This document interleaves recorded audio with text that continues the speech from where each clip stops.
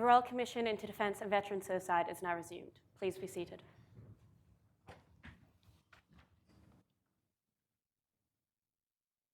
Good morning, Ms Molyneux. Good morning, Commissioners.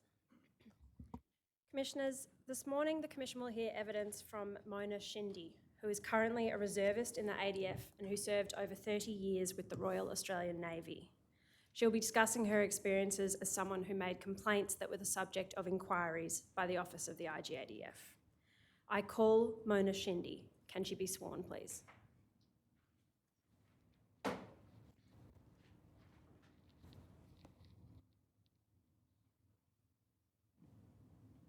You, Mona Shindy, swear by Almighty God that the evidence you shall give will be the truth, the whole truth, and nothing but the truth.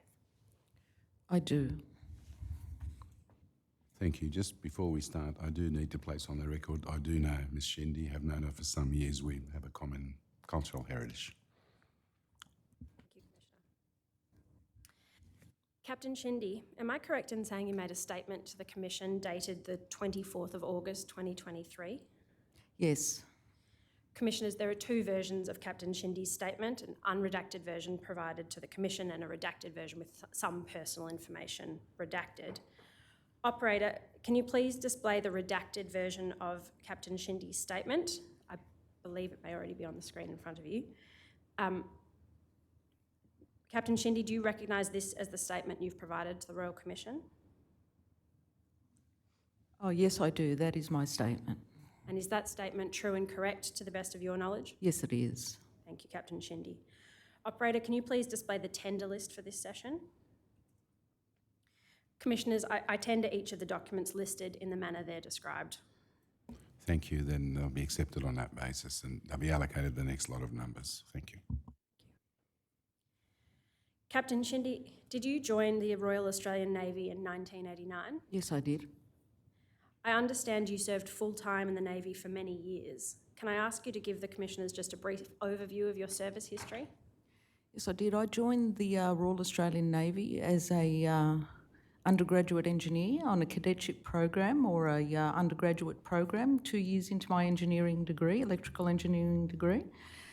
Completed that degree and then went on to training down at HMAS Creswell as a sub-lieutenant officer and had 6 months training to get to the point of being able to understand enough to serve at sea and to go out. So I then became what was known as a weapons electrical engineer in the Navy and continued a long career of 32 years involving quite a number of deployments to sea, one on active service, well, a few on active service. I'm a veteran of the Iraq conflict in 2003, border protection activities, also on serving on Navy ships.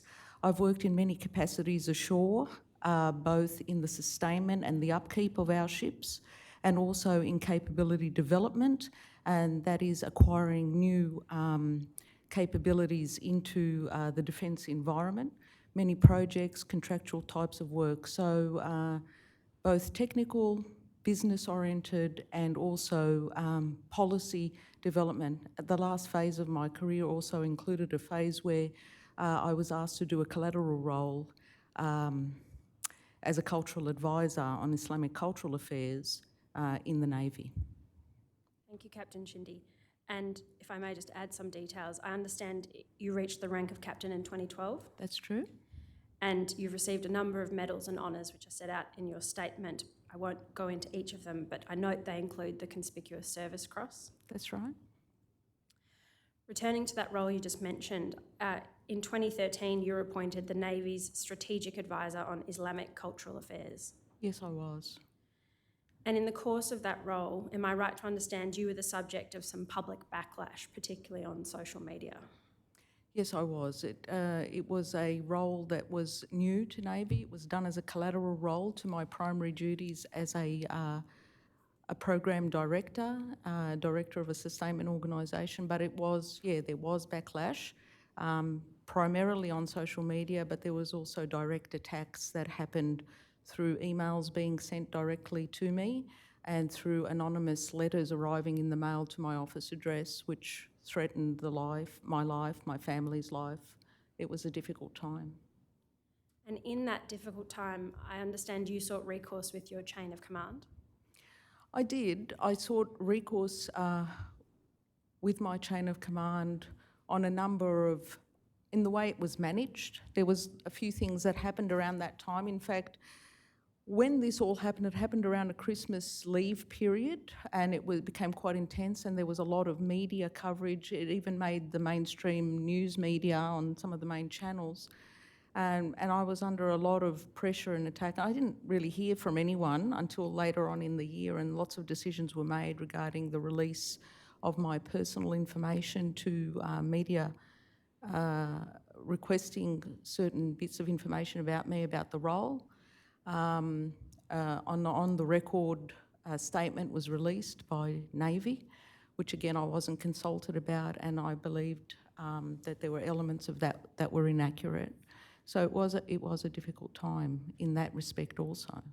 And I complained about that to IGADF after I had made a number of attempts to get redress to the issues I felt that I had been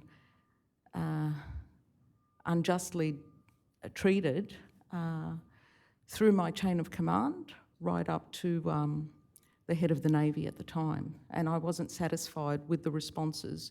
It was a situation where it was about containing, closing down, and not really looking at the heart of the issues that I was seeking some redress for. Thank you, Captain Shindy. And I'll now be proposing to ask you about three main areas, being your experience with the IGADF when you went to them and how you felt the inquiries were conducted. Then your views on the need for a body like the IGADF as a recourse outside the chain of command, given your experience. And then finally, we'll just come to the emotional impact on you through the process. So do you remember roughly when it was when you approached the IGADF with the complaint? I believe it was in 2018, is it, in my statement? I'm not sure, 2017, 3rd of May, I think it was, 2018. And why was it that you approached the IGADF? What did you know about it? Well, I understood the IGADF was an independent authority that was to the Inspector General of the Australian ADF.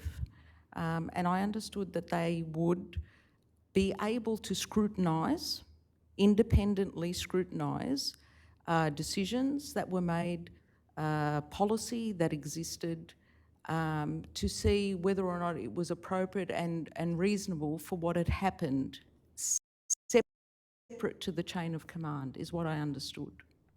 And am I right from your earlier comments that you went to the IGADF after you had already tried to address things within your chain of command? Oh yes, several times through very different people, very senior people, the Deputy Chief of Navy, the Chief of Navy, and at some point also there were 2 IGADF inquiries that I had asked for. I believe I eventually saw the Chief of the Defence Force after the events that occurred post the completion of the first inquiry also. And if I can take you back to that first inquiry, in broad terms, what was it that you were hoping the IGADF would inquire into? Well, in broad terms, at that time, I felt that decisions were made around my management that were inequitable, they were unfair, I wasn't consulted on many things that occurred. I feel that my reputation was damaged through that process, and personal and private information of mine was released without my knowledge, without opportunity to review, through the Freedom of Information avenue out to the media, and that was, and I feel that I wasn't supported, was another aspect of the complaint that I had made, and I wanted the IGADF to look into that and to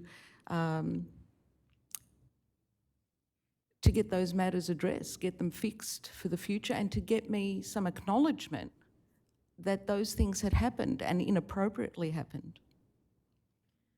And focusing on the procedure just briefly, roughly how long was it after your original complaint that an inquiry was then stood up by the IGADF? Well, after my original complaint, I put it in. I went to see the IGADF, and then probably it got up and running in properly about a year after the letter went in. Although I'd been informed that something was going to happen before then, the actual appointment and meeting with the inquiry officer wasn't till probably a year after that. And you note you make some comments in your statement. You had a positive perception of the investigating officer who was appointed to that first inquiry. Yes, I did. He was a retired three-star Navy Army officer. He was very supportive. He listened. He took time, gave me time to, and I believe he did overall, within the constraints of the terms of reference that were developed for that inquiry, I think he did a very thorough job overall.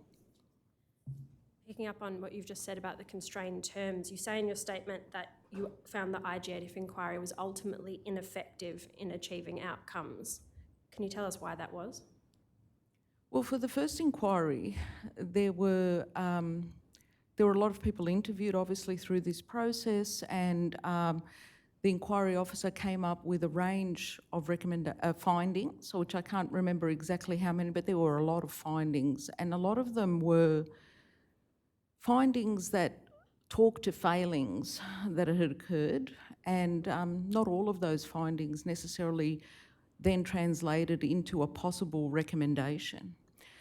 Was one issue that I sort of felt was, that could have been a recommendation from that, we could have fixed something from that.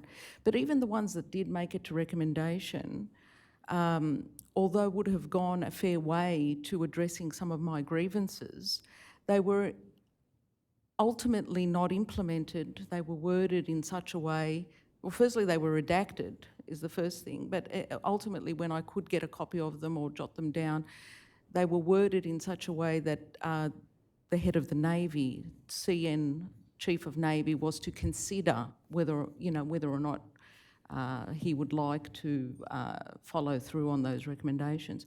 And ultimately some attempt or some form of response to some of the recommendations were made, some were not followed or pursued, and the ones that were, some attempt was made, I didn't feel that there was a genuine response to the recommendation. It was just something that was given to you as, oh, that's the answer to that recommendation, which didn't meet the purpose of that recommendation. And did you perceive any process by which the IGADF was monitoring the implementation of the recommendations? No, I wasn't aware that there was any monitoring of those recommendations. It was really up to me to keep asking for what is the response to this, and there wasn't sort of an oversight that I was aware of that they were being monitored to completion.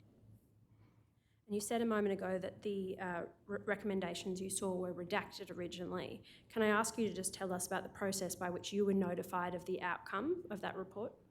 Okay, well, I received a advice, phone call probably, or email that the report had been finished and that it was available for me to view. I was asked to come into the IGADF offices and I sat at a table like this with a member of IGADF, someone I didn't know, who had the report and basically gave me the report. It was unredacted and it was quite a thick report, the first report, and I had the opportunity to read that report then and there. I wasn't going to be given a copy of the report. I remember feeling very, uncomfortable. I felt embarrassed that I was taking so long to try and read and engage with the findings and try and jot down some notes about what was in it.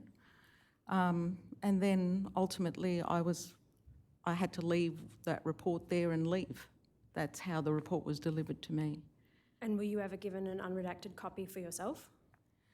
I was given this was after years, so I was given a redacted copy sometime after that experience, and a lot of it was redacted, so it was really hard to work out what were the recommendations, what were all the findings, what were the details. It was a thick report, as I said. So after requesting several times through IGADF and being unhappy with the fact that I couldn't have the unredacted report. At some point, IJDF agreed, and it was after the completion of the second inquiry where I got the 2 inquiry reports unredacted. So it was quite a while after that, years, not immediately at all.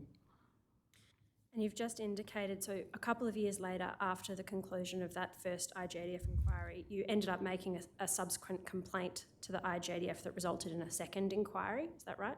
Yes, that's true. And that subsequent one was made in August 2020, and that was about having now had this report out there and seeing what was the response by Navy to what it was going to do about the recommendations. As I've said, I was unsatisfied that there was any genuine, authentic, reasonable approach to addressing the intent and purpose of those recommendations.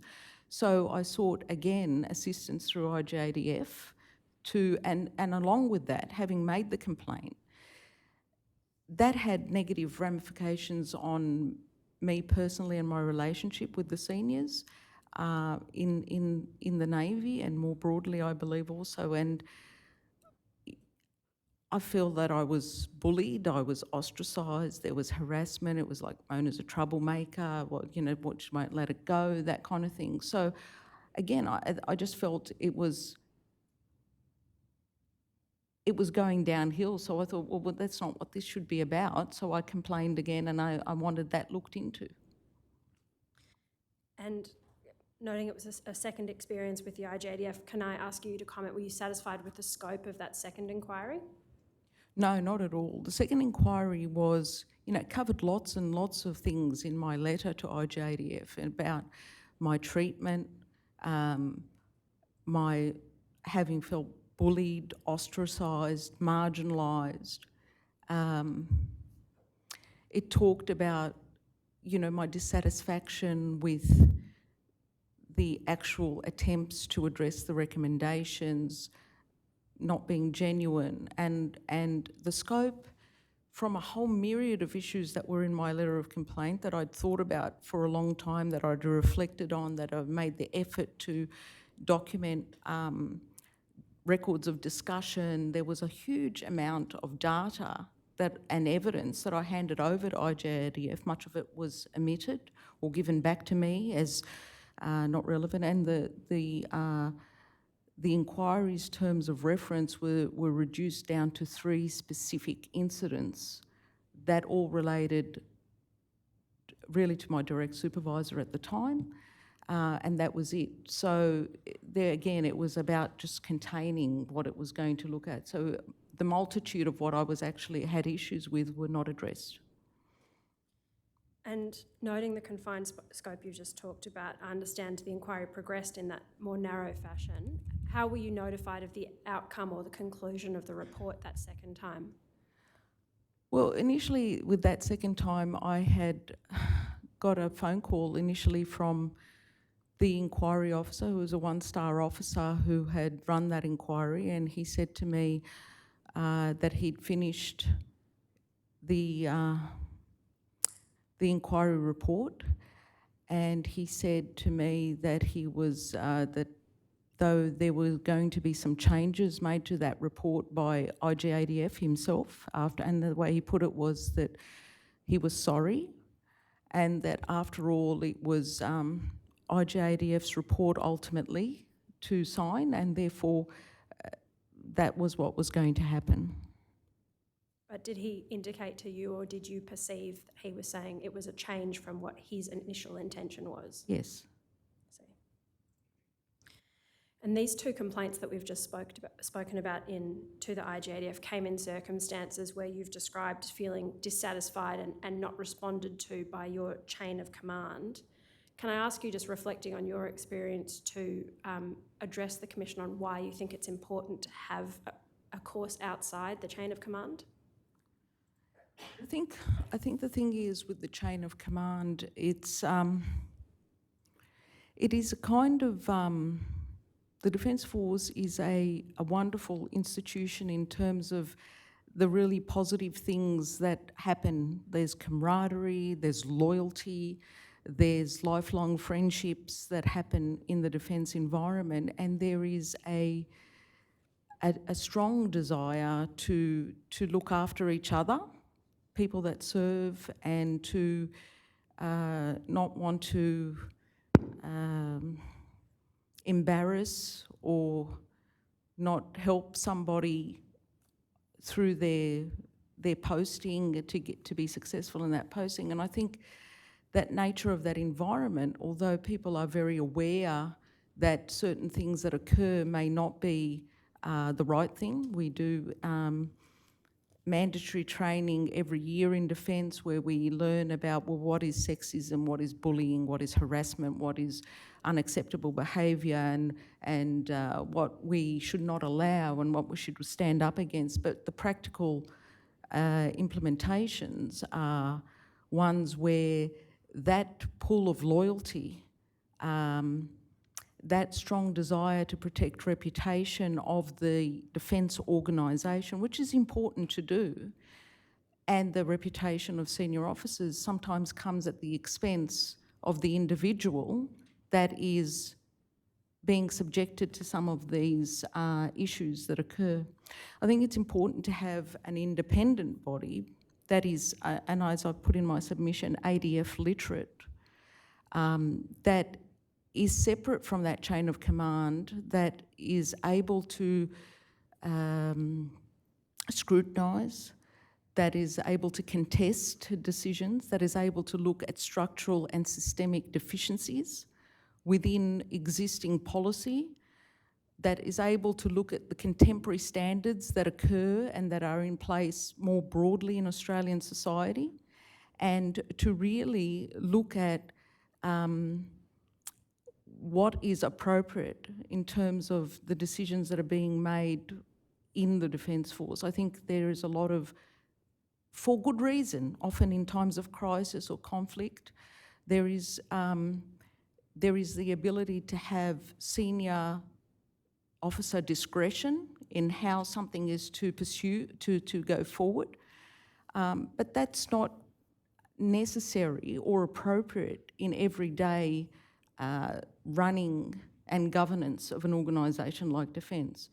And I think sometimes it can be used with impunity, and sometimes it can be used to make expedient decisions to just get problems to go away, so that what is a very complex and busy work environment, high stress environment, can be managed. And through that, individuals who have genuine grievances, who have genuine complaints, can be ignored, can be discarded, can be marginalised, can be pushed away, and they can be, as I was, left very lonely, standing up against a group that had no real desire to get to the root causes of my pain. And you say there's a lack of desire and to get to root causes and an overwhelm. So do you consider there to be a lack of a systemic analysis of issues and a lack of whole system thinking by chain of command? Absolutely. It's about, for me, my experience with the IGADF in particular was about containment of the issue. I was told, particularly with the second inquiry, for example, there were elements of that I felt that my career was derailed. I had hopes and expectations of possible promotion beyond the rank of captain, and that all sort of went to custard when I chose to, the line had been crossed for me. And I was subjected to lots of things throughout my whole career in terms of unacceptable behaviour, sexism, misogyny, discrimination, racism, the whole bit. But there's always been situations where you feel like, oh, well, just, maybe I should just let this person off the hook, or maybe I won't make a big deal out of this and just go with the flow. But it had gotten to a point with the build-up of so much of it, and then just the complete, I was just outraged by how blatant it was and the lack of care, that it got to the point where the line had been crossed for me too far, and I felt compelled that that was it. I needed to go somewhere out of this chain of command to get someone to appropriately look at it. So that second inquiry that we talked about, where I sort of explained that a lot of what I was complaining about, I was told very early by members of IGADF that, well, we don't look at those things. We don't look at structural and systemic issues. We don't look at promotion systems. We don't look at whether or not they're transparent or whether or not there's a proper exercising of decision making, proper record keeping. These are the kinds of things that I had issue with. We don't look at those structural aspects. We will only look at things against existing policy and process. And therefore, that's the basis on which they argued that that's why the terms of reference needed to be constrained to those things that they look at. And the other things were outside of that. My dissatisfaction and disappointment in that is that those systems and processes, many of which were designed many years ago by what was a very homogenous group and still remains a very homogenous group, are built on algorithms and on understandings of that group. Australia is a very diverse nation. It has people now with different perspectives, cultural backgrounds, different understanding of life, different expectations. And there is a lack of cultural competency also within those systems and processes that if they're not looked at, then the Defence Force never becomes, it never becomes the right type of organisation that is serving the whole Australian population and being suitable and understanding and accommodating of all Australians who wish to serve their nation, who wish to be part of what is a very important and vital national institution, if we're not willing to revisit some of those things that are outdated now and not appropriate and not aligned with the broader laws and expectations in society.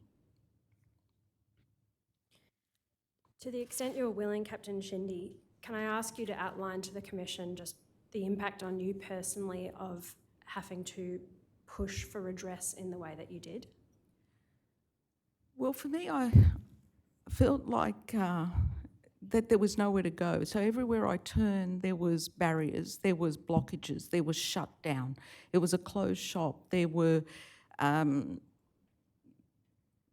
suppose the tight-knit team working together to contain. And so I went to, as I've said, to many different senior officers in my chain of command, seeking to explain my position, to explain why things needed to change to be fair for all.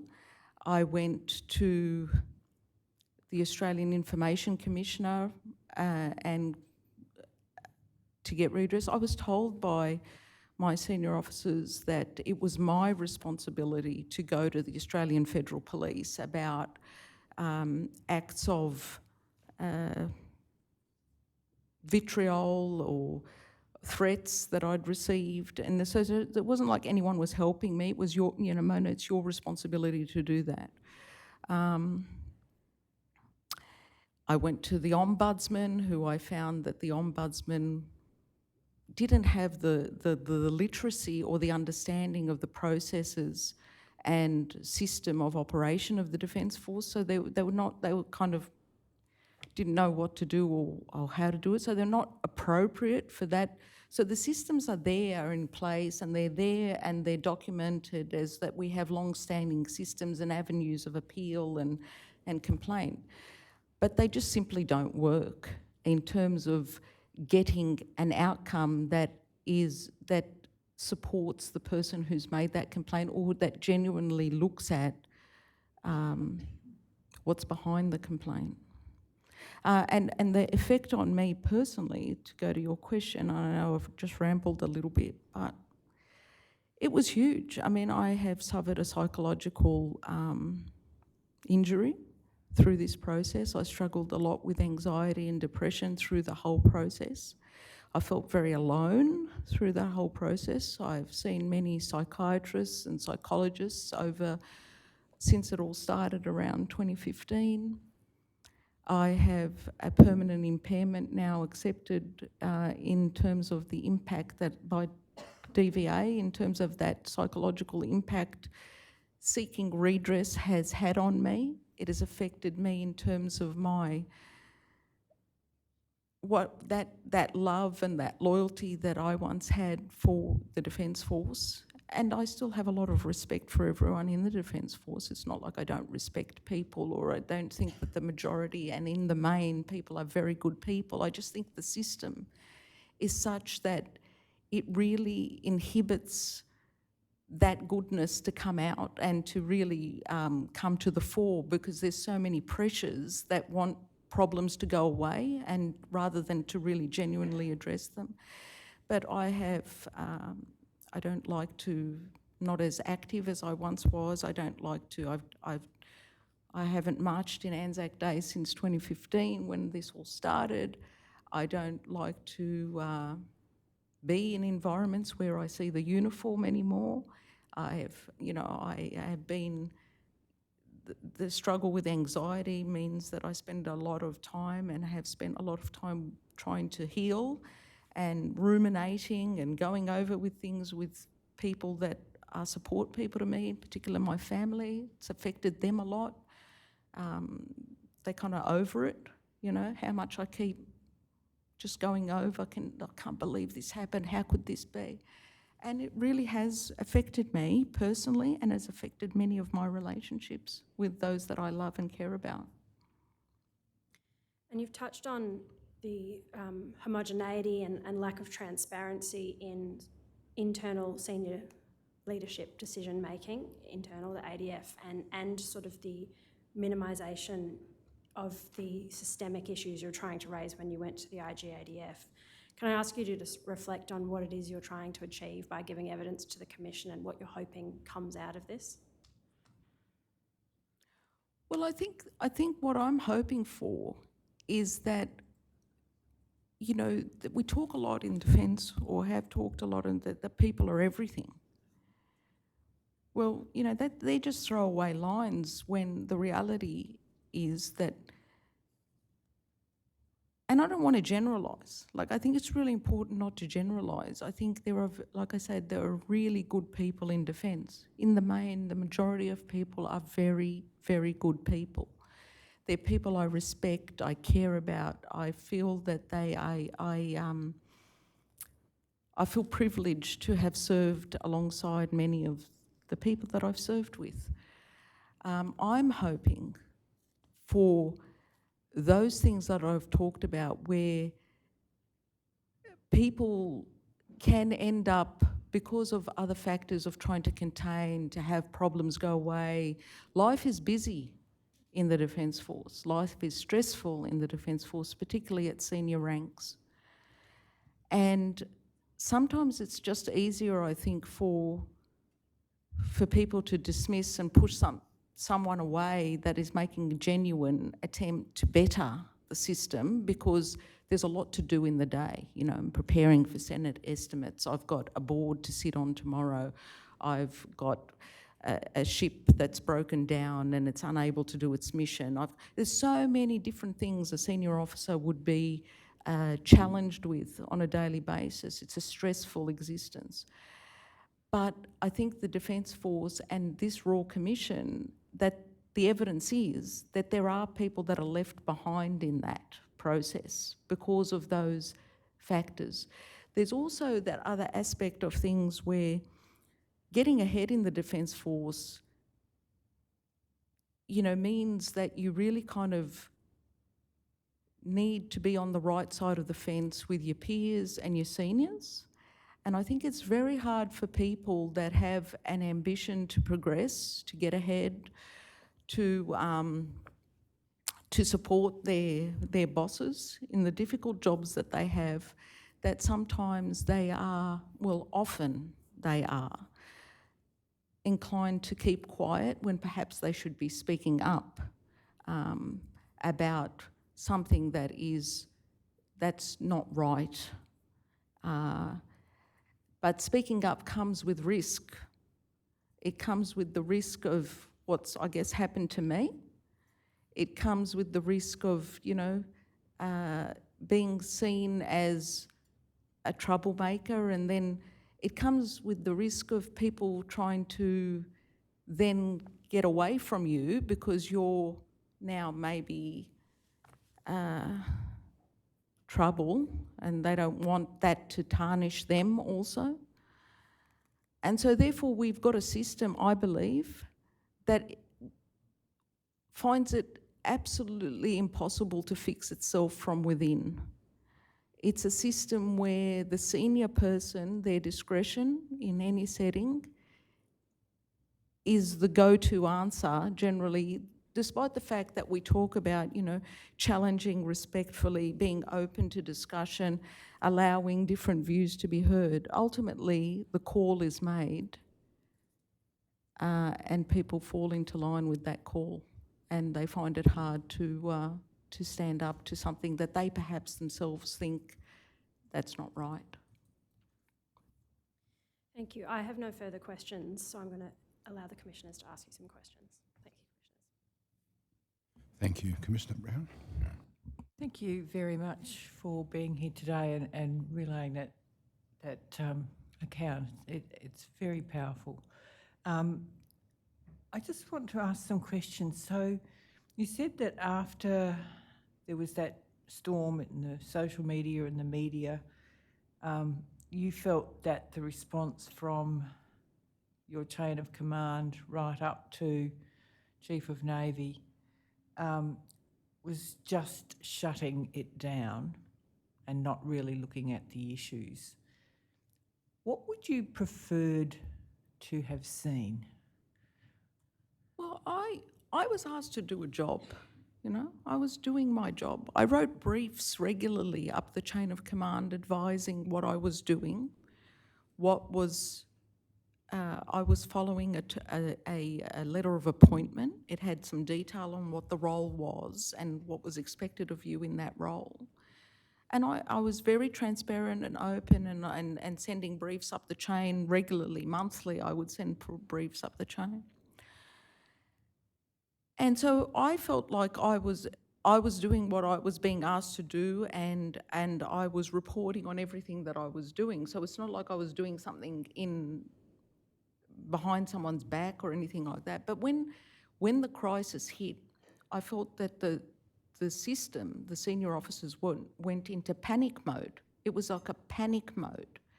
It was like a force, a military force in retreat, in panic, and how are we going to get out of this kind of thing. Decisions were made quickly. I wasn't consulted. I was now no longer part of the team, and it was about me that people were responding to. You became the problem.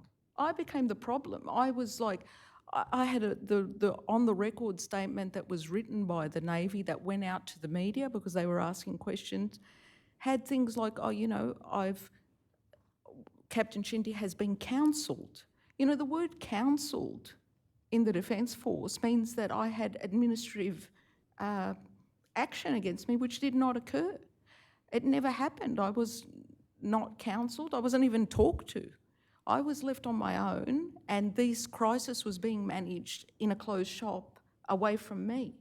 And sorry, what exactly was the crisis? Was the crisis that you were appointed as an Islamic cultural advisor? No, the crisis was that part of the onslaught that had been occurring on social media, the hatred and the like, there was a recommendation made by Navy Communications Area that a Twitter account be established for me. And they assisted me set up the Twitter account, and it was an official Navy Twitter account. And it was called, I can't remember now what it was called, Navy Islamic Navy Strategic Advisor at something. I'm not sure what it was called. But anyway, it was an official account that was set up. There was the comms area that I was working with in Navy, the strategic comms area. They set up the account with me and for me, and I was of the understanding that they would be helping me, monitoring and the like. But then there was a backlash to a few tweets that were on that Twitter account. And it was that, Captain Shindy is, the people that were complaining is, has retweeted something from someone that they'd regarded as a shonky character, if you will, or what have you. Captain Shindy is apparently making political statements and this, that and the other thing, and therefore the Defence Force should be apolitical, which it is. But these were the criticisms. And so, but my feeling was that, well, you're across all of this. We're working on this together. We were hand in glove. No one was doing anything behind anyone's back. But all of a sudden, once the crisis happened, it was all, okay, how do we cover this up? How do we get ourselves away from this? And so are we going to say that we counselled Captain Shindy and that I felt scapegoated? I felt betrayed. I felt that I was there she is, that's her.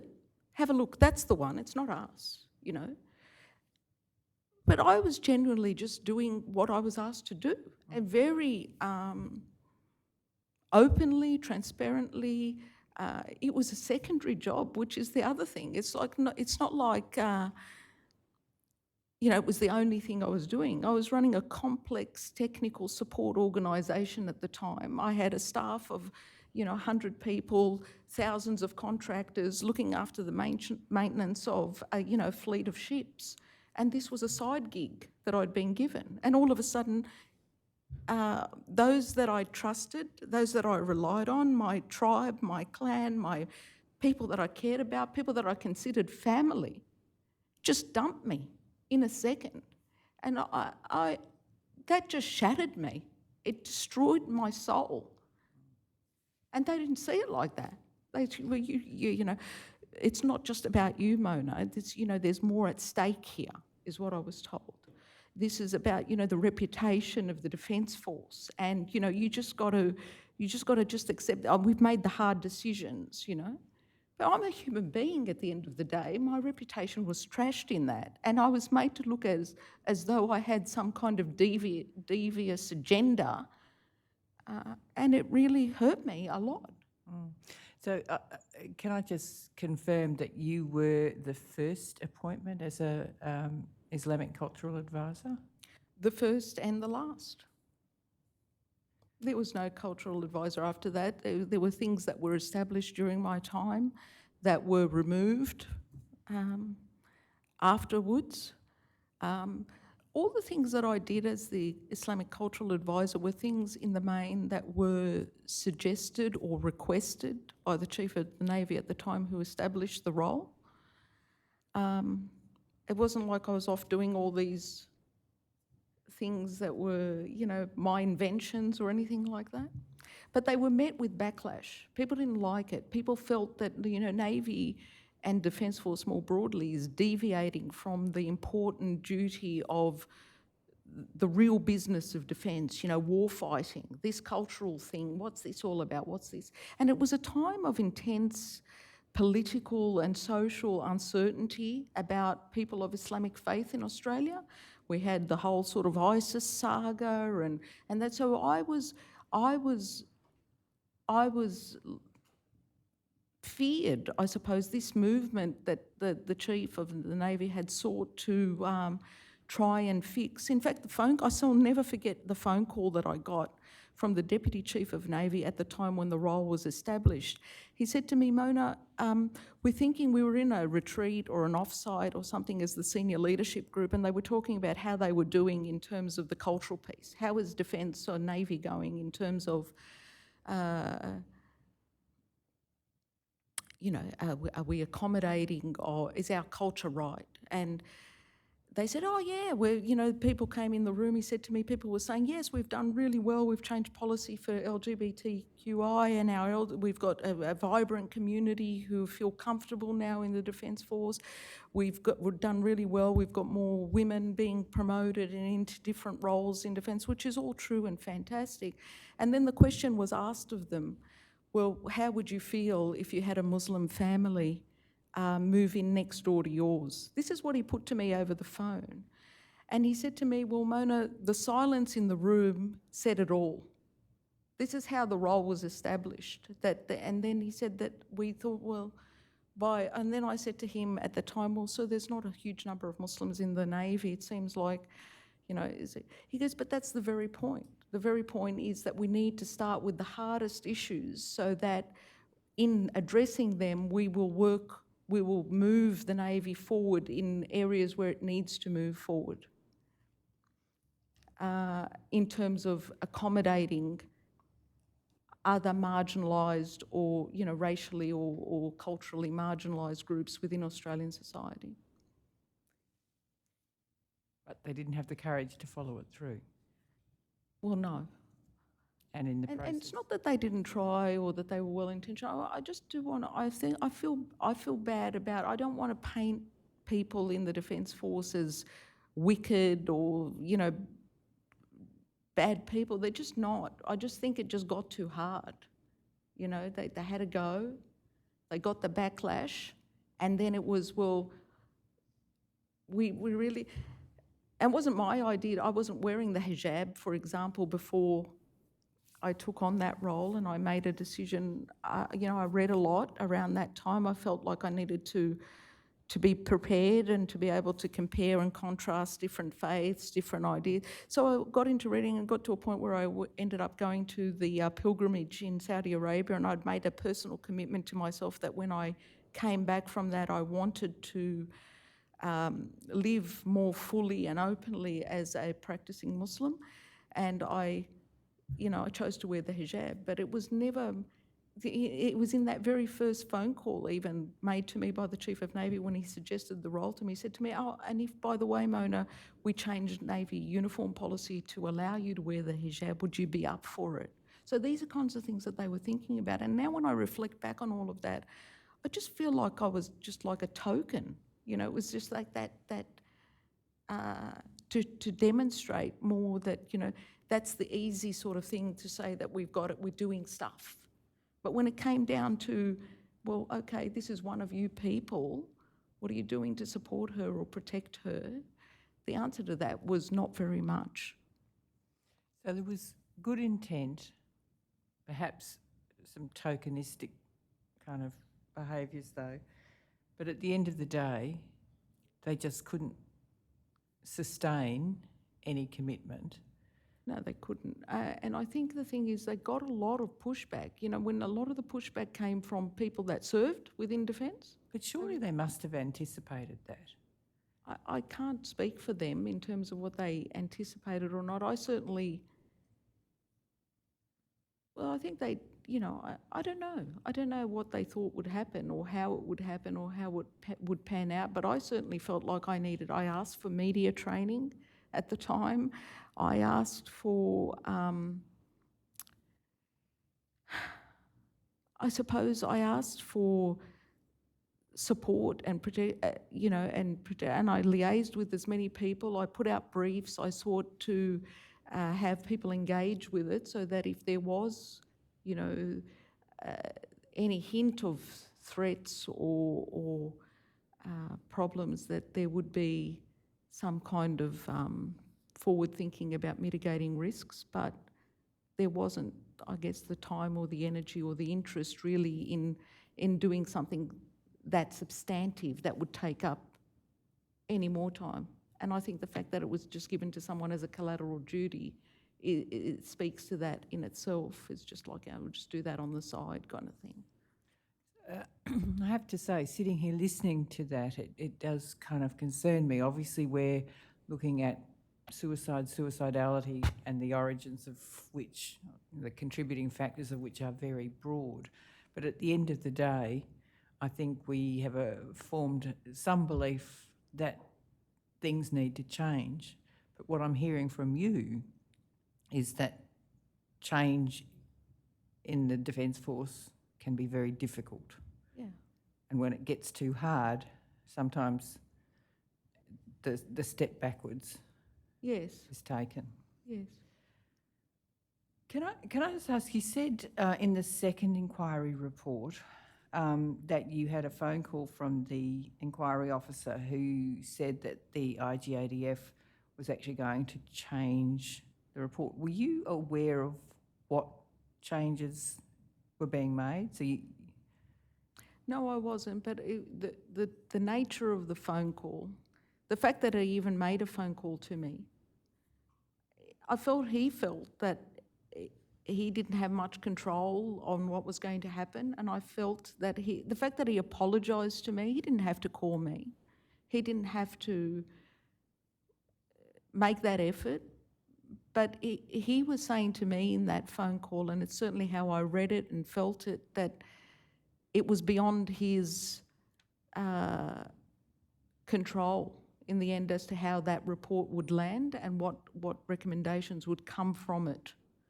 And it was perhaps, it was the way I read it and I heard it was that it was not what he intended.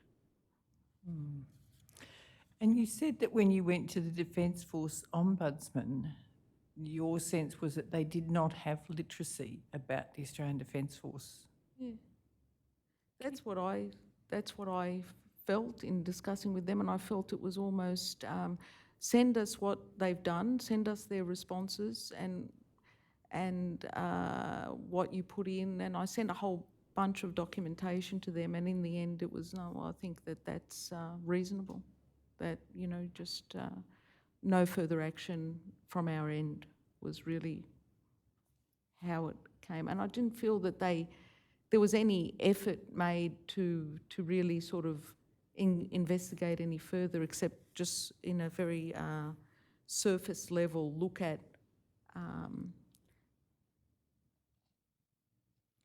things that I had written requesting and the responses that came back, and that was it. And then what came back, I think, oh, that was reasonable, we're not going to do anything further. So, sorry, just to understand that a little bit more though. So they did from what you're describing, sounds like a kind of superficial process review, but that's a little bit different to whether or not they fundamentally understand the ADF. I'm just trying to ascertain which one you thought actually applied. I thought there was just an acceptance of the way it came across to me from the person that I was dealing with. It wasn't very personal, there wasn't much conversation, it was a to and fro via email. And I felt that they were not necessarily understanding the culture of the Defence Force, because a lot of the decisions that happen, they stem from that cultural aspect of the way it works, the way it functions, the vibe, the team play between people in the Defence Force. It's not just what's on paper, it's like the way a decision is come to. And I think that's really important to understand that and to be able to scrutinise further. Was this looked into? What happened here? Did they cover all the issues that you brought up? That wasn't there. It was just a sort of a superficial, that looks all right to me. That looks like someone looked into something. They didn't just ignore you at all, and that was it. So I don't know. I mean, I guess your question, Commissioner, goes to you know, why I felt that they didn't have the literacy. I just didn't think they'd looked at they didn't ask about the things that were behind some of that superficial documentation.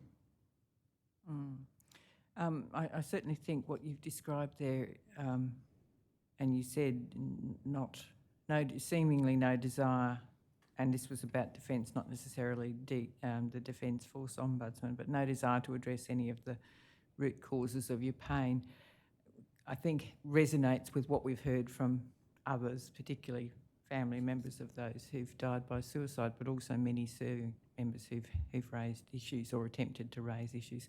I have just one last question. I'm sorry, I know I'm taking up a lot of time. You referred to in some of your discussion about contemporary standards in Australia and the ADF, not necessarily. Well, I think what I took from your statement is that it seems like you're saying that the ADF is not really in line with contemporary standards, the changing, nature of our Australian society. Would you offer a comment about the ADF and whether it actually does reflect contemporary standards? And perhaps what might need to change? I think the whole issues of how decisions are made, I think there's a lack of transparency. There's a lack of there's a lack of things to refer to.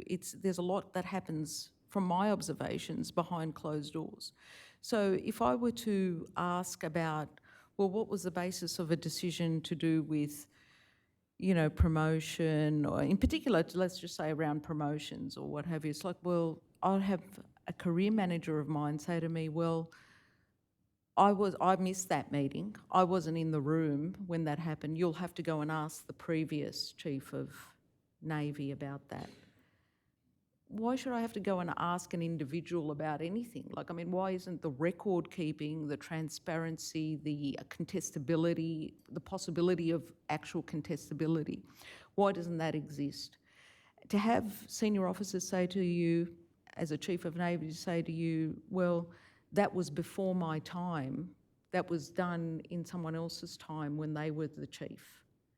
That to me is unacceptable. You're running a defence force that has a Navy that has structures, systems, processes. Your job is to govern over that. It's not about what someone did before you, it's about what are you doing now. For me, that's how it would be for me if I was in that role. I would be thinking, well, I'm in charge of the effectiveness of this organisation, and I would want to get to the bottom of it of myself, not just palm it off to that happened before my time, so therefore I'm not even going to look at it. I think the other thing too, for me, is that it's all about the data, the evidence and the facts. I think the homogeneity in the Defence Force speaks to itself. The numbers speak to themselves. The data says that it is not aligned with the broader Australian society and the expectations of a fair go for all in Australian society. I think figures, I'm an engineer, I love maths, I love science. If the data doesn't add up, if the evidence is not there, if you cannot point to the facts, there's no point just making feel-good statements, because feel-good statements don't resonate in terms of outcome for all Australians in the same fair way. It's not about who do I want to hang out with, who do I want to drink with, when do I want to have my meetings? I have a meeting after work when, at the pub where I'm not going to go to, I'll be going home to spend time with my family and maybe to get my prayers done. We were just talking earlier about where we're going to pray now, our midday prayer, before we head back home. So there are different focuses and perspectives about how do we include people, everyone, and so that they can all be part of the heartbeat of the organisation and all feel welcome and part of the team. And I think Defence lacks that understanding or the interest even.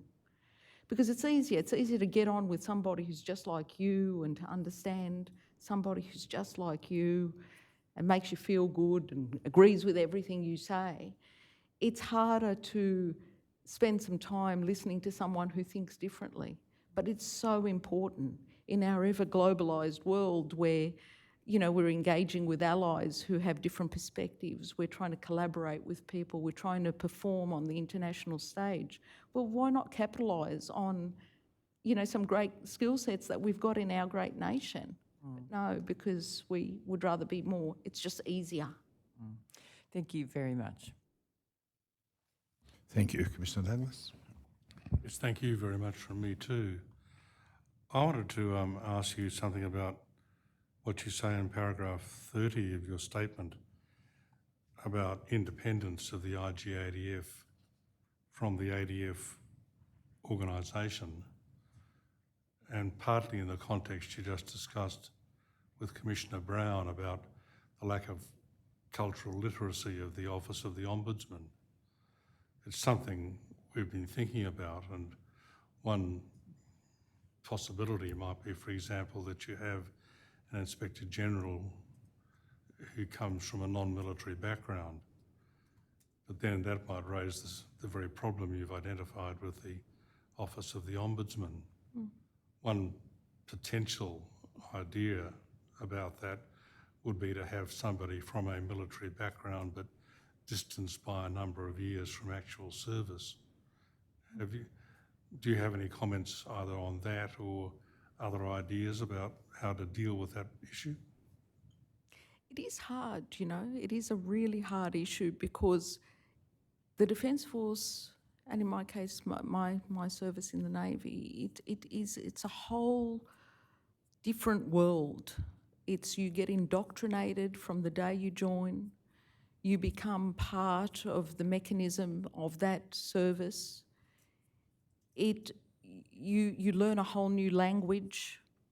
You have different education about tradition and about what's expected, how to eat properly with a knife and fork, and the whole bit about what we do in terms of taking this individual and then making them part of a system, and it becomes part of their identity. It's something that they love, and certainly I have loved and feel a great loyalty to.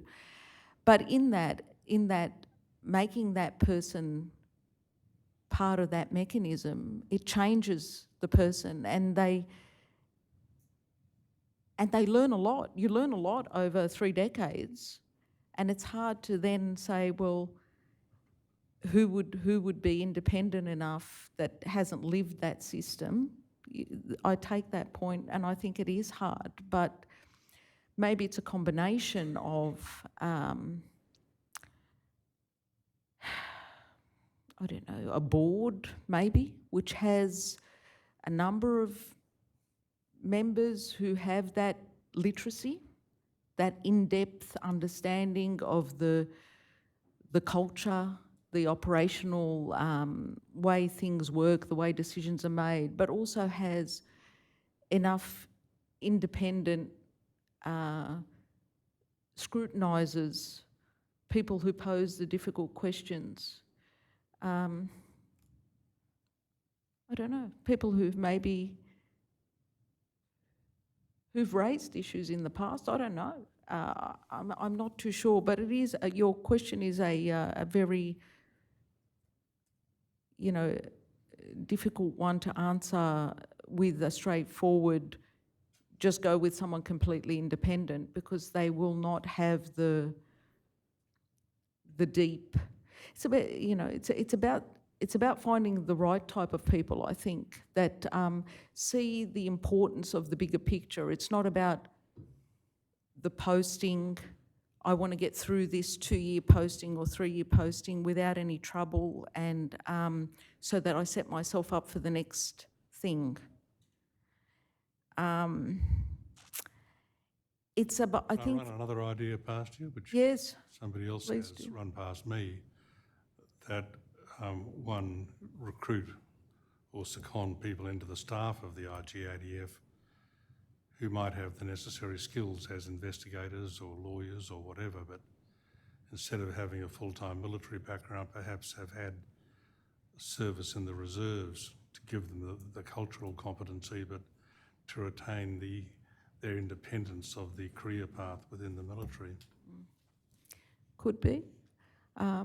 I think it's hard, though. I think and I think why people end up mentally unwell is because you become part of the system through the process of understanding it and being part of it, And when you are then spat out of that system for whatever reason, medically or you know, troublemaker or whatever it is, you have a crisis.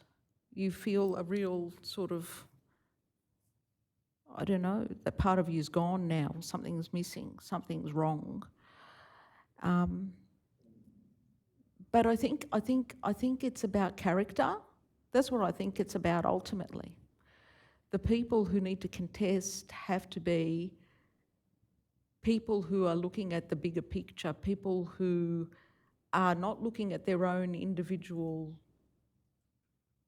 progression or next career step or whatever, but people who genuinely perhaps may have been touched by. It's about wanting to do the right thing for those that follow. For me, that's what it's about. What I'm hoping that this commission can do somehow is come up with a solution that says that the system is reformed to an extent in some way such that those people that come behind us, there's a moral issue here. You know, it's like you know that there's a problem. So why would you not make, and for me, it's at all costs to try and fix that problem, because if we don't fix it now knowing that there's a problem, then what you're just saying is it's okay that tomorrow someone will die by suicide. It's okay, we know that that's going to happen, and so that's all too hard for us. But it's about finding that right kind of character that's willing to say, no, line in the sand, characters, or grouping of people, or board, or construct, that will say, no, the risks are too great. And no matter how smooth or great reputation the defence organisation has, if families have lost lives of people through on the side of all of that, well, then you've failed. You've failed as an organisation. It's not good enough. Because, you know, that one life, it's, you know, so what? You look good. You know, so what? You know, you got through Senate estimates. Someone asked you some questions and you came back, you omitted some stuff, some information, but you just focused on what you want to talk about. And, you know, you got through and you were untainted. But when out on the outskirts, people have lost lives, well then, you know, how do you sleep at night, really? Thanks. Thanks very much. Thank you. I just have one issue to raise. Just taking a step further to what Commissioner Douglas raised. It's clear to us from all the evidence we've heard that there needs to be more independence in the investigative processes within the ADF. But I also accept what you say about the need for competency in terms of the culture of the ADF and understanding the processes and how things work and so on. What would your comment be in relation to having the organisation that does the investigative stuff and the administrative stuff, not necessarily the IGADF, but whatever ultimately is recommended, being headed up by someone who is non-military and has no military background, yet has his or her deputies and those around them, people who do have a military background and can inform the process as they go forward. So you achieve the independence by having the head as someone who is not military, and then having those around them that may inform their decision making, who will guide them and explain, if you like, how to navigate the military complex. Yeah, I think that's a start, Commissioner. That would be better than what it is now, I think, if the head is ex-military. But I think also the fact is that there is that whole sort of what is the military's position in society? What does that uniform, how do people feel when they're talking or receiving something from someone in uniform? They know it all. They've got more experience than me. I need to accept. Now, I think in the main, given the opportunity, like I've said, I think several times, people in the military are good people. And if they're in a role that is about contestability and that they have protections, you know, this is the other part of it too. It's like, are they going to go back into the military after? And if the answer is they're going to go back, I don't think that is a good thing at all. But if the answer is that they've separated from it and they're of the character that is looking at bigger picture, looking at capability overall, looking at improving systems to make it better for all who serve.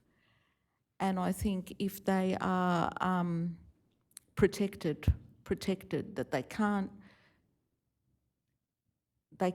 suffer consequences, I think that's a good start to what that independent body might be.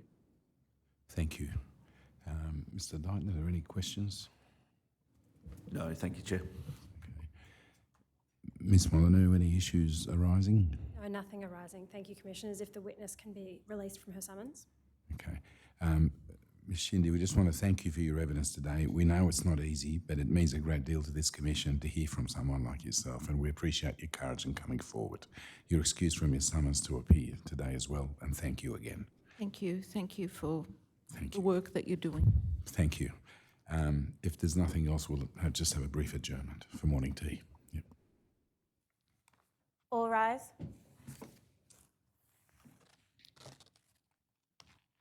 The Royal Commission into Defence and Veterans Suicide will adjourn for morning tea.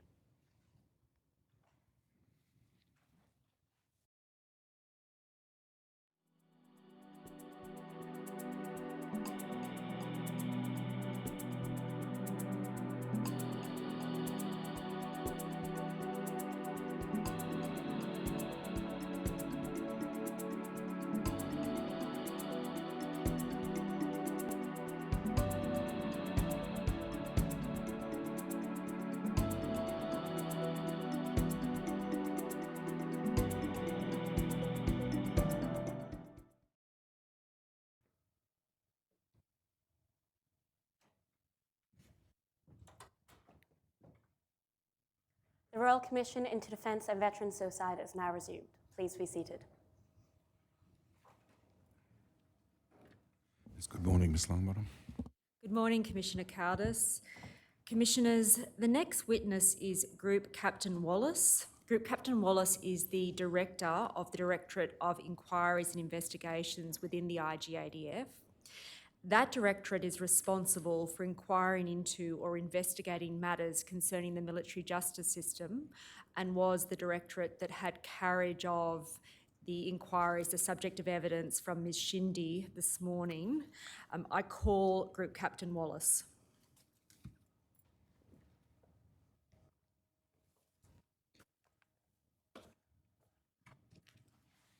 Do you, Catherine Wallace, solemnly declare and affirm that the evidence you shall give will be the truth, the whole truth, and nothing but the truth? I do. Operator, could you please display the tender list? And I think it encompasses some pages. Commissioners, I tender the documents identified in the tender bundle in the manner in which they are described in the list. Thank you. They'll be accepted into evidence on that basis, then just allocated the next lot of numbers. Thank you. Group Captain Wallace, you are the Director of Inquiries and Investigations within the Office of the IGADF. Yes, How long have you held that role? I commenced in January 2019. And did you have any previous employment within the Office of the IGADF? No, You are a lawyer by training? yes, that's right. And prior to your time in the IGADF, you have served within the armed forces? Yes, And an aspect of your legal roles within the armed forces has included positions such as counsel assisting in Board of Inquiries that Defence conducts internally. yes, that's right.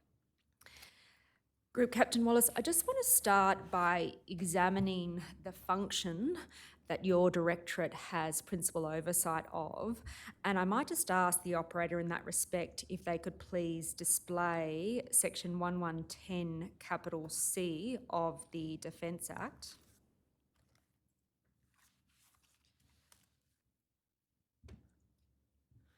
And perhaps if you could turn to the previous page, please, operator, and expand subparagraph 1A.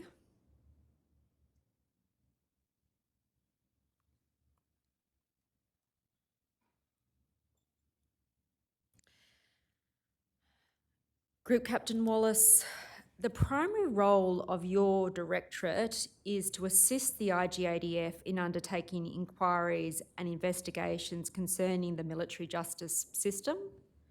Yes, that's right. Or to put it another way, into the alleged failures of military justice within the Australian Defence Force. Yes.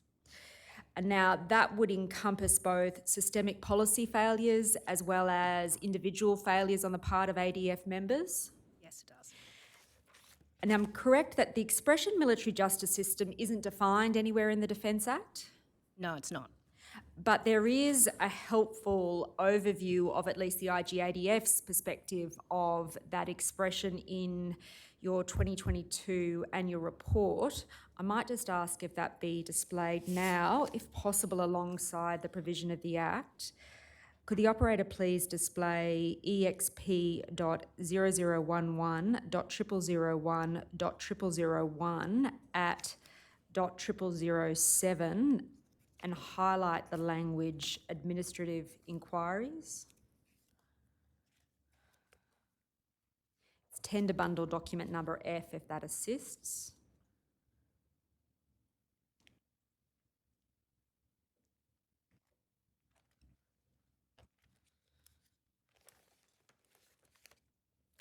And while that's coming up, could I just get you to give the Commissioners an explanation in your own words about what you understand the expression military justice system to encompass? Yes, so we generally think that it looks across three main areas. Anything to do with the disciplinary system in the Australian Defence Force, anything to do with administrative sanctions of any kind taken against ADF members, and anything associated with the fact-finding and administrative inquiries systems that support the decision-making within the ADF. And in that respect, can I ask then, you can see there the description that starts in the third paragraph of the 2022 annual report that describes the military justice system and then sets out below that its four main components. Would you accept that that's an apt description? Yes, I can't see the four components on the screen I've got. I might just ask if the operator could display those as well.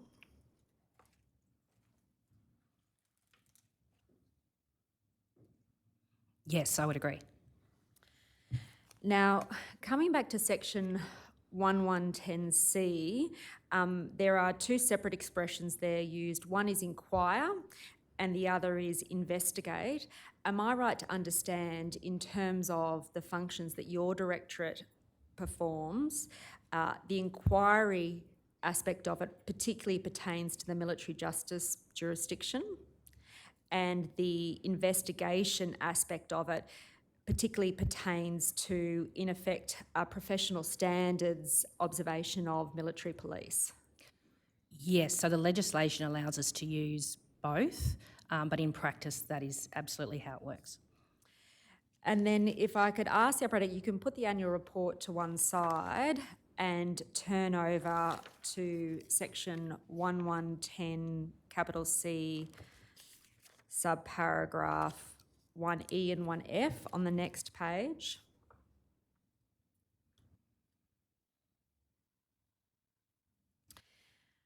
These provisions outline the separate functions of the IGADF, first of all, to conduct or inquire into a matter concerning the Defence Force if directed by the Minister. To your knowledge, have there been any such directions by the Minister? No, not to my knowledge. And then subparagraph F gives the IGADF a function to inquire into or investigate into a matter concerning the Defence Force if directed by the Chief of Defence Force. And would I be right to say that one example of the exercise of that direction would be the inquiry undertaken by Justice Brereton into matters concerning the Afghanistan? Yes. Now, I'm going to take you to the conduct of inquiries and the persons within your directorate who have particular responsibilities in that regard. But just coming back to inquiries into military justice matters. Can you please give commissioners an overview of the types of matters that come within your directorate? Yeah, so there's a wide variety of matters. At the core of the majority of matters are complaints about unacceptable behaviour or abuse of power, but many of those complaints are overlaid with complaints about maladministration by officers or areas within the department. There are a wide range of other matters that come to us, healthcare complaints, complaints by members of the public about actions taken by Defence towards them. So a wide range of things, but I would definitely say that the majority are in those categories of maladministration, unacceptable behaviour and abuse of power. And just touching on the evidence you just gave about matters that come to you, how do matters come to your directorate for inquiry and investigation? So we have a very a flexible approach to the way that matters come to us. So the vast majority of matters come to us through our email address. The next biggest group would be people who ring our 1-800 number. And then there are also people who can complete a form, that's a web form that is on the IGADF website. There are also matters that come to us from the department, from areas within the department who have received a complaint which they don't feel they have the capacity to manage themselves and request that the IGADF consider whether we might be the right organisation to investigate that complaint. And occasionally we receive complaints by mail, but they're fewer and fewer. So there are a variety of ways in which matters can come to the attention of your directorate. In terms of the individuals who can bring those matters to your attention and request that you exercise your statutory functions, is it confined to members of the ADF? No. So members of the ADF are definitely our largest group, but we receive complaints from Australian public servants who work within the Department of Defence, from veterans, from families of Defence members, and from members of the public who have no other association with Defence. So there's no barrier to an individual making a complaint, and then it's a matter of assessment as to whether or not it's something that falls within your jurisdiction. That's right. Now, putting to one side matters that are brought to your attention, a separate aspect of your statutory function is what's called own initiative inquiries. Yes, that's right. And can you just give, we'll touch on it in a bit more detail later, but can you just give the commissioners a broad overview of what the own initiative function of your directorate and the IGADF is? Yes, so these are inquiries that still fall under that same legislative provision of investigations or inquiries into the military justice system, but rather than being initiated by a complaint from an individual, a decision's made by the Inspector General that there is an aspect of something that is happening in the department or something that's happening in wider society that he thinks needs to be looked into by an inquiry, and so directions are drawn up and an own motion inquiry is commenced. And can you tell the commissioners how many own motion inquiries have been conducted by the IGADF? I'm unsure of the exact number, but we conduct 1 or 2 a year. Now, just to make it explicitly clear, the inquiry and investigation functions that your office performs under the direction of the IGADF are materially different from the inquiry and investigation processes that are conducted within Defence. So, for example, under their own Defence inquiry regulations. So they are similar in some respects, and they're similar enough for us to conduct common training, for example, but they are contained in different regulations. So they look the same, but they're siloed approaches. For example, you wouldn't conduct an inquiry into a matter under the Defence inquiry regulations. No, that's something right. that's exclusively within the jurisdiction of Defence. That's right. Yes. Now, just in terms of the performance of the inquiry and investigative function, am I right that that is substantially regulated by the IGADF regulations 2016? Yes, that's right. And I might just ask if the operator could bring that up, please, and display paragraphs, or rather sections 8 to 10.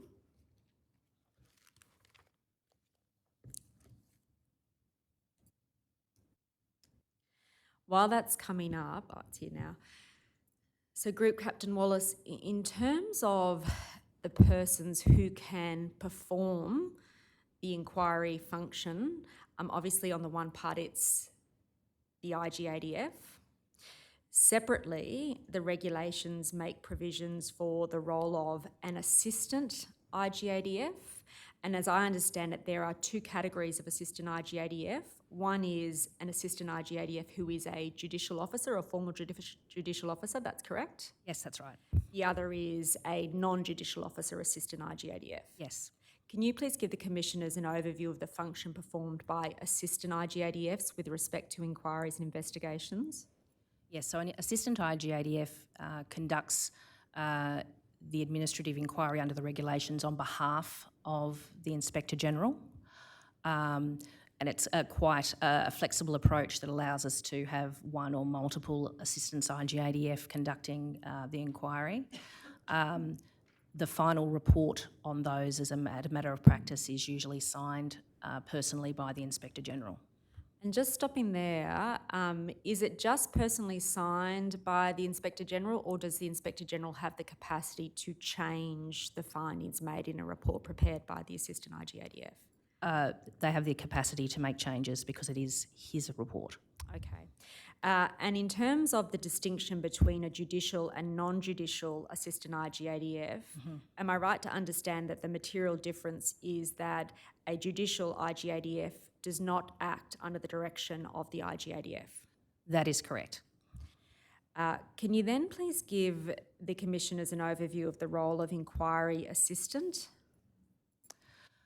So both of those sections in 8 and 9 were put into the regulations when the regulations were pulled out of the Defence Inquiry Regulations. So there is the capacity to appoint inquiry officers, inquiry assistants, but generally we do not do so. Okay, and when you do appoint an inquiry assistant, what function do they perform? So the function that they would perform is to assist the person who is appointed to conduct the inquiry as an inquiry officer. But they wouldn't actually be responsible for making findings or the like? No, that's correct. And then could you please outline for the Commissioners what the role of an inquiry officer is? So it's a function that we actually don't use in the office, but they can be appointed to conduct the inquiry and make findings and recommendations as an inquiry officer. So in terms of your current practice, the only statutory role that is engaged is that of an assistant IGADF? That's correct. All of our permanent and part-time staff are appointed as assistants IGADF. Can I just intervene? And this is quite removed from most of what you're talking about, but I'm afraid my eye was caught by section 10, 1 capital A, sub B. If you look at the first 4 words, there's a certain ambiguity about what the role of the assistant IGADF is there. No, wrong section. Go back.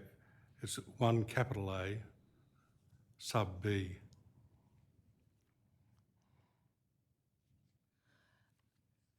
Yeah, it looks like there's a typo in the legislation. It might need to be fixed, mightn't it?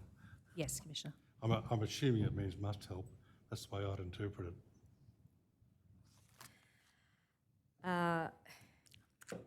Now, you've just touched upon the... Or perhaps must not. It might be must not.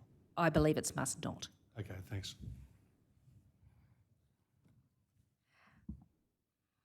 And just for completeness in that respect, I might just take you, and I take it, Commissioner Douglas, your question is really directed to the specific scope of responsibility and direction capable of being imposed on judicial officers who are assistant IGADFs? No, I was pointing out the obvious ambiguity Okay. in that subsection, and hope somebody fixes it up. before some poor judge has to determine what it really means. Now, Group Captain Wallace, I might just turn to the topic you've just raised about staffing within your office. And I might ask if the operator can please display tender bundle document number F. It's exp.0011.0001.0001 and go to .0010 and expand the table there.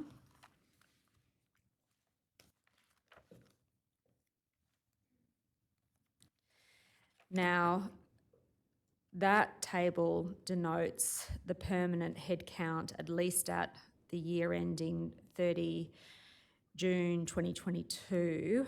So the total number of permanent members were 42. How many of those sat within your directorate, Group Captain Wallace?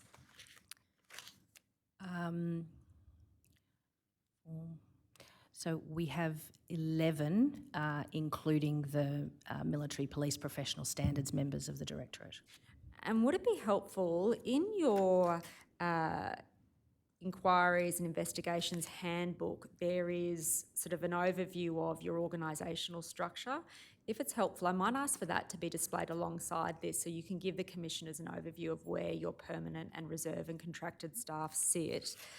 Operator, could you please display tender bundle document number 8, IGD.0007.0002.0029 and turn to .0034 and display the table there.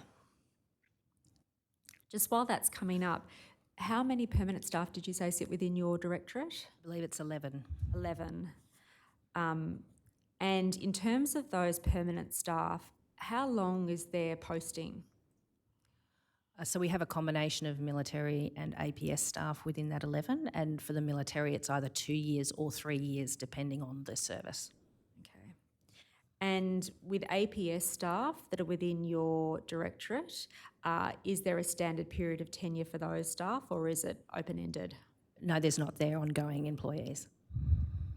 Turning then to reservist staff members, how big is the pool of reservists that you have at your disposal? So it does vary, but it's in the vicinity of around 30, but that's shared with the Directorate of Select Incident Review. Okay, so they're not exclusively at your disposal?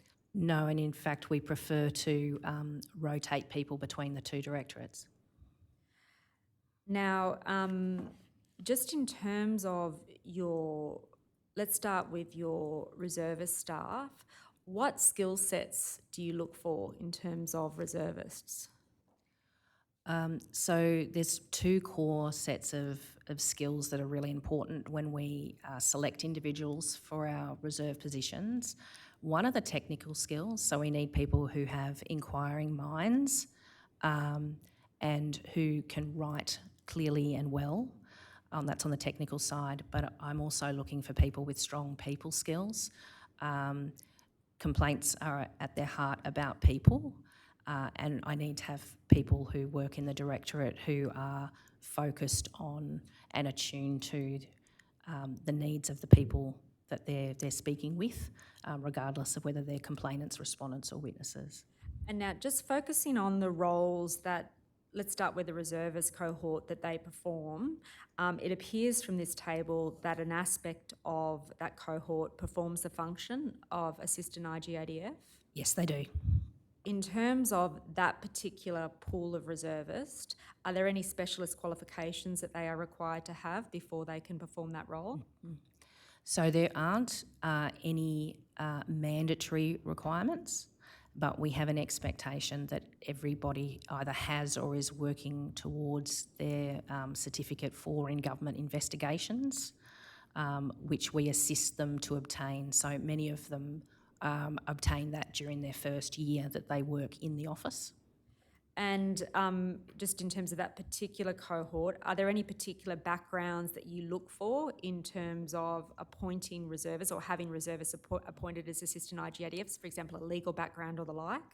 So what we like to have is a variety of backgrounds. So we try and have good representation across the three services, both genders, and people who come from a variety of different backgrounds, so that we have people who are operators, engineers, logistics, health, a range of qualifications.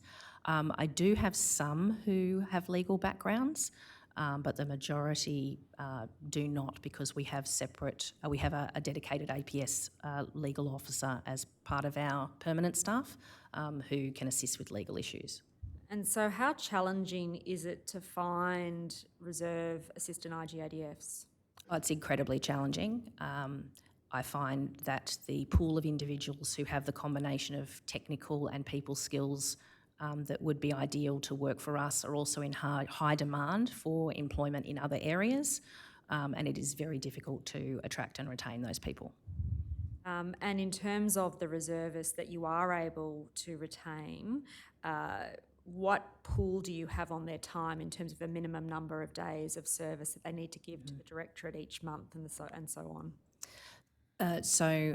If I could divide the main work that we do into two areas, that being assessments and inquiries, for people who want to do inquiry work, I'm looking for people who can dedicate at least 3 months of basically a block of full-time work to do those inquiries, and sometimes more depending on the type of inquiry. And for assessments, I'm looking for people who have the ability to do about 3 days a week of work. Now, we'll touch on the process in a bit more detail, but you've just mentioned assessments versus inquiries. Am I right to understand the assessment is effectively this sort of threshold analysis of a submission or a complaint that comes to you to determine not just whether it's within your jurisdiction, but also whether or not the discretion will be exercised to go on and conduct an inquiry in relation to it? So that is how the regulations envisage the process working. In reality, though, I've taken a very complaint management and complaint resolution approach. So if at all possible, our goal is to resolve the complaint at the assessment phase. So it is more than just a consideration of jurisdiction and threshold. And we'll come to the process in a bit more detail, but I'm just really trying to assist the commissioners to understand your sort of work pool in the context of this organisational chart. Mm-hmm. So you'll see here on the left-hand side, it's got Assistant IGADF Reserve Cohort. Mm-hmm. Do the pool of reserves that fall within that square, do they perform assessment as well as inquiry work? So they can. So we know for each of the people in that pool what their preference is for work and what their availability is, and we match their skills and availability to the work that we have. Now, below that, you've got the reference, there's a reference there to editors. Can you explain to the commissioners what role they perform? Yes, so we do have some people who are from our reserve pool whose expertise is editing work of reports and checking that all of those bits and pieces like footnotes and formatting things are done correctly.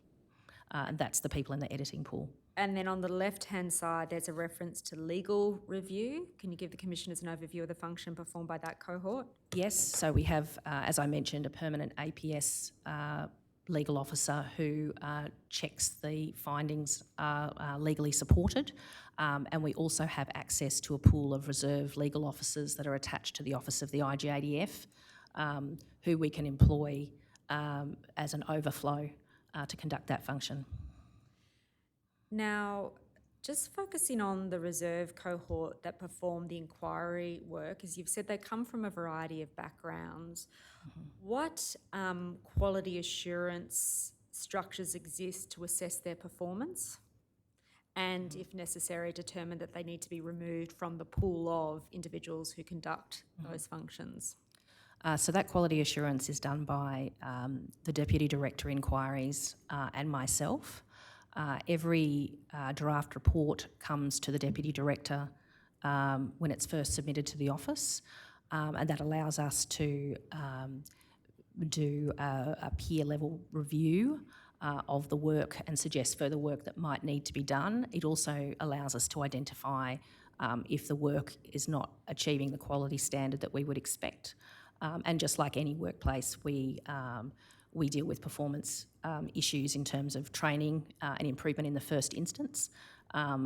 But in some cases, we make a recommendation to the Inspector General that we not use a particular person anymore, and we have done that. So what you've just described there appears to be sort of a quality assurance process of the end product, so the report that they produce. What about assessing the performance of assistant IGADFs in terms of their evidence gathering, interaction with witnesses, complainants, respondents and the like? What mechanisms do you have in place to ensure those standards are as they should be?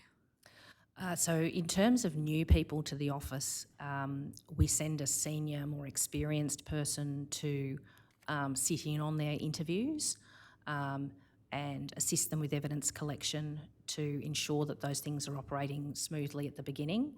My main quality assurance mechanism for those who are not just starting out is actually my legal officer who conducts the legal reviews. As a part of those legal reviews, they carefully review all of the transcripts and all of the material and provide me feedback with anything that they think needs further training.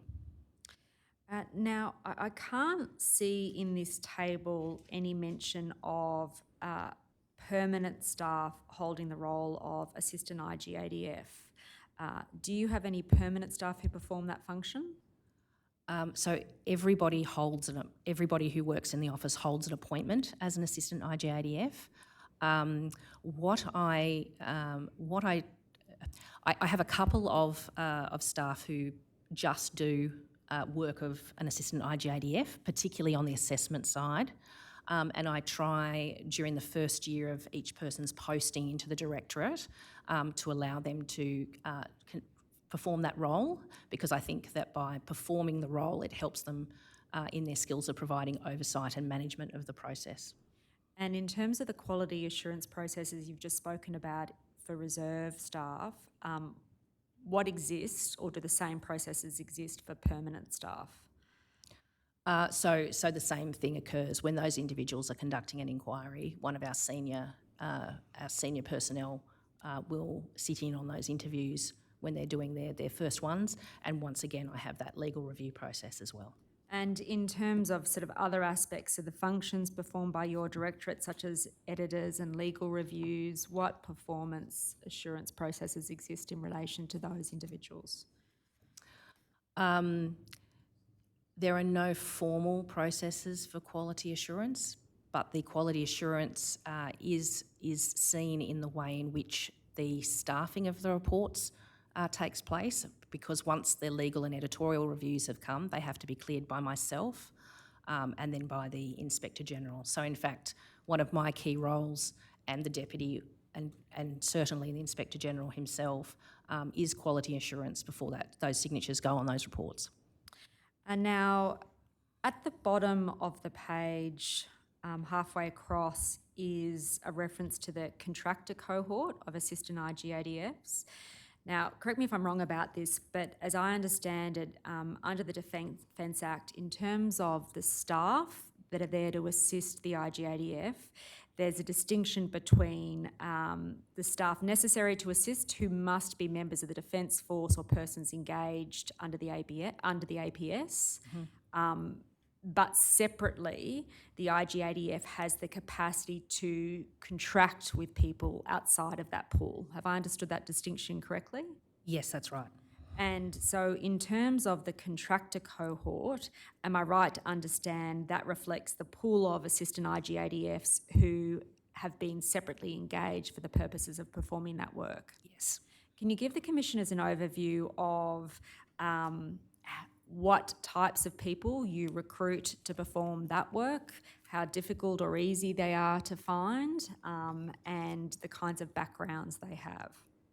Yes, so we use contractors to conduct inquiries for the Inspector General where the subject matter might suggest a particular area of expertise might be appropriate, or where the individuals involved in a matter are perhaps widely known, and so we're concerned about conflicts of interest with individuals who already know a person who might be a complainant or a respondent.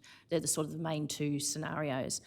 So in the first category, we're employing people with specialist expertise. So an example is the appointment of Professor Prue Goward to conduct the own motion investigation because of her background. And in the second category, where we're looking for someone who we're sure has no personal contact or conflicts, we've been approaching contracted companies who specialise in workplace investigations to contract as assistants IGADF for those roles. And is that a risk factor for the Directorate, just in terms of perceptions of independence, having reservist staff conduct inquiries into matters, for example, concerning their particular arm of service, in circumstances where they may be posted back into service in the defence proper? I think it's definitely has the potential for conflicts, which is why we manage those matters in the way that we do.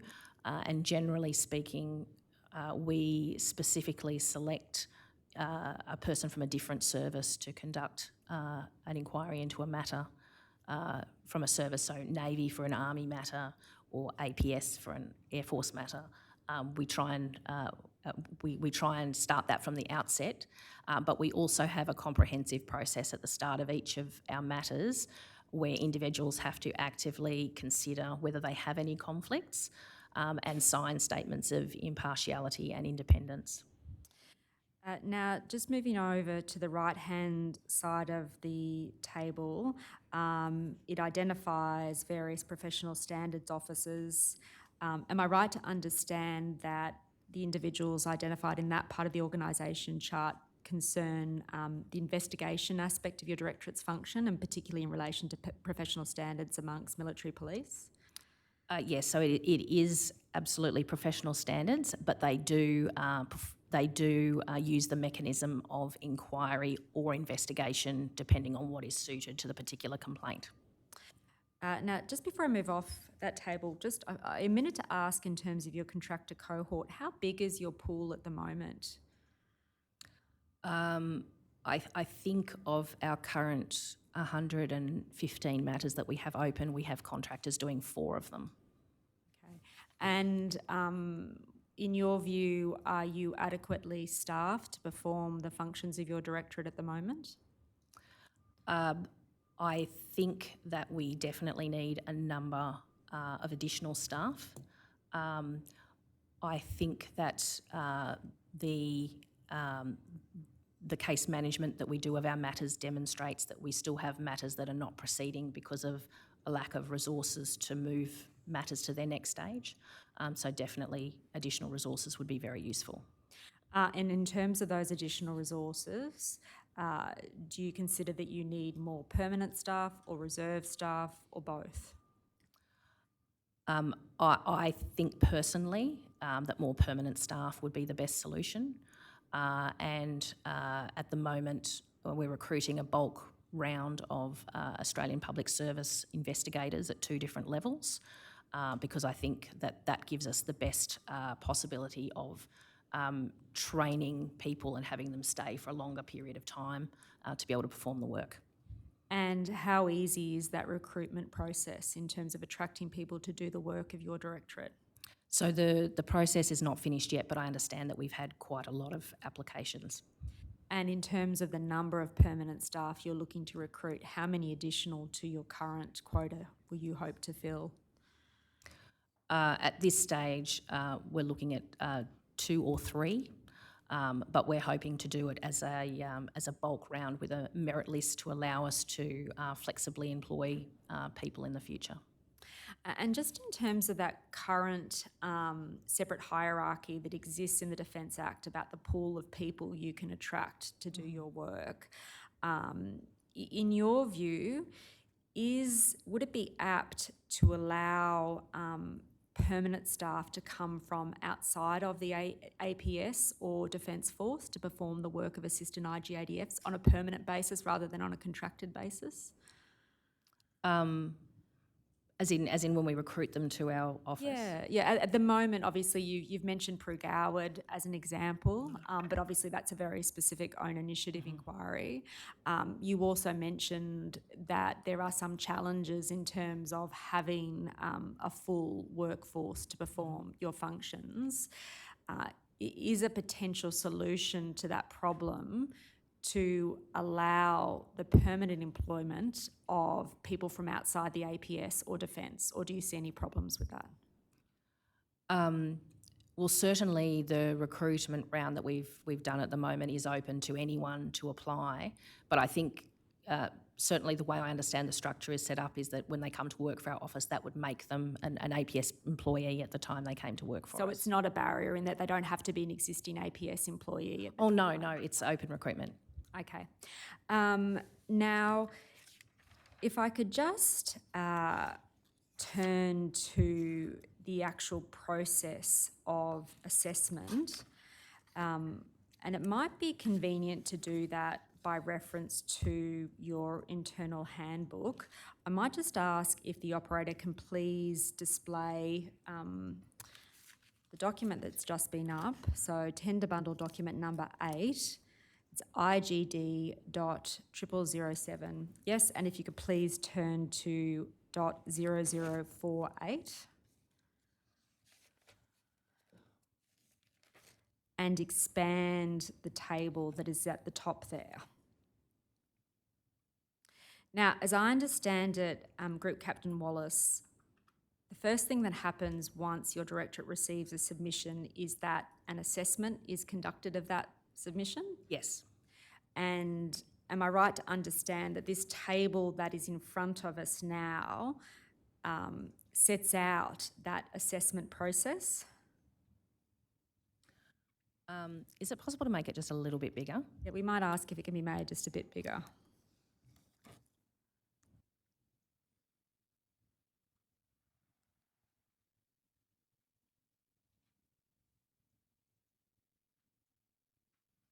Yes, generally that is the current process.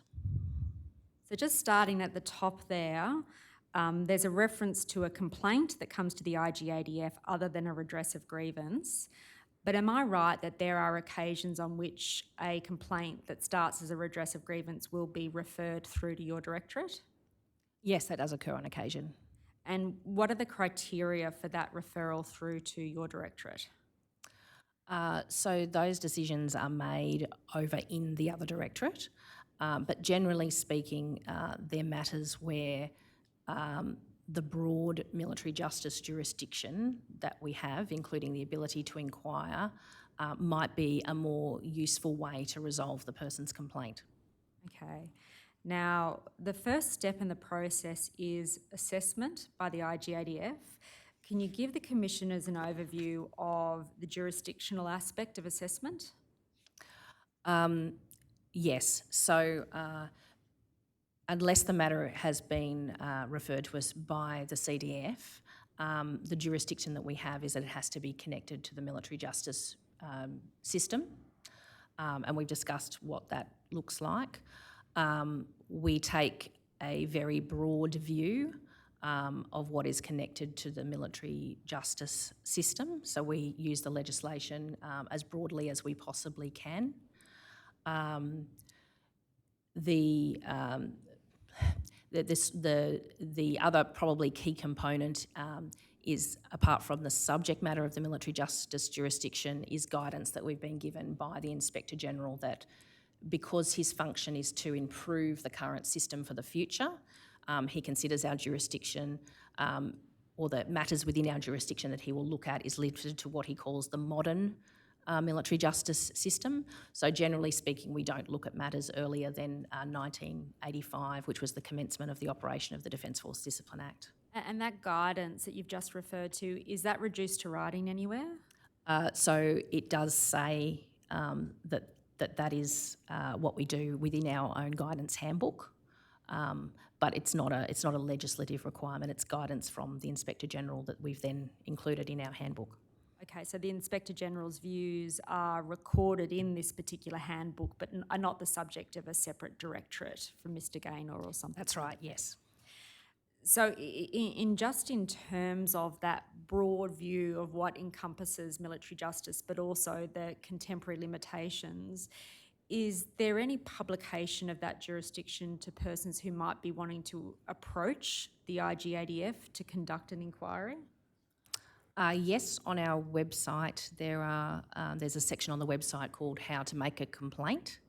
And there's also the section that describes the IGADF's jurisdiction. So those things are set out on the website. But generally speaking, we don't. It doesn't matter to us if the person comes to us with a matter that's not within our jurisdiction, because then we would just take it as part of our responsibility to redirect them to the place that does have jurisdiction to look at their matter. Okay, so just stepping that through, so looking at the table, after there's the assessment of whether or not the complaint's within jurisdiction, it goes to no. Does the complaint include a report of disclosable conduct? Can you give the commissioners an overview of what happens as part of that process if it doesn't come within your jurisdiction? So this flowchart is dealing specifically with matters where there's overlap between the IGADF's jurisdiction and the public interest disclosure scheme. But doing it more broadly then, can you give the commissioners an overview of what happens if a matter doesn't come within your jurisdiction? Yeah, so if it doesn't come within our jurisdiction, we have a look at whether there might be another organisation that's better suited to deal with the complaint. And we write to the individual and explain why their matter was not within jurisdiction. And if there is another organisation, we'll set out what that organisation is and include a hyperlink to the way in which to make a complaint to that organisation within the outcome letter. Then in terms of once you've determined that a matter does fall within the IGADF jurisdiction, there's then a reference to including whether or not whether or not it includes a report of disclosable conduct. So am I right to understand then in this respect this table is narrower than the assessment that would take place in every case? Yeah, that's right. Okay, so if we can focus then on the ordinary assessment that takes place, am I right to understand there's then a discretionary consideration about whether or not the IGADF will inquire into the particular matter that falls within its jurisdiction? So that is how the legislation works, yes.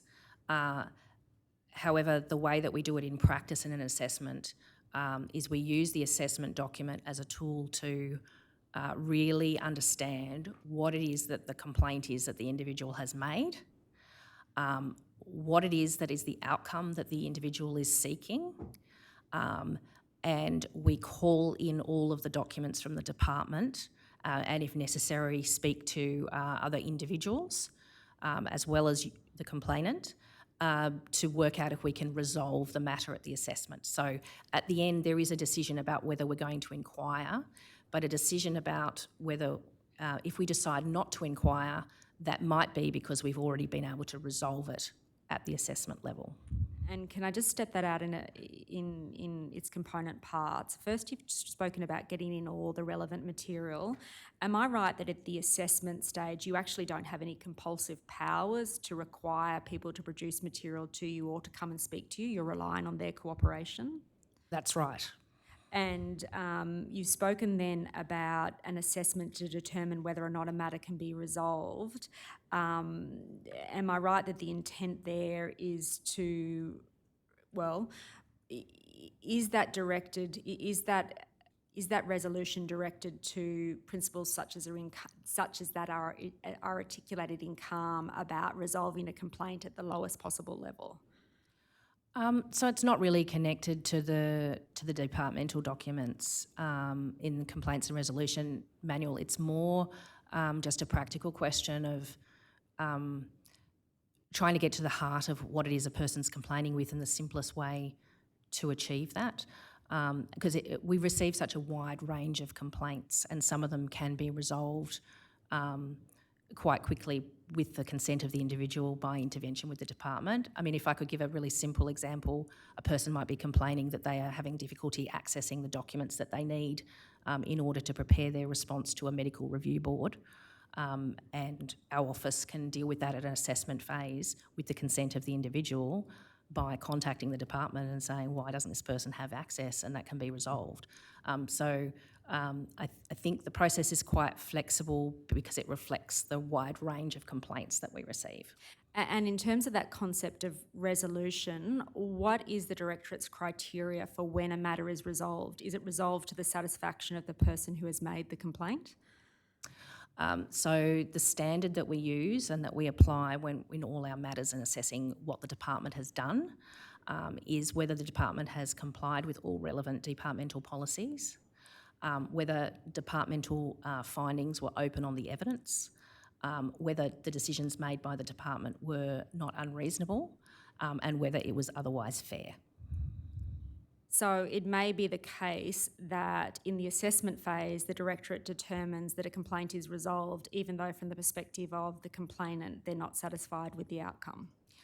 That is possible, yes, if we review all the departmental documents and it meets all of those criteria. And in terms of that process of determining whether or not it meets all of those criteria, what you've just described to me isn't a merits review of the subject matter of the complaint. It's more a judicial review or administrative law review to determine whether or not the particular outcome was reasonable and open and procedural fairness was afforded and the like.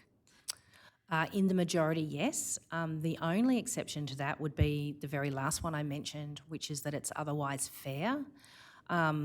So the Inspector General has, on occasion, reviewed matters where we've provided outcome correspondence to the department that says everything you have done was in accordance with legislation and policy, but the outcome has been really unfair to the individual, and requesting that that matter be reviewed with some kind of a recommendation. And in terms of the criteria for that assessment to determine whether or not something has reached a stage of resolution, is that documented anywhere? So the criteria that we use that I've described are set out in our handbook, and the various options that our assistants IGADF could look at in terms of the types of recommendations they can make. And in terms of the ultimate decision that's made about whether or not a matter passes the assessment threshold, you've just made mention beforehand of the IGADF. Who is the ultimate decision maker about matters that do or do not proceed to an inquiry? It is the IGADF for every matter. Now, am I right to understand that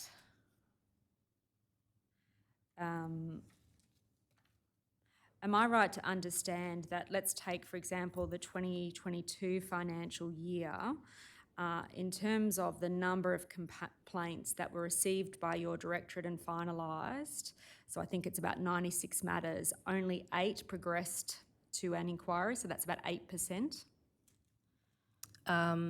If that's the statistics of the report, that must be correct. And just during your time as Director of the Directorate, is that rate of about 8% of matters going from the assessment to the inquiry phase standard? So in previous years it has sat at about that 10%, because we've been able to resolve about 90% of them at the assessment phase. But I do have a lot of matters in inquiry phase at the moment, and I'm not sure why that is, but we do have, I expect that the figures for the next financial year will be quite a higher percentage. Now, just in terms of the assessment process, accepting that it's ultimately signed off on by the IGADF, am I right to understand from what you've said before, the individuals that undertake both that jurisdictional and discretionary assessment process are assistant IGADFs? There's no one else within your Directorate who does that function? No, that's right. And so what quality assurance process exists in relation to your core staff who do that assessment process to determine whether or not a matter proceeds on to a full-blown inquiry? So it is similar to the inquiry process, because the person produces their draft assessment, and their draft assessment report is reviewed by the Deputy Director Assessments, and if necessary is sent across to a legal review. Once they are all happy with it and they're happy with the draft report, it comes to me, and I conduct the quality assurance on that report before it goes to the Inspector General. And then in terms of not just the completed documented assessment, but their process of interrogation of the complaint, so in terms of gathering information, speaking to individuals and the like, what quality assurance exists with relation to that aspect of your core staff's function of assessment? So when I undertake my quality assurance, I mean, the reports are usually quite comprehensive and they're footnoted, so I can, and hyperlink to the underlying evidence. So I can, from a desktop perspective, I can analyse it. We don't normally send individuals out to second chair any processes, but there's normally not anything beyond phone interviews that are conducted in the assessment process. So the vast majority of it is on papers, including email interviews and telephone conversations with record of conversations, so I can conduct that quality assurance in my reviews.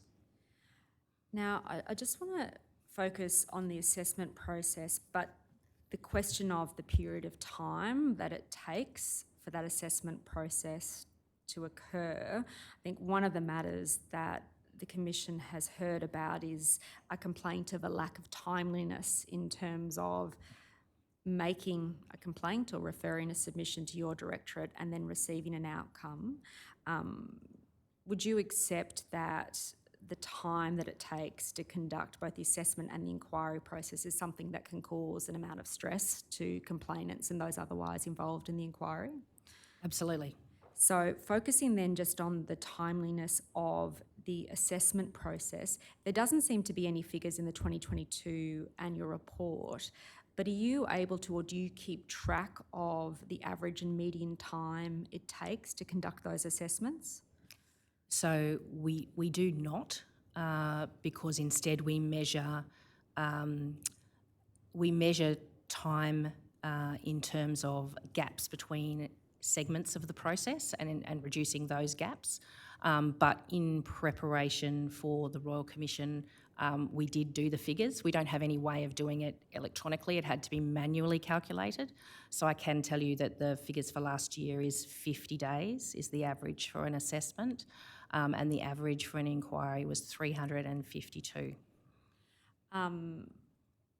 Now, another of the complaints or matters that have been heard by this Commission in relation to the inquiry process is communication between directorates and assistant IGADFs who are performing their functions and the individuals involved.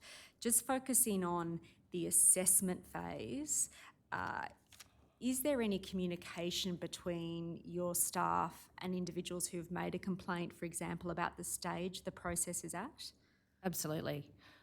So the process requires that the person will receive an automated email receipt that their complaint's been received. They will then, on the next business day, receive an email from my staff that sets out the role of our office, the possible decisions that can be made and what the next steps are, and that a case officer will be allocated. The case officer, assistant IGADF, when they're allocated as part of the process, is required now to contact the complainant to clarify the complaint. And just stopping you there, how long has that requirement been in place for? At least a year. And what was the initiative behind that requirement being put in place? It was a recognition that the most efficient and effective way that we can address people's complaints is to make sure that we're inquiring into the right thing, and that a reliance on just their written submissions might mean that we're actually not capturing the underlying concern. And the best way to do that is to speak to them directly. And was there anything particular that prompted that recognition by your directorate? No, it's just the process of continuous improvement. Now, just focusing, you said the average time for the assessment phase is 52 days, but in terms of your monitoring of the time taken, it's done in terms of timeframes for segments. Am I right to understand, well, can you give the Commissioners an overview of what those individual segments involve and what the timeframes imposed for those segments are? So we've broken down an assessment into its component parts, because overall, each matter, it can be quite different. But one of the component parts is we need to allocate a case officer. And that's an important time component for us because that would be a resourcing issue about the time taken for that to occur. There's the time taken for the documents that we request from the department to actually be given to us so that we can actually look into and commence the documents. Then there's the process of actually interrogating that information and writing the report. And then the final stage that we look at is the quality assurance and editorial aspect and being signed off. So they're the component parts. And in terms of those component parts, what is the total time frame imposed as an ideal marker for those segments to occur? So we do not have a set amount of time. We just monitor the ones, we just monitor them in terms of are they sitting in there, and we have case management meetings once a week to determine which ones need to have additional resources applied to them. So am I right to understand, you spoke beforehand about segments.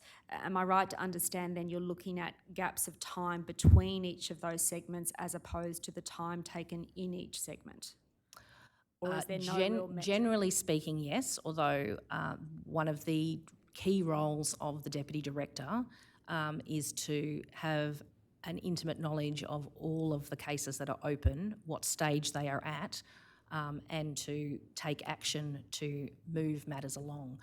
Each of our assistants IGADF is required to produce just a one-page progress report every 2 weeks with dot points of what they've achieved in the last 2 weeks, what they're achieving in the next 2 weeks, and issues where they need intervention or assistance. And that's the main tool that we use to assist in moving matters along. And in terms of what insights that tool gives you about constraints on your directorate, are resources a principal cause of delay in terms of timeframes to conduct both the assessment and the inquiry phases? So in the 2022 calendar year, definitely yes. We had periods of time where we had up to 20 matters that had not been allocated to an assistant IGADF because we didn't have one to allocate it to. And is the 2022 year reflective of earlier years under your carriage as director? There have been different challenges to timeliness at different times, and I've worked to address the particular issue that we've had at one time, and then a different issue arises and we address that. Certainly early in my tenure back in 2019, the issue when I looked at the segmentation and where we were having issues in timeliness was actually delays in quality assurance and editorial, so delays between the time the draft report was completed and the time the reports were being signed.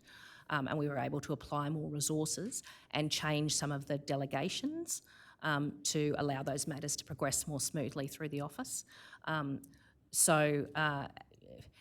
It's hard to give you one answer. What I would say is that it's a process of continually looking with my staff at where are the areas where things are not going as fast as we want, and how can we improve that area.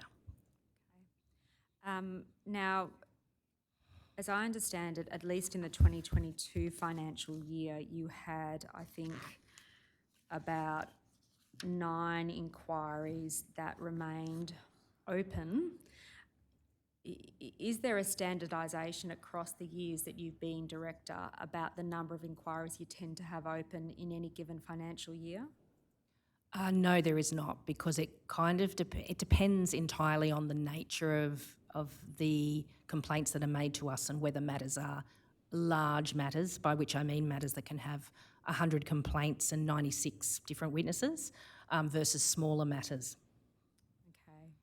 And in terms of that distinction between smaller matters and larger matters, in terms of the latter category, would they include, for example, CDF-directed inquiries?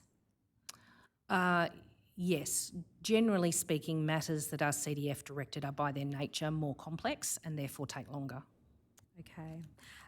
But in terms of the categorisation of the majority of inquiries that are open at any one time, can you give, let's take for example the 2022 financial year, how many of those were CDF directed and how many of those resulted from submissions from individuals? So I don't know the exact numbers, but as a proportion, a very small portion would be CDF directed. Maybe 3 or 4 in any one year. Okay. Now, I'm just going to turn to the process with respect to inquiries proper. And I might just ask if the operator can please turn to page 0053 of that document that was just up. So it's tender bundle document number 8, IGD.0007.002.0029. Am I right to understand that the first part of the process of an inquiry is to set the terms of reference in effect for the terms of reference for the conduct of an inquiry? That's right. Now, who makes the decision about the terms of reference for an inquiry?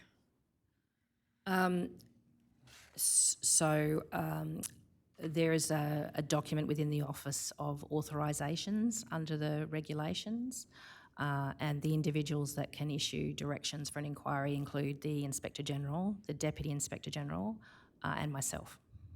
And in terms of setting those terms of reference, are there any particular guidelines that prescribe the criteria you take into account in determining how narrow or broad they will be? So the directions are based upon the agreed outcomes from the assessment. And as part of either the assessment process or the further consultation to bed down the terms of reference, is there any engagement with the person who made the submission that initiated the inquiry? And I'm focusing here particularly on individuals. Not in the creation of the directions. They've been spoken to at the start of the assessment process, and they receive what we call outcome correspondence, but for those matters going to inquiry is essentially the end of the assessment phase correspondence that explains to them what we have assessed, what matters we've been able to resolve or we consider resolved at assessment, and which matters are going to inquiry. And that informs them that the inquiry process will be starting shortly and that they will be contacted to provide their evidence. And do you give a complainant an opportunity to give feedback on the breadth of the terms of reference? So no, we do not. But unlike defence inquiry regulations inquiries, our directions are relatively flexible. So a standard paragraph in the directions document for all of our assistants IGADF is that if they have matters that they consider need to be looked at, that they can come back and we can amend the directions. So as a matter of standard process, if when they conduct their interview with the complainant, there's let's say it's an unacceptable behaviour complaint and there's a related allegation that's not included in the directions document, we can just add it in. Now, the Commission heard evidence this morning from Ms Mona Shindy. Are you aware of Ms Shindy? I am, yes. I might just ask if the operator could please display tender bundle document number GG. It's MSH:0001.0001 and turn to .0004 and expand paragraph 22A. Did you have any direct involvement in Ms Shindy's inquiry? Yes, I did. Now you'll see there that one of the complaints Ms Shindy advances about the first of the 2 inquiries she was involved in with the IGADF is that the terms of reference guide in the investigation were too tightly constrained. Would you care to make a comment upon that assertion about the conduct of the first of her 2 inquiries? Is this in relation to her first inquiry? Because I was not involved in her first inquiry, I was involved in the second one. Okay, well focusing then just as a general observation about a complaint that terms of inquiry are too constrained, would you care to make an observation about whether or not there is force in that assertion? I do not think that is the case with one exception. So first of all, why I don't think it's the case is because when we conduct our assessments, we look comprehensively at matters in consultation with the complaint that's been made by the complainant to get to the heart of whatever their issue is. And I know in particular in relation to other matters that we have definitely considered issues to do with diversity in the organisation and to do with barriers to individuals who are not white heterosexual males within the organisation. That's quite a common thing that we do in our inquiries. So I think that we do comprehensively look at matters. The one thing I would say that we do not look at is we do not do culture reviews. It's certainly the guidance from Mr Gaynor, the IGADF, that we are not experts in culture, and IGADF inquiry processes are not the best mechanism to conduct cultural reviews of organisations. So we definitely do not do that. Just unpacking that, first of all, you've said as part of the assessment phase, you try to get to the heart of whatever the issue is. How can you aptly do that if you don't have substantive engagement with a complainant about what the terms of reference ought to be? So this is in the assessment phase. Well, as part of you, I understand you to be saying, look, I can be satisfied that the terms of reference aren't too narrow because as part of our initial assessment phase, we really try to get to the heart of what the matter is. Have I understood that correctly? Yes. But how can you be satisfied that you've got to the heart of what the matter is and that the terms of reference aren't too narrow if you don't consult with complainants about what they are and get their feedback? I still feel that we've consulted with them at an earlier phase because we're having a conversation about what do they see the key issues are and what are the outcomes that they want. And then after we have that conversation, which sometimes is in person but more normally on the phone, the standard practice is for that to be incorporated into an email that's then sent back to the individual saying, have we understood this correctly? These are the issues that we're looking at. Now, secondly, I think you made the observation that the one exception at the direction of Mr Gaynor is that you will not conduct inquiries in relation to systemic issues concerning culture. Have I understood that correctly? That's right. We will not make findings as to the culture of an organisation. Cultural or cultural issues? No, the culture of an organisation. Okay, so you will not make systemic findings about the culture of an organisation? No, because we don't feel that we can do that through an inquiry process. Cultural reviews are quite a different process. And is that guidance from Mr Gaynor reduced to writing anywhere? I have seen it written in documents, but I can't at the moment think in my mind where they are. This approach and this view arose after significant criticisms that were made in court in the HMS Success case, where inquiry processes attempted to make findings about culture and were quite heavily criticised. And I think for more information, you might be better off asking Mr Gaynor. Of course, and I can do that, but just to make sure I properly understand at least your perspective on it, it's not the case that there is a directorate view that issues concerning culture are outside your jurisdiction in terms of the military justice system. Have I understood that correctly? Yes. But there has been a discretionary view reached not to actually inquire into that where those issues arise. Yes, we're not going to make a finding that a place has a toxic culture or we don't make those kind of findings. And in terms of the body of complaints you receive from individuals, could you give Commissioners a broad overview of what proportion touch upon things like toxic culture within particular units or organisations in defence? There are definitely individual complainants who tell us that they have experienced toxic culture. We will investigate a complaint of toxic culture by looking at by directly asking them exactly what acts, behaviours and things that have occurred and investigating those specific incidents and whether they occurred.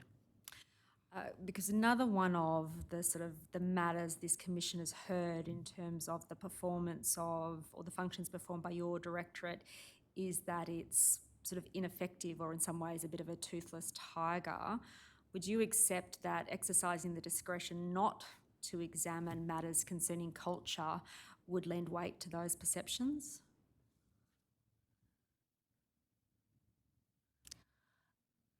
I don't know, it's hard to say. So that's neither a yes nor a no. That's right, because I don't know what people base perceptions on. But you would accept that one construction of that decision would be that the IGADF isn't an effective oversight of that part of Defence's military justice system. If the expectation is that we review culture, then I would agree with that. And that expectation is sound given the answer you gave earlier that culture fits within the military justice system jurisdiction. It's the aspect of culture is what we will not investigate is the culture of an organisation, because we're not equipped to do that by investigating an individual's individual complaint. What we are equipped to do is to examine the impact that the organisation has had on an individual and whether the individual's experience within the Department of Defence has complied with policies and has been reasonable and fair. So we are absolutely looking into matters that relate to an individual's experience within the department, but we're not making broad sweeping findings about the culture of an organisation. Because just drawing a distinction between, I think you made this reference before when you were talking about the distinction between sort of external assistant AGIDFs and internal. You mentioned engaging someone such as Prue Goward to do a particular own initiative inquiry. So am I right to understand that is an instance where there's been a decision made that the subject matter of an own initiative inquiry is not within the skill set of those within your directorate, so an external individual has been contracted to perform that work? Yes, that's right. So the capacity to perform that work is something that the IGADF has on occasion exercised the discretion to do by getting someone external who does have that skill set. Yes. Okay. Now, if I can just turn then to paragraph 26 of Ms. Shindy's statement. So this concerns the second inquiry that I understood that you were involved in. Yes. Can you just give the commissioners an overview of the extent of your involvement in that second inquiry? So I was the director of the of inquiries investigations at the time. So my involvement in this matter was the setup, the quality assurance and monitoring of that inquiry. So you'll see again, and this is about halfway down the paragraph, Ms. Shindy expresses the view that the terms of reference of that second inquiry were again quite narrow. Would you care to comment upon that proposition? Yes, absolutely. There were a range of complaints that were made, if an approximate number of maybe 10 complaints. And as per our usual process, her matter was subject to a comprehensive assessment. That assessment amounted to an assessment report of around 30 pages. And that report determined that of the matters she had raised, all but 3 had been adequately considered by the department in terms of the matters I raised earlier: compliance with policy, findings open on evidence, acting not unreasonably and fair. So those matters were concluded at the assessment phase. 3 matters were considered to have not met those criteria and therefore were suitable to go to an inquiry. And it's those 3 matters that were subject to, that became IGADF inquiry 45 of 20. So I would say that our consideration was not narrow at all. We considered all of her matters very comprehensively. It's just that only 3 of them required the inquiry phase, and Captain Shindy was provided both comprehensive outcome correspondence at the time, and she was then provided copies of both the 30-page assessment report and the outcome to the inquiry report. So I'm very comfortable that we comprehensively considered all of the matters that she raised. Now, if we turn to paragraph 28 of Ms Shindy's statement, Ms Shindy there refers to a process by which prior to publication of the second report, she was informed that the report was complete, but that a number of sections were being changed by the IGADF. Is it a standard practice within the Directorate to provide complainants with a copy of a draft report before it is finalised so that they have an opportunity to comment on it? No, it's not a standard process. Is it a standard process to afford that opportunity to people who may be the subject of, say, adverse comments or findings in a draft report? Yeah, absolutely. So the 2 categories of people who see draft reports provided by our office are individuals, including organisations for whom we're intending to make comments or findings that are adverse to their interests. There is also a category of individuals, particularly when my directorate does matters involved with families of deceased ADF members, which does arise from time to time, that we do share those drafts with families, similar to Directorate of Select Incident Review, even though they're over in the inquiries area. So in terms of the observations that Ms Shindy makes in that paragraph, is it standard that, and I'm not just talking about quality assurance, I want to sort of separate between sort of poor drafting, inexpert language and the like, in terms of substantive findings and recommendations that are made in a report, what is the quality assurance process with respect to that? And are you able to comment, even just anecdotally, on how often it is that substantive findings and recommendations in a draft report will be changed by the IGADF or as part of your review? Yeah, I certainly can. But first of all, I think I do have to be clear that Captain Shindy's recommendations and findings were not changed. The draft findings that came from the Assistant IGADF are exactly the same findings that are in the final report. In terms of what does happen in the editorial process, it is possible for substantive findings and recommendations to change.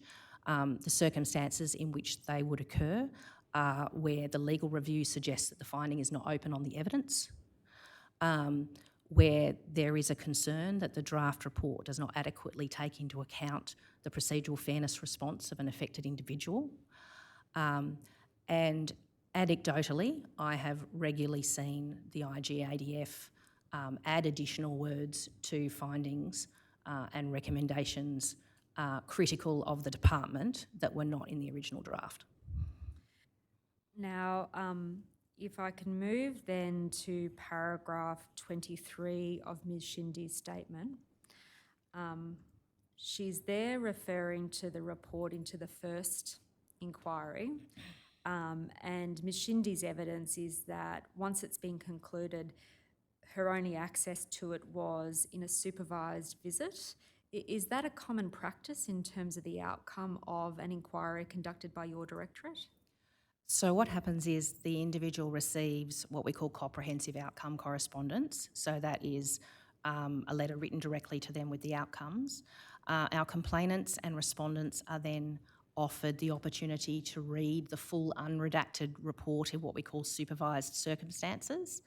And this is something that we do because we know that people want to see what's behind the outcome correspondence. They want to really understand what we've done. So supervised readings of the reports are undertaken. The IGADF person who attends those, I wouldn't describe it as being watched by them, although I understand it might seem that way. Usually, we try and make the person that goes to those supervised readings the assistant IGADF that actually conducted the inquiry, because that enables them to answer questions about the report at the same time. This one particular one's before my time, so I don't know who that person was. But it's a process that allows us to maintain the confidentiality of the information that we have in the report, but also allow those who are affected by the report in some way to actually see all of the material without redactions. And you'll see the views Ms Shindy expresses about that process, accepting that you can't talk to this specific instance, is a feeling of pressure to read the report quickly. Have you heard other sort of comments along that line? So certainly not in my time. We normally, depending on the length of the report, we try and schedule more time than we will think that it will take. And for reports that include material that is particularly upsetting, we have processes where we can arrange for a reading that's like starts in an afternoon and then has a break overnight and a second session the next day. People are also welcome and regularly bring a support person, or some of them bring their legal counsel. We have people bring their psychologists to come along to these meetings.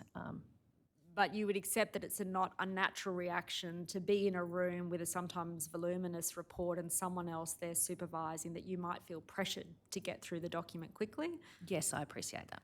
And you would accept that that might be an uncomfortable experience for those that are sitting down to read the report because they can't do so sort of in privacy. Yes.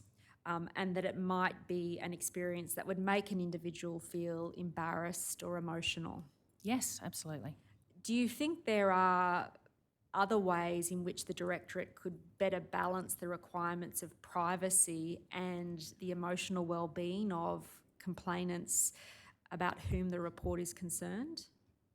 Well, I think some of the ways in which we do that have been in the process that I've described, in terms of being very flexible about the location where people read their reports. We do have an office rule that we will not do report readings in a person's home. We like to have a neutral location. In terms of their support people, the way in which they feel comfortable, we can go to them. So I did a report reading with a family last week where I went to their location. We also have people who prefer to come to Canberra and come into our office. We also have the ability to provide people with redacted reports, and we have the ability to provide people with reports with non-disclosure orders that attach to them. So we have some flexible options that we can use for the individuals. But ultimately, I have to try and balance all of that against the confidentiality of our inquiry process and our inquiry reports, and the need to maintain the integrity of the IGADF inquiry process. And I'm going to come to confidentiality directions in a moment, but can you just explain to Commissioners, what is the rationale for needing to have someone actually in the room with an individual while they read the report? Unfortunately, it's because we have had 2 instances that I'm aware of where people have actually attempted to just leave the building and take the copy of the report with them. So we have to have somebody who is there. But we like to see if we can use the opportunity, if we need to do it as a supervised reading, to have someone who's knowledgeable about the report that can also answer questions, so that hopefully it's actually a benefit to the individual. And in terms of the observations you've made about attempts to make it a more comfortable process for individuals, how resource intensive is that for your Directorate? It is resource intensive, particularly where we need to travel to go and do that. But it is an important part of the process, because if we can't show somebody what we have done, what the product is, the amount of work that went into looking into their complaint, then I'm not sure how they're going to have that kind of confidence in the process. Can we turn then to the issue of confidentiality or suppression orders? This is something to which Ms Shindy makes reference in paragraph 24 of her statement. But I just want to talk to you more generally. I might just ask that be expanded so you have an opportunity to read it. And if the operator could please display alongside it Section 21 of the IGADF Regulations 2016.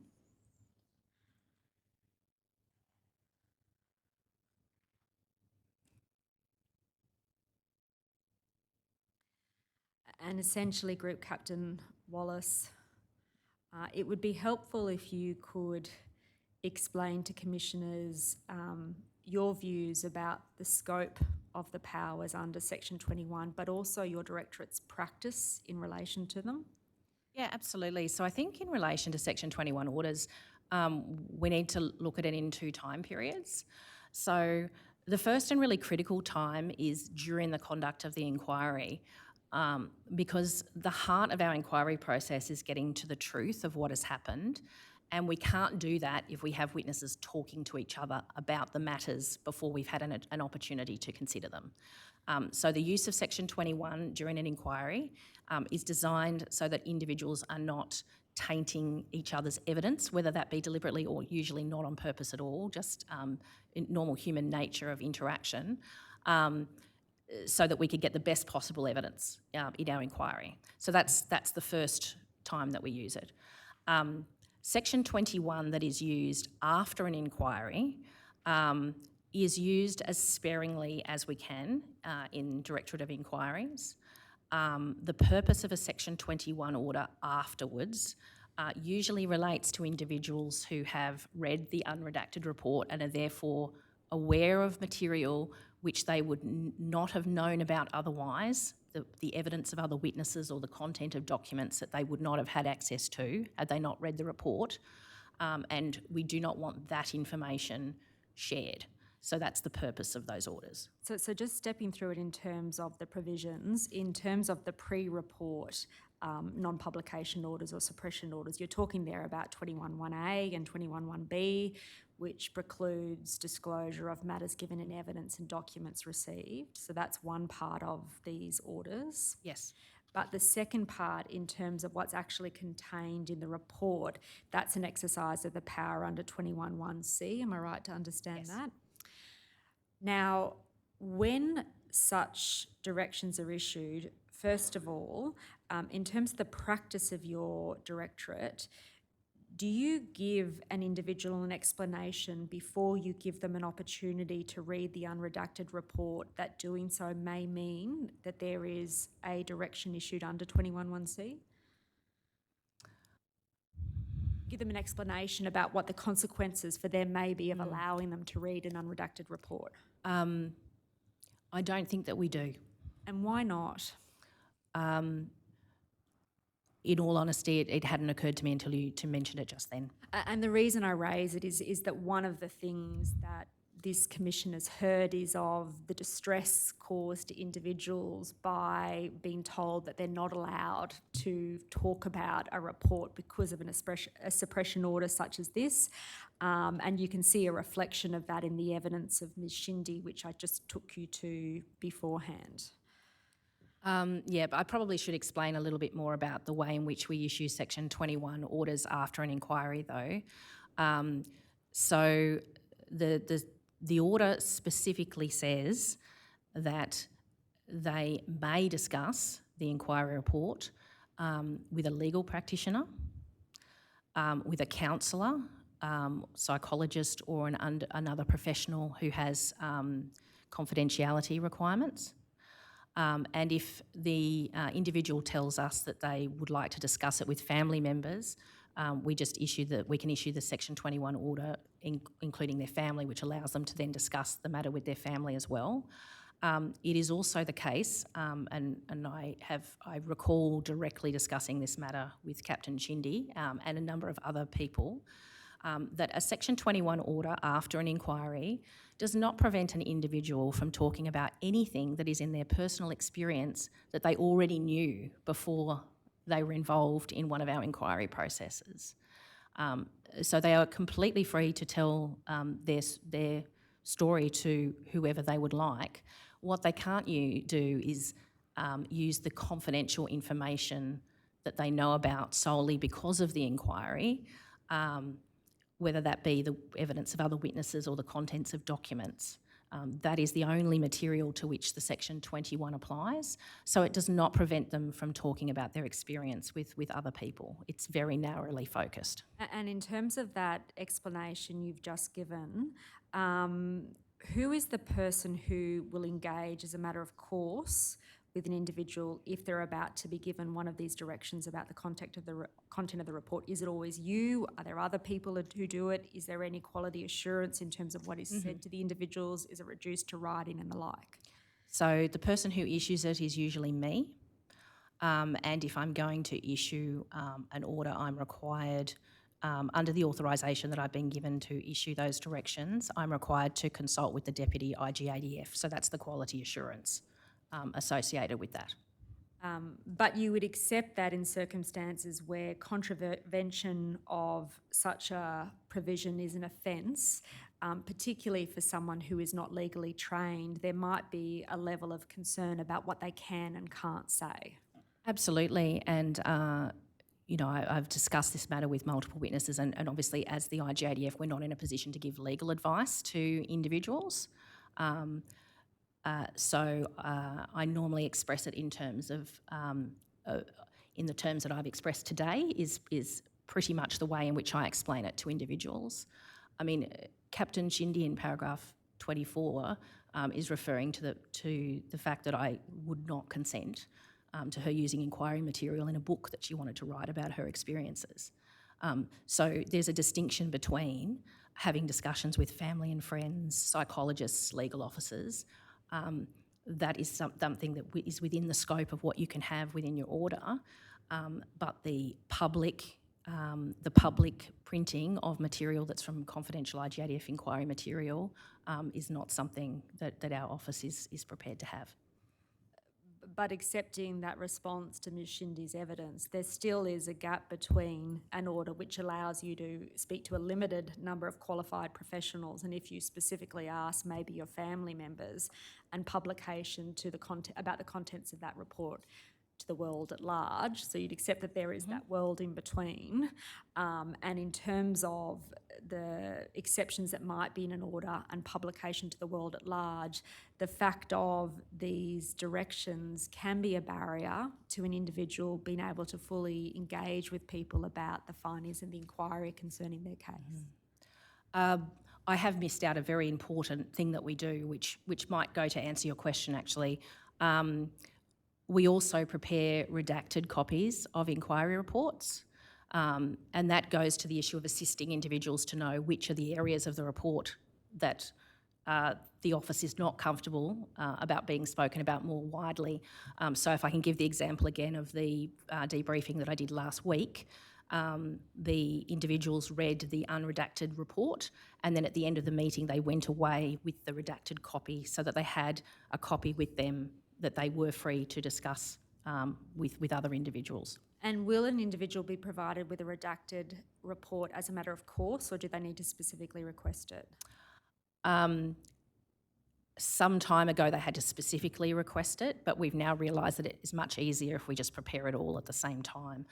So our administrative staff proactively ask. Okay. Now, I just want to shift topics now to own initiative inquiries. I might just ask if in that respect the operator could please display, I think it's tender bundle document number A, IGD.quadruple9.0002.0003 at .0760. Actually, I apologise, operator. The document reference is IGD.quadruple9.0002.0730 and it's at .0760.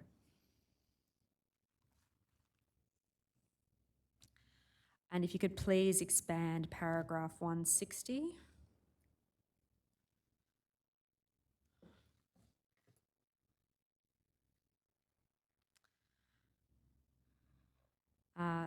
Now, Group Captain Wallace, these list the own initiative inquiries that have been conducted during the period of the notice. Can you give the commissioners an oversight, to the extent to which it's a matter within your knowledge, about how own initiative inquiries come to be? So generally speaking, the Inspector General and the Deputy Inspector General discuss areas of the department within military justice that might warrant a review for a particular reason. So a number of them here, in fact B, C and D, were all initiated because it had been a certain period of time since the last time these matters were looked into or reviewed.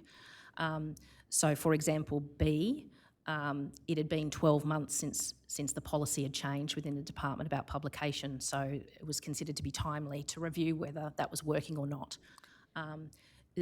C, it had been 5 years since the last time the prohibited substance testing program had been reviewed, so that was the reason for that. There doesn't have to be a time-based reason. It's absolutely at the discretion of the Inspector General. So there's certainly wide scope to conduct an own motion inquiry into any subject matter that falls within military justice jurisdiction. So just touching on the two time-based ones in B and C, is the conduct of those inquiries sometimes at the request of, for example, the department, or people within Defence, say through the forum of the Military Justice Steering Group Committee? Are you aware of if that can ever be an initiating reason for an own initiative inquiry? I don't believe so, because I think by its nature, own initiative means it's been internally generated. I think that if it had been recommended by the department or requested by the department, it wouldn't fall under that category of own initiative inquiries. So in terms of those identified in B and C, with your input as director of the directorate sought in terms of whether or not that was an apt use of the resources of your directorate? No. Do you know the circumstances in which, let's deal with 1.60A, so the own initiative inquiry into service police professional standards, are you aware of what led to that own initiative inquiry being commenced? Because it is earlier than my time, I was not around when that was initiated, but I understand it was because they had introduced a code of conduct that was with oversight from the Inspector General ADF, and there had been some feedback that it was quite clunky in its operation. And so it was worthy of a review to determine whether there might be changes that needed to be made to that system. So turning then to your own perspective, how many years have you occupied your office as director for now? This is my 5th year. And in the time in your office, have you identified any particular themes or trends in terms of issues the subject of the complaint that might, in your view, warrant an own initiative inquiry? I have not, and the reason that I have not is because the matters that come to the directorate are very varied, not just in subject matter but in time. The fact that a person comes to our office in 2023 does not mean that the thing about which they are complaining occurred in 2023. Many of our matters occurred in the 90s or the 2000s. So it is very difficult from that perspective to assess whether there might be trends that need to be looked into further. I would also say that the pace and amount of work and caseload that I manage on a day-to-day basis does preclude me from looking systemically at matters to the extent that I would like to. So are there any matters that you would think would be worthy of an own initiative inquiry? Or you're just simply not in a position to comment on that? I'm not in a position to comment today. Do you provide the IGADF with briefings on, accepting that you've said that there is some idiosyncrasy in the matters that come within your directorate, do you provide the IGADF with regular briefings on the types of complaints that come through your office? Yes, I do. So the reporting cycle in our office is monthly. So I have a monthly meeting with the Inspector General and the Deputy Inspector General, in which I discuss matters both in terms of matters that are of concern about which I'd like him to be aware, as well as the more usual office management type concerns of matters which I might need to elevate or need assistance with. Okay. I might ask if the operator could please display tender bundle document number 10. It's IGD dot quadruple, sorry, 777.0012.0008.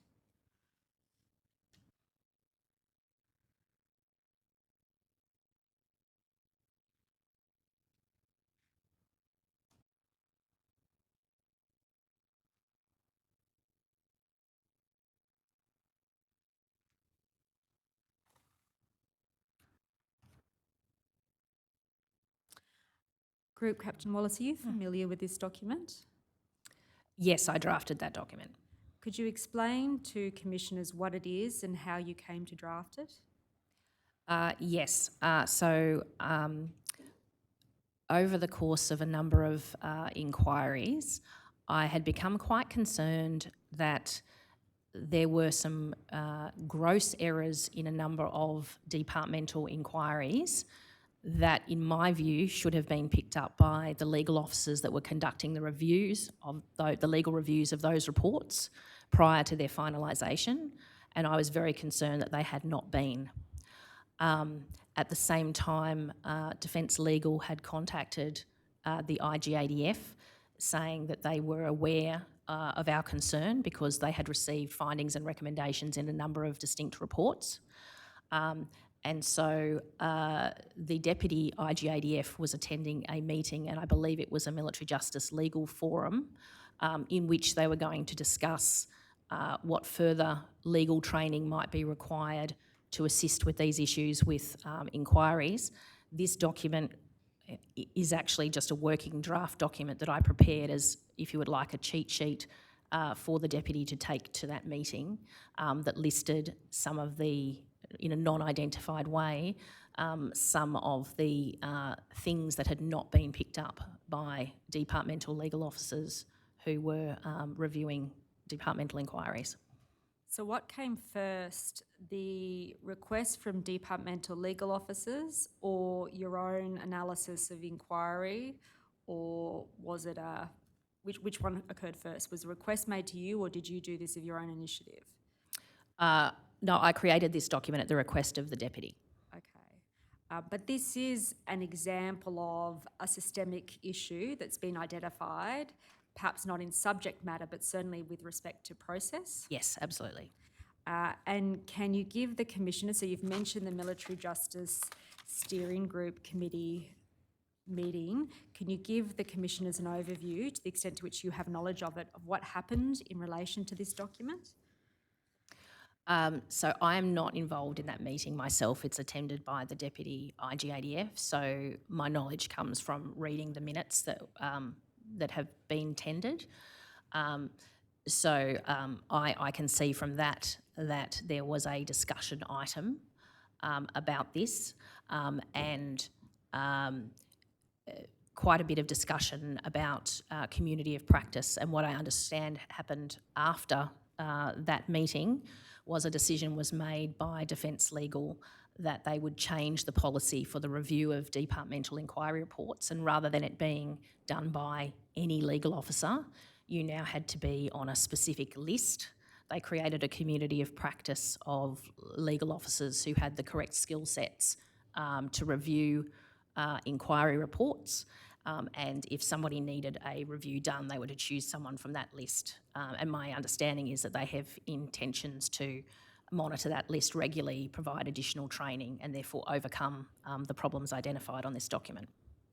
So just to make sure I properly understand the order of events, to the best of your knowledge, Defence Legal formed its own views or concerns about the quality of the process adopted in the conduct of inquiries within the department?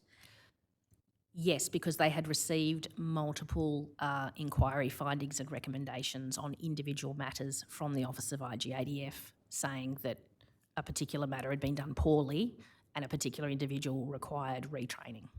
So they were concerned about that as a systemic issue, and they then made a request of the Office of the IGADF to pull together an analysis of those systemic issues that could help them implement change. That's correct. That's what's occurred in this case. And just looking at the table, I mean, there are some quite substantive concerns in terms of systemic issues that are raised in the documents. For example, findings that are unsupported by evidence. Do you ever give feedback about these kinds of systemic issues to the IGADF for the purpose of a determination being made about whether or not that might be something that's worthy of an own initiative inquiry? So I do, and the IGADF is also aware of them because the individual inquiry findings that made these findings are, of course, signed by him in individual inquiry reports. But I would say that due to the current workload, we do a lot less analysis of what matters might be suitable for own motion investigation than would be ideal. And do you think that's desirable in terms of IGADF performing its function of investigating and inquiring into the military justice system? I think it's absolutely desirable to do more analysis and more work, yes. And in terms of the barriers, is resourcing the principal barrier? Yes, absolutely. Accepting that resourcing is a barrier, do you have any views about who can or should be doing these kind of systemic reviews? I think in a well-functioning system it would be being performed at both ends. So I think in a well-functioning system the department would be analysing and reviewing the findings that are coming in from an external body like the IGADF and determining what they need to change. But at the same time, part of our function in oversight is also to look at those systemic issues. So I think it actually needs to be done both ends. And I know that there are initiatives in our office to create that with the new directorate or cell that's being created, but we're certainly not there yet. Can you give the Commissioners an overview of the new cell that you've just referred to? Yes, so we're having a cell that's being developed at the moment. The first few positions have been recruited and they're setting up their SOPs at present, but they'll be responsible for what we're post-inquiry matters across the entire office, not just my directorate, which I understand will include 3 areas. It will include engagement with complainants after the event to receive their feedback so that we can do more quality assurance and improvement in the way we conduct our processes. They will also be looking at tracking our findings and recommendations to the department and chasing those up, which is something we haven't had the capacity to do. And then they can also do that analysis function to be able to work out across the office and across the directorates what are the issues that we need to look at, not on a case-by-case basis, but on a more strategic level.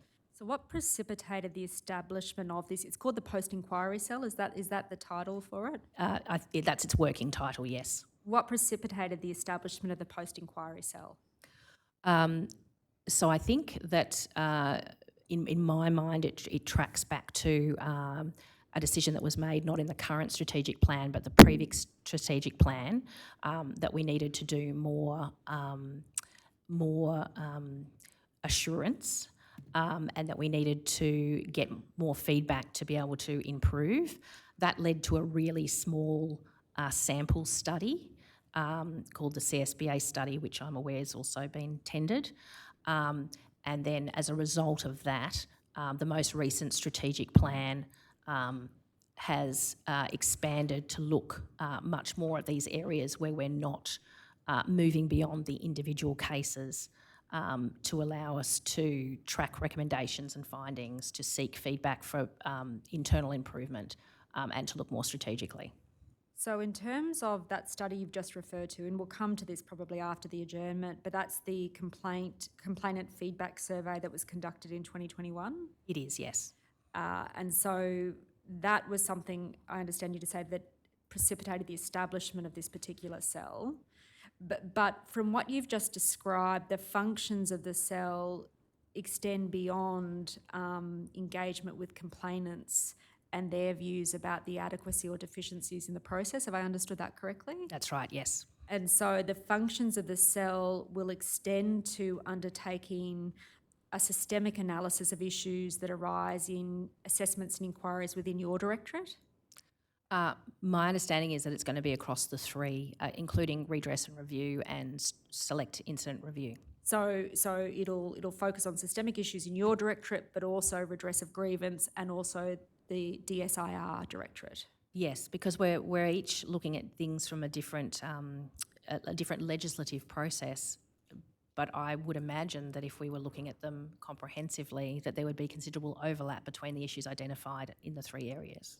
And is the focus of this cell process or underlying substantive issues that arise within each directorate as a result of the process? So just to give a practical example of that, say in the redress of grievance directorate, if there are systemic issues arising about how particular termination decisions are made, will the cell be directed to identifying those systemic issues, or is it just looking about how you do your job and if you do it appropriately within the bounds of the legislation? So I don't know the answer. I'm giving my answers on the cell from what I've been briefed within the office. So it might be best to ask Mr. Gaynor. Okay. If that's a convenient time, Commissioners. Certainly, thank you. We'll just adjourn for 15 minutes then. All rise.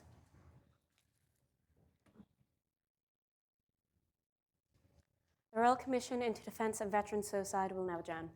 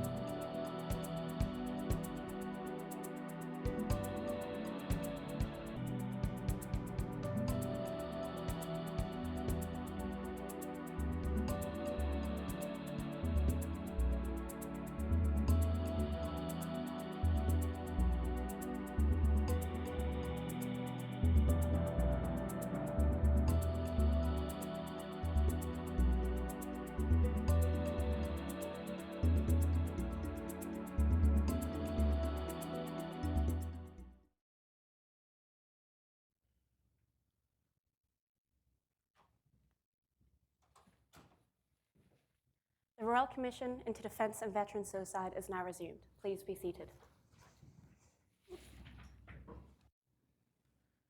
Thank you, Ms. Longbottom. Thank you, Commissioner Calders. Group Captain Wallace, shortly before the adjournment, you mentioned what's called the CARB survey. I just want to take you to that now, if I could, please. It's tender bundle document number 9.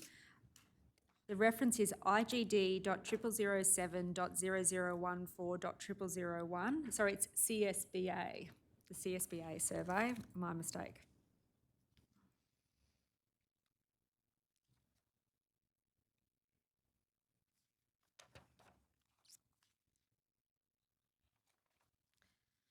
Just while it's coming up, am I right to understand, here it is, it's a complaint feedback survey that was conducted in August of 2021? That's right.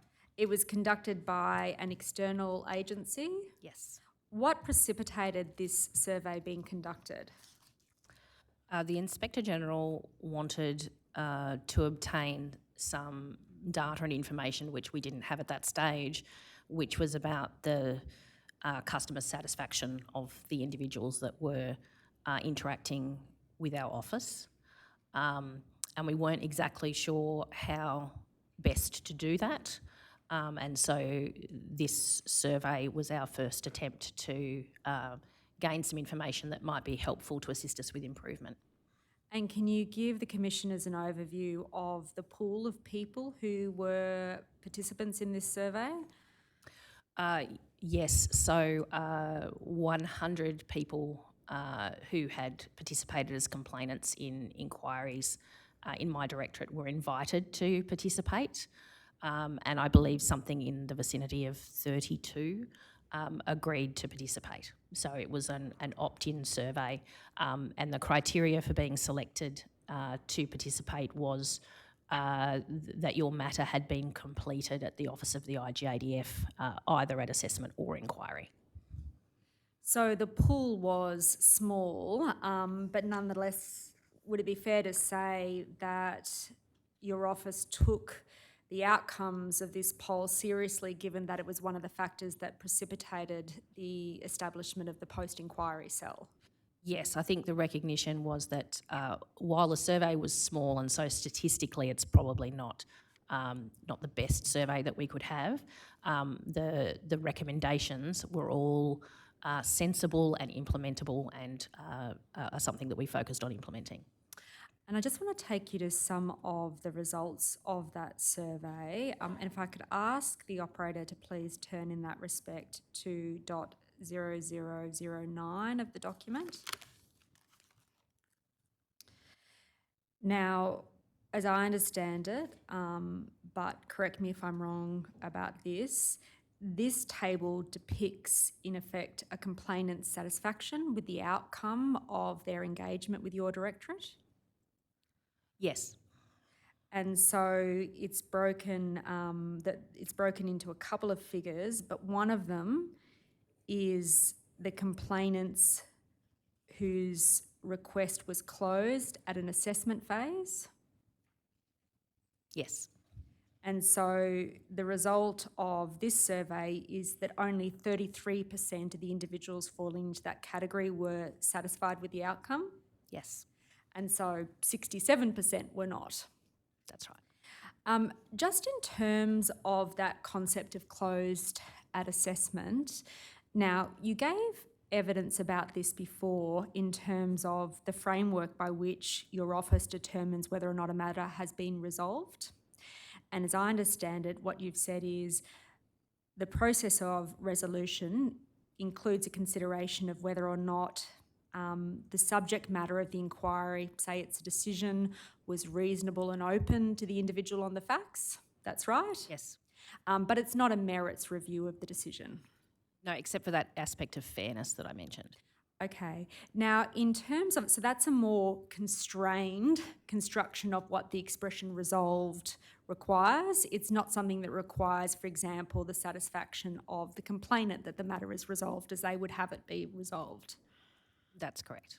In terms of the decision of your directorate to apply that framework to the question of resolved, is it informed by resource constraints? My understanding is that the way in which we interpret a complaint being resolved is very similar to the way that the various ombudsmen determine that. Have you taken an independent consideration to what the expression resolved should be used in the context of your office's own processes? I haven't personally, no. I've used the processes as I've explained during the time that I've been there. Would you accept that resource constraints restrict the capacity of your directorate to undertake more full-blown inquiries in a timely way? In a timely way, I would say yes. I don't think that the resource constraints have impacted the outcomes for individuals in terms of substantive outcomes, only in terms of timeliness. But certainly insofar as this survey depicts, 67% of those surveys weren't satisfied that their particular request or inquiry was, so I should say submission, was resolved at the assessment stage. That is what it depicts. What we don't have is more information about what sits behind that would assist us to work out where we need to improve. And that's why the more mature form of looking at surveying individuals that we're setting up at the moment is going to look at particular issues. So, for example, if they're not satisfied because the outcome wasn't the outcome that they expected, that might not be something that we can do anything about because that might be the correct outcome. But if they're not satisfied because they didn't feel respected or because of timeliness, or because of a factor involved in the way in which we handle their thing, then that's definitely something that we need to focus on and improve. But really, that's just a matter of speculation at this time because you don't have that data. Based on this survey, we don't know. But the best data you do have is that there are a substantive proportion of those who were surveyed that were unsatisfied with the closing of their request or referral at the assessment phase. That's what this survey shows, yes. Can I then turn to the other aspect of this part of the survey that concerns complaints that proceeded to inquiry? So they are ones that were substantively pursued through to a final report. I'm correct to understand that? Yes. And the result of this survey is that only 29% of those individuals were satisfied with the outcome. Yes. Now, one of the matters this commission has heard in terms of the perspective of complainants with the processes of your office is that the findings and recommendations made are really, in effect, toothless. So would it be right to say that it's not an uncommon recommendation that a particular service consider taking a particular action, not even requiring them to look at taking a particular action? That is certainly the way in which our recommendations are worded because our recommendations are not binding on the department. So how effective are you then as a directorate in terms of affecting change in matters concerning the military justice system if your inquiries only result in recommendations that service consider taking particular action? You can't even mandate that they do. While certainly it's not as strong as if we could mandate, my understanding is that the way in which our legislation is constructed is very similar to a number of ombudsman's jurisdictions, and that the mere fact that a body like the IGADF has made a recommendation is very persuasive on the department in making changes, and certainly in my experience over the 5 years, those findings and recommendations are being implemented. But that relies on the goodwill of those who receive the recommendations. You've got no capacity to enforce them, so really it's sort of illusory in that sense. Certainly from a strictly legal sense, yes. But in terms of the way that it's practically perceived by the department, that's not my experience, although you obviously need to ask the department what they think. And do you have any measure of recommendations made as a result of your inquiry reports that have been implemented? Any way to sort of test that understanding you have that they are actually taken seriously by those who receive them? So up until about 12 months, or it could even be 18 months ago now, we didn't track the implementation of our findings and recommendations on the basis that we couldn't enforce them. We then recognised that that wasn't useful, so we have since been directly asking the department when we send our outcome correspondence to respond to us and tell us whether and how they have implemented our findings and recommendations. And certainly the material that we've received back from the department indicates that they are. Sometimes they don't implement the recommendation in the exact way that it was worded in our report, but my experience is that that's usually because other factors or other events mean that there might be a better way to implement that recommendation than the way in which it was phrased in our report. So just to make sure I understand this, it wasn't until the last 12 months that you sought data about the implementation of the recommendations made by your directorate's reports? That's right. The data that you sought, did that expand back beyond the 12-month period in which you requested it? No, it's all forward-looking. So to the extent to which you've expressed a view that the recommendations made by reports coming out of your directorate are implemented, you don't have any substantive data to support that other than in the period we've just talked about? That's correct. I don't have data, but I anecdotally know that when individuals who've been involved in our processes, who've had a finding or a recommendation that was favourable to them from the IGADF, if they were concerned about the process of the department, they come back and would tell me. Sorry, you suspect that, or that's actually happened? No, that's actually happened. So I have had, so it's quite common to have individuals who've been involved in our inquiries come back and say, look, your outcome letter said that recommended the department do this. I haven't seen it happen yet. We on those occasions, again, always with the consent of the individual, contact the department and say, hey, what's happening with this recommendation? And ask them directly to contact the individual and create that loop to directly tell them what the department is doing to implement the IGADF report. But to the extent to which you have anecdotal knowledge of that, that's relying on those individuals coming back to you. It's not the same as the substantive data that you're now obtaining. That's correct. Now, can I just shift back to the inquiry handbook that we went to before? Can I just ask the operator to please display tender bundle document number 8? It's IGD.0007.0002.0029.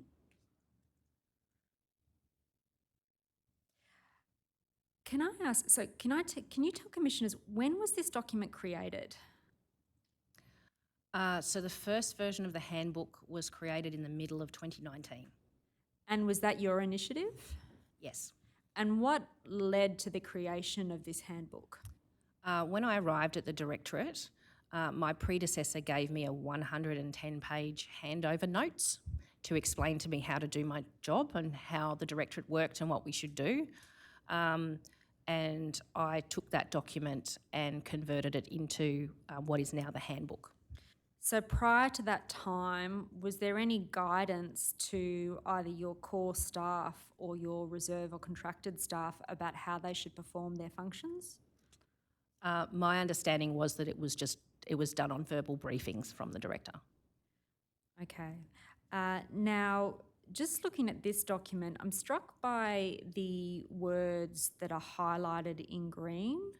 And in particular, the fact that it said that the handbook is guidance only.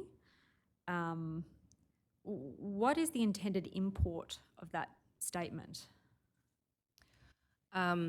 It was always the intent that the handbook be a living document and that all of the staff who work in the Directorate, if they notice something that's not current or up to date with procedures, that they have the ability to just go in and change that paragraph so that it's up to date and it's current. But what that means is that the overall document does not at all times have the assurance over the top of myself or the IGADF. So it really is guidance and it's designed to be up to date and current. So do you have a standard operating procedure within your Directorate to give guidance to your staff? For amending the handbook? No, for performing their functions. No, this is the document that tells them how to perform their functions. Okay, so this is the only document, but when you said it doesn't have your assurance of or that of the IGADF, am I right to understand that to be a reference to really quality assurance in terms of the matters that are set out there? Yeah, that's right. So in order for somebody to change a paragraph to update our procedures and the things that occur on a regular basis that are really of practical use to people that are contained in this document, they don't have to wait until the document's been put through me and through the IGADF to make the change. They can just do that. So that's the nature of the document, whereas I would consider something that we would consider a policy document to be something that's officially issued by either the Inspector General or the Deputy. And do you periodically review this document to undertake that quality assurance process in terms of the matters that are set out therein? Yes, I do. And in addition, when we have things that change, I would regularly send emails to staff saying, this has changed, make sure you update the handbook. And how are you notified of changes that are made to the handbook? So I believe after the table of contents, there's so when we have a new version, it starts from that I have checked, it starts from scratch. But then after the table of contents, there's actually a table, and when people make amendments, they need to add to that table. Do you think it would be desirable in terms of quality assurance of the performance of your directorate's functions to have a standard operating procedure or a policy guideline? From my personal perspective, the document that we've got I think is really useful, because in working in some other organisations, the challenge that I've had with policy documents and SOPs is that the clearance process to update the version means that the current version's always out of date. And I think from the evidence I've given today, you can see how dynamic we are in terms of trying new things, finding ways of improvement, trying to do things. And so we need to try and capture that in a way. So I'm personally comfortable that this handbook is a really good way of keeping our people aligned on the processes we want them to use. Now, I just want to shift to the topic of independence. As I understand, and we've touched upon this earlier, over half of the permanent staff within the Office of the AGDF are ADF members, Yes. and the majority of those ADF members would be on standard 2 to 3 year posting cycles. So the ones who are in the column about permanent staff would be, so people like myself. The reserve officers are generally what we would call service category 3 or service category 5. So they tend to stay with the office for many years. Okay, so the reserve staff can have a longer tenure within your office? Yes. But in terms of permanent staff, what tends to be their tenure? Yeah, so those permanent staff tend to be 2 to 3 years. Myself is an exception. And I've seen the expression used amongst the material being provided by your directorate, core staff. Who comprises, in your understanding, the core staff of your directorate? The core staff is the way in which we distinguish between the reserve CERCAT 3 and CERCAT 5 and contractor staff on the one hand, and people who work exclusively or primarily for our office on the other hand. It's not possible to do it as full-time, part-time, because I have a number of staff, as we all do in flexible workplace environments, where they work part-time, but their only job is working at the IGADF. Okay. Now, and I think we've spoken about this, an ADF member serving in your directorate would be prevented from being involved in the assessment or the inquiry of something concerning their particular arm of service? Not necessarily entirely for their arm of service. Preference not to do their arm of service, but definitely nothing that they're could directly be a creation of a conflict. So what safeguards exist to ensure that conflicts of interest don't arise in relation to your staff and matters in respect of which they're conducting an assessment or an inquiry? Yeah, so there's a couple of things. The first one is that annually, everybody who works in our office has to make a conflict of interest declaration to the Inspector General. So we need to advise of anything in our personal, financial, other situation that might lead to a conflict in any matter that we do. The second thing is that the Deputy Director who allocates matters looks at what they know of the person's background and profile to sort of do the first sort of gross error check that we're trying to avoid any connections with the individual. But the third one is that the first thing an individual does when they receive a case as an assistant IGADF is that they have to complete a statement of independence and impartiality, where we essentially ask them to have a look at all of the individuals involved, because defence, as you know, even though it's big, can be small, and just check that they don't have any conflicts. Now, sometimes things can fall through the cracks of that. So we had an example a couple of weeks ago where an assistant IGADF started to conduct their matter and the complainant said, no, hang on, I recall you were involved in another matter when I was a witness 10 years ago. I'm not comfortable that you're independent. And as soon as that was raised, we just changed the assistant IGADF. So the category of conflicts you're talking about there are really direct conflicts that are apparent on the face of an individual's circumstances. What about indirect conflicts? So I'm talking there about a reluctance on the part of a member of your staff to conduct an inquiry about someone senior in the chain of command or the like. How do you safeguard against those? So the kind you're talking about in terms of the things that are still recognised by individuals, we generally speaking don't have somebody junior in rank than the respondent conducting an inquiry. Sometimes it can't be helped because sometimes we have very, very senior officers, but generally speaking we don't. We have someone who's of higher rank. We're also very conscious though of the unconscious biases and tendencies that individuals can have, and we deal with that through training and through peer review. And what I mean by that is that, for example, when I conduct the training for our new assistants IGADF, I talk about them actively thinking about those biases in terms of making assumptions that defence is always right, or making assumptions that complainants are always badly treated. They need to be coming from a position where they are neutral, and that is something that is, I understand, is difficult to do completely well, but the best way to do it is to get people to be very conscious and very aware of the preferences and biases that they have. And there's all kinds of unconscious bias training that is available for people within defence, and that we do encourage people to do. Now, putting to one side training, you've said that one of the mechanisms you use to prevent indirect conflicts is by having someone of a higher rank conduct an inquiry in relation to the conduct of a particular member. Yes. Is that resource dependent?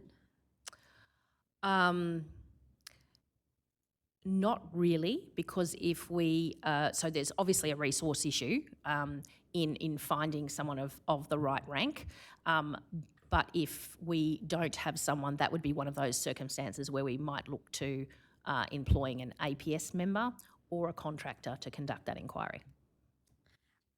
Okay, now, again, we touched upon this earlier, a distinction between the functions performed by a judicial and non-judicial assistant IGADF is that the latter is not subject to directions from the IGADF. Who determines whether or not a judicial or non-judicial officer will conduct an inquiry? The IGADF. And do you have an understanding as to why the judicial officer is in the statute given a higher level of independence than the non-judicial officer? My understanding is that it's to avoid constitutional issues. Now, touching upon the process as between a report prepared by an assistant IGADF and that finally signed off by the IGADF, I think you said earlier that you are aware of occasions on which Mr. Gaynor has put in more stringent criticism in relation to a particular individual that is the subject of the inquiry. Are you aware of instances where Mr. Gaynor has stepped back the criticism or findings that were made in relation to a particular inquiry? I'm not aware of any circumstance that has occurred, provided that the legal report said that the finding was supported by the evidence. Okay. Now, in terms of independence, what do you as director do to assure that the perception of independence of assistant IGADFs is maintained? So a range of things. I find that language is very powerful. So one of the things that's very important when people start working in our office is to make sure that they are talking in terms of our office as the IGADF looking into matters in the department for that separation between our office and the department. We don't wear uniforms. We don't wear uniforms not only for independence but also because it actively assists us with getting better information from people we find without having that rank distinction. It means that we consider the department completely external for all sources. So if I want to obtain documents, I obtain them formally from the department. I don't obtain them informally. If I would like to discuss a matter, a complaint, with the department because I think that it would assist in resolving a matter faster, I will always do that by seeking consent from the complainant to talk to the department before I talk to the department. So it's those range of indicia that demonstrate what we know is occurring at an actual level, which is that our independence is seen in the way that we conduct our inquiries in a neutral and independent manner. Just in terms of that formal process of communications, we talked earlier about the issues document you prepared about the conduct of inquiries between 2020 and 2022 within the department. Yes. Was that the subject of a formal request made to the Office of the IGADF, or was it informal? So I don't know because I was asked to produce the document by the Deputy IGADF. So to the extent to which there are those formal processes that you've just spoken about, they're ones that you take the initiative of introducing. You don't have oversight as to the extent to which they're otherwise observed within your office? No, that would be true. And do you have oversight of how they're observed within those under your direct supervision? Only to the extent that the way in which I've described it to you is the way that I describe it to each new person that starts in the directorate, and is the way that is reinforced at all of our team meetings and discussions. And do you ever sort of periodically spot check or conduct any quality assurance assessment to ensure that that substantive formalisation of a disconnect between you and the ADF and department is maintained? I have never conducted a spot check. I have on occasion seen communications when reviewing matters in quality assurance where I have thought that the language should have been more formal and more separated and address that directly with the individual. Because one of the matters that has come up in the submissions that this commission has heard is that the IGADF is too inculcated with defence. Is that a complaint of the type that you've ever heard of the work of your office? So I have had that feedback, but the feedback that I have had has only been in relation to individuals whose matters weren't substantiated by our office. Do you canvass feedback in relation to that more broadly than someone who gets an unfavourable result from your office? So as we've described, we haven't had that feedback mechanism, but we will do with the new cell. So you accept that that perception may exist beyond just individuals who are unhappy about the outcome of their particular assessment or inquiry report? It's totally possible it may exist, yes. And in fact, the fact of the 2021 survey suggests at least that there is a real need to investigate whether or not such perceptions exist more broadly, and that's not a matter about which your office is currently aware. So we certainly need to collect more data on that because we also have a set of data that would suggest that our office is increasingly considered to be a good option for people to have their resolution. So I think we need to understand more about the issue. What's that data? The substantial increase in the number of matters coming to our office. So up until about 2019, we used to receive about 65 matters per year. That number's now well in the vicinity of 110 to 120. And in fact, my office has received 14 new matters since the start of this hearing block. And even anecdotally, what do you attribute that increase to?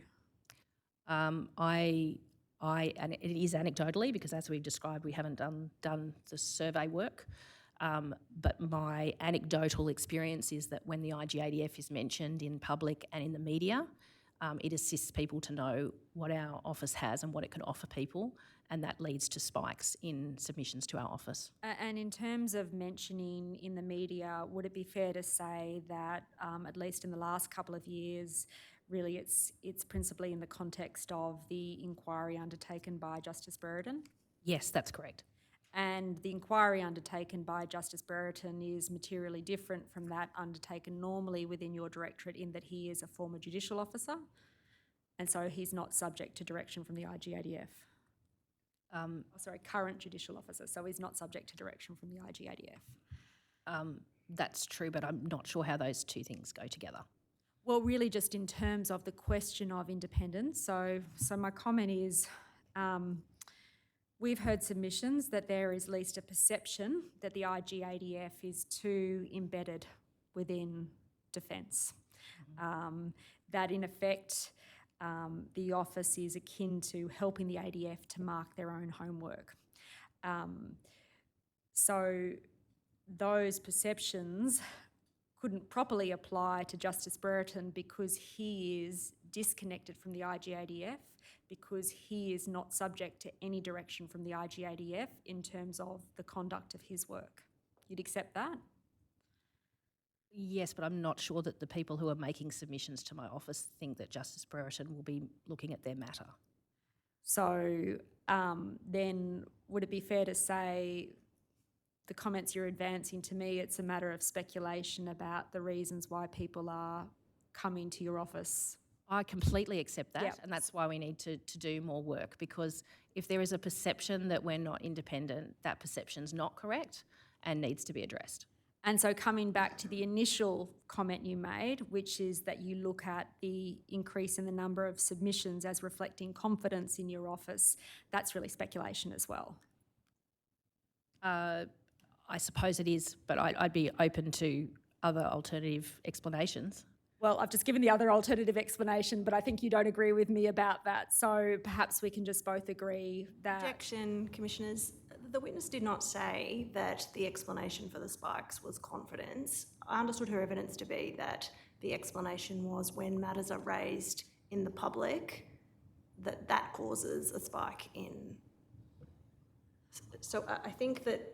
I stand to be corrected, but my initial question was about concerns about independence, and I understood Group Captain Wallace to say, and correct me if I'm wrong about this, that you had a greater confidence that people adhered to the independence of your office because you'd reached a spike in complaints that are coming through. Have I understood that correctly? It would seem to be an indicator to me, yes. So that was the question, and that was the response that I got. Nothing further, thank you. Thank you. I'll try and be quick.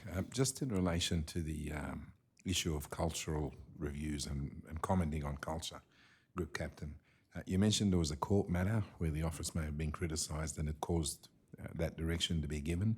Are you able to give us any information about the court matter? I assume it was a publicly available matter. It is, and I have found it, so it wasn't a criticism of our office, it was a criticism of an inquiry conducted by the department into an unacceptable behaviour incident on HMAS success.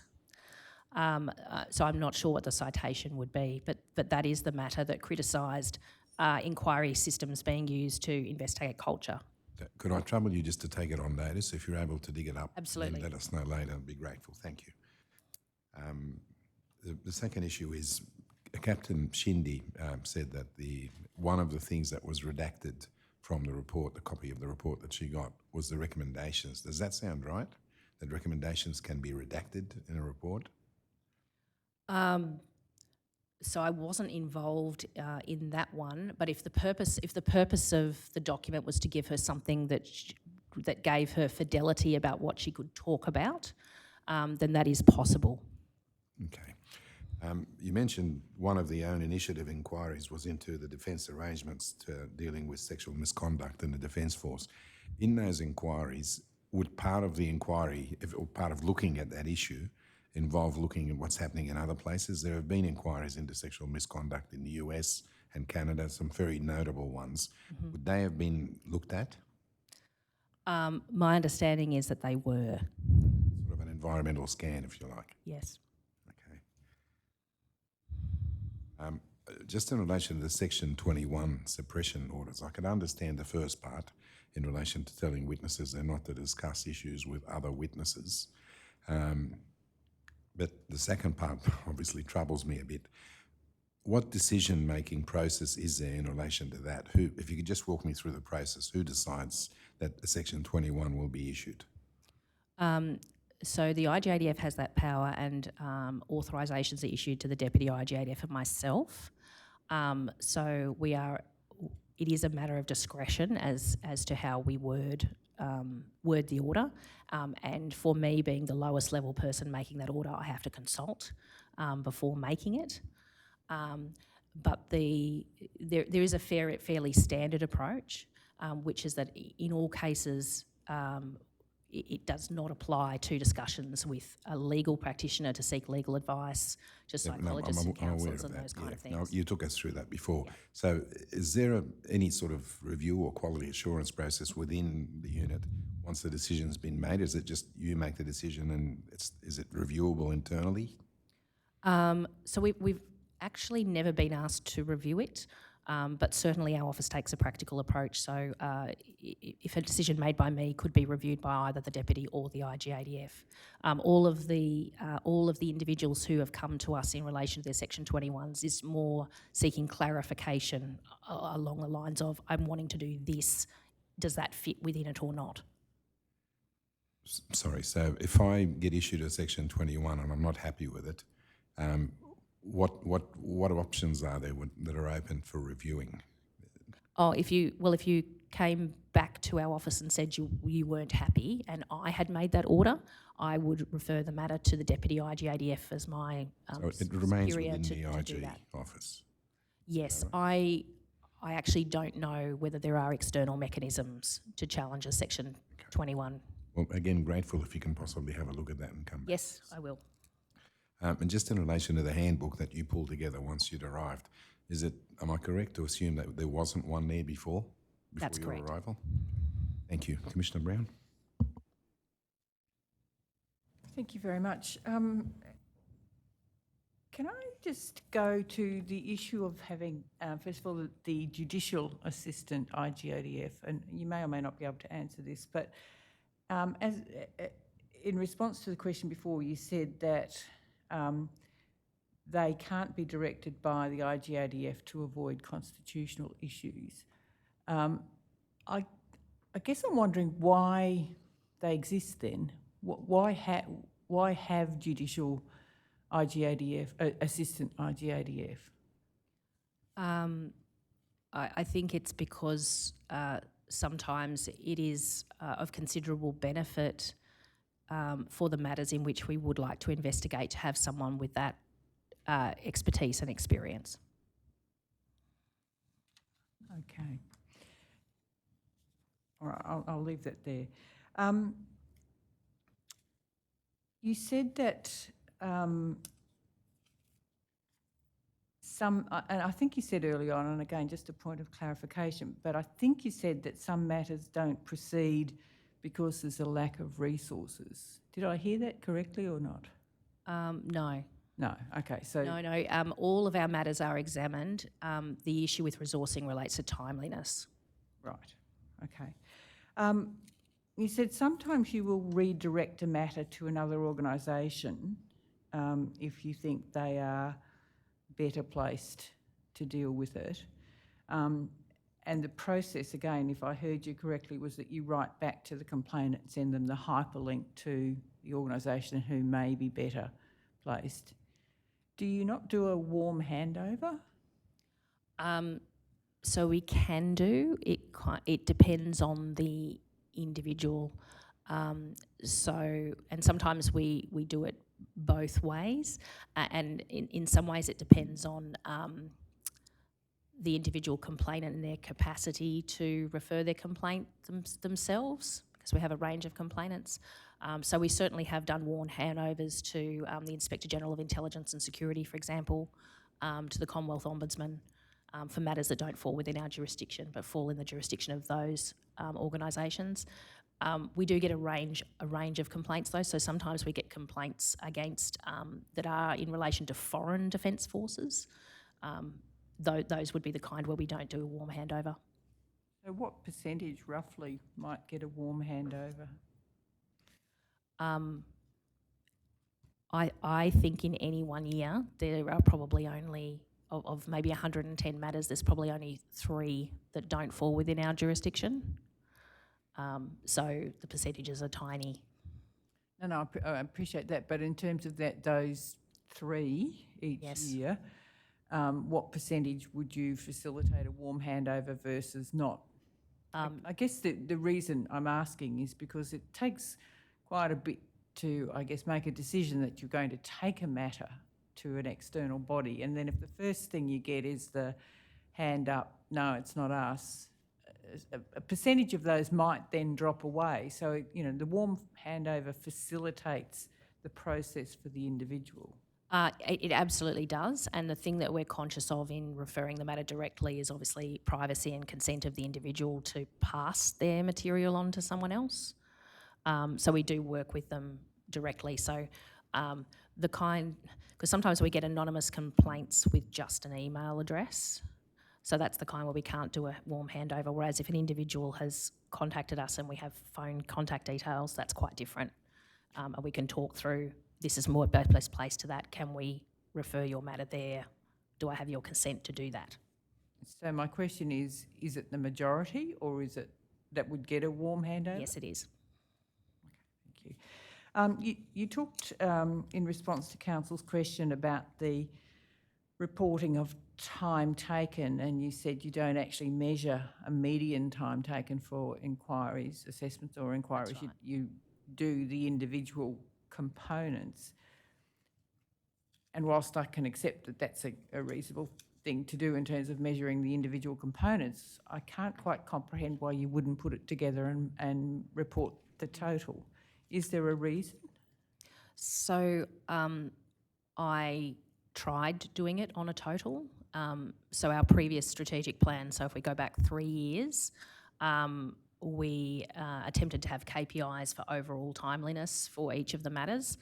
But the challenge that I had was, because of the range of matters that we have, a complaint about a fact finding with poor procedural fairness that just lets me look at a document and review it is quite different from 100 complaints with 96 witnesses. And so if we had a KPI of a certain amount of days, it would be, the first matter I described would be well under it, but in actual fact could still be too long. And the other matter might be well over it, but it really should be. And so we were challenged to work out what the KPI would be. We then went through another iteration where we tried to do a complexity matrix. So we just tried to divide our matters into simple, medium and complex and attach different overall KPIs to the 3 groups.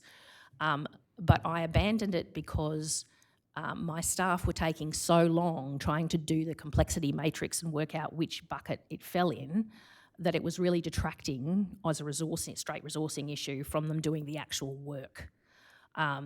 So I just feel that hasn't worked for us, and the case management method we've got at the moment that allows us to reapply our resources seems to be working much better. So, and thank you for that explanation, it's very helpful. So when a complainant puts in a matter, are they given an indicative time frame? So what we tell them is that we will endeavour to finish their assessment within a month, and if we have not, that they will be provided monthly updates. And for an inquiry? For an inquiry, the way that we do it is that an inquiry has a due date, and the individual is told what the due date is for the inquiry, and the way in which that due date is calculated is when the individual that's conducting the inquiry does their planning and works out based on the number of witnesses and all of the factors, and puts it into a calendar how long they think it's going to take. The challenge we have is that nearly all of our assistants IGADF underestimate how long it takes, particularly to write a report once you've interviewed quite a number of witnesses. So we do have quite a number of matters that have extensions, and this is our challenges with timeliness. But the individuals are provided monthly updates. So if they're not provided monthly updates, then that's not in accordance with the procedure of our office that lets them know that the matter's still ongoing.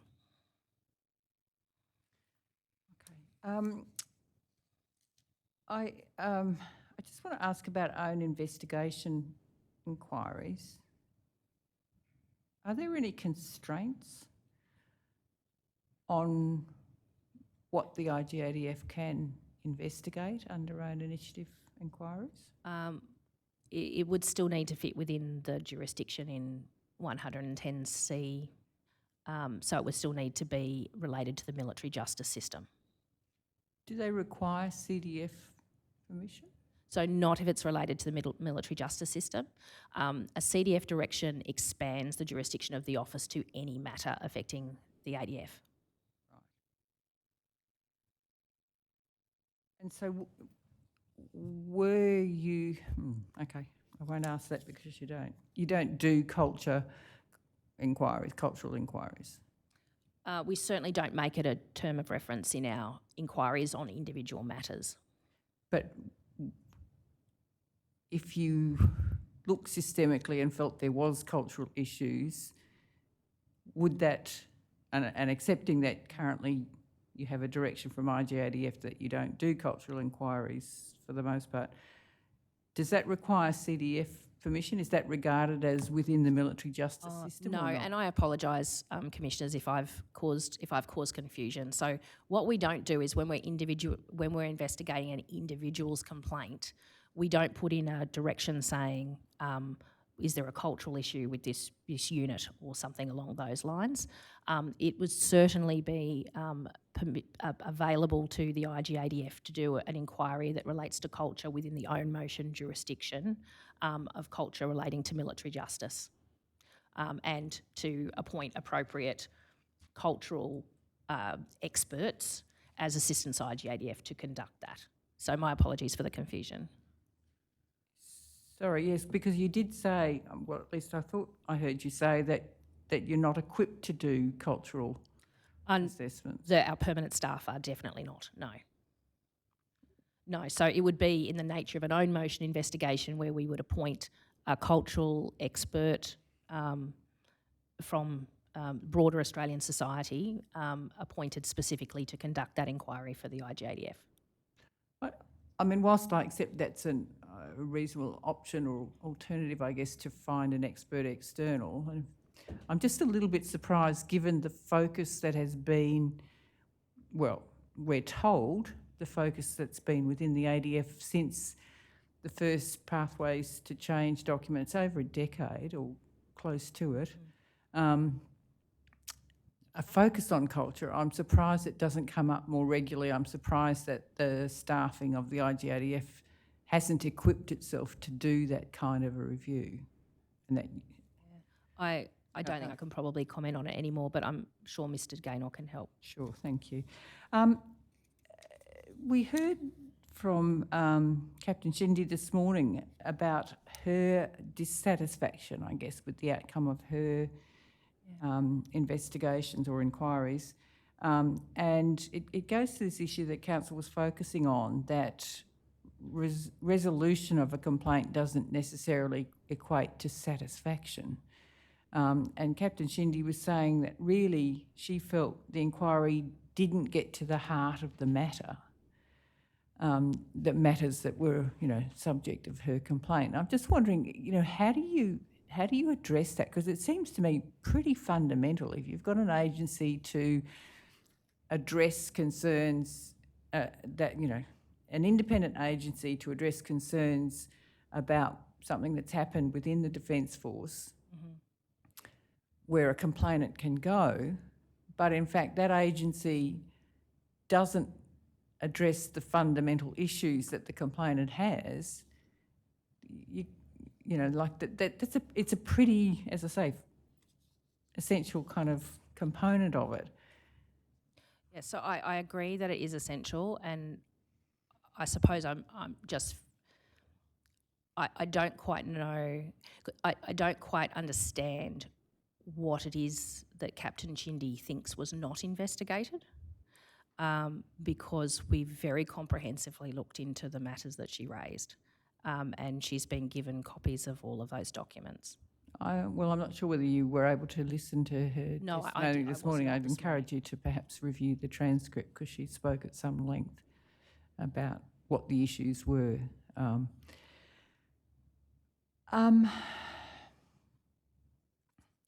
You said in response to Council's question that you'd never really thought about the issue of the impact of the non-disclosure order on complainants.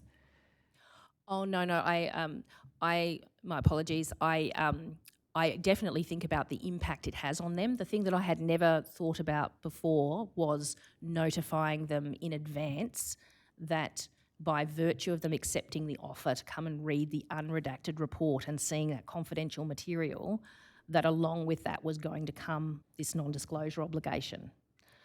So it hadn't occurred to me until it was suggested that it would be useful to give them that information to then perhaps decide that in fact they don't want to read the confidential information. Right, okay, thank you for that clarification. Yeah, okay, that covers that question as well. You did say in relation to that report that was done around the deficiencies in the departmental inquiries that you compiled, and you conceded that a well-functioning system would have that QA done at both ends, both within Defence and IGADF. And you said that largely to date, IGADF hasn't had resources to do that.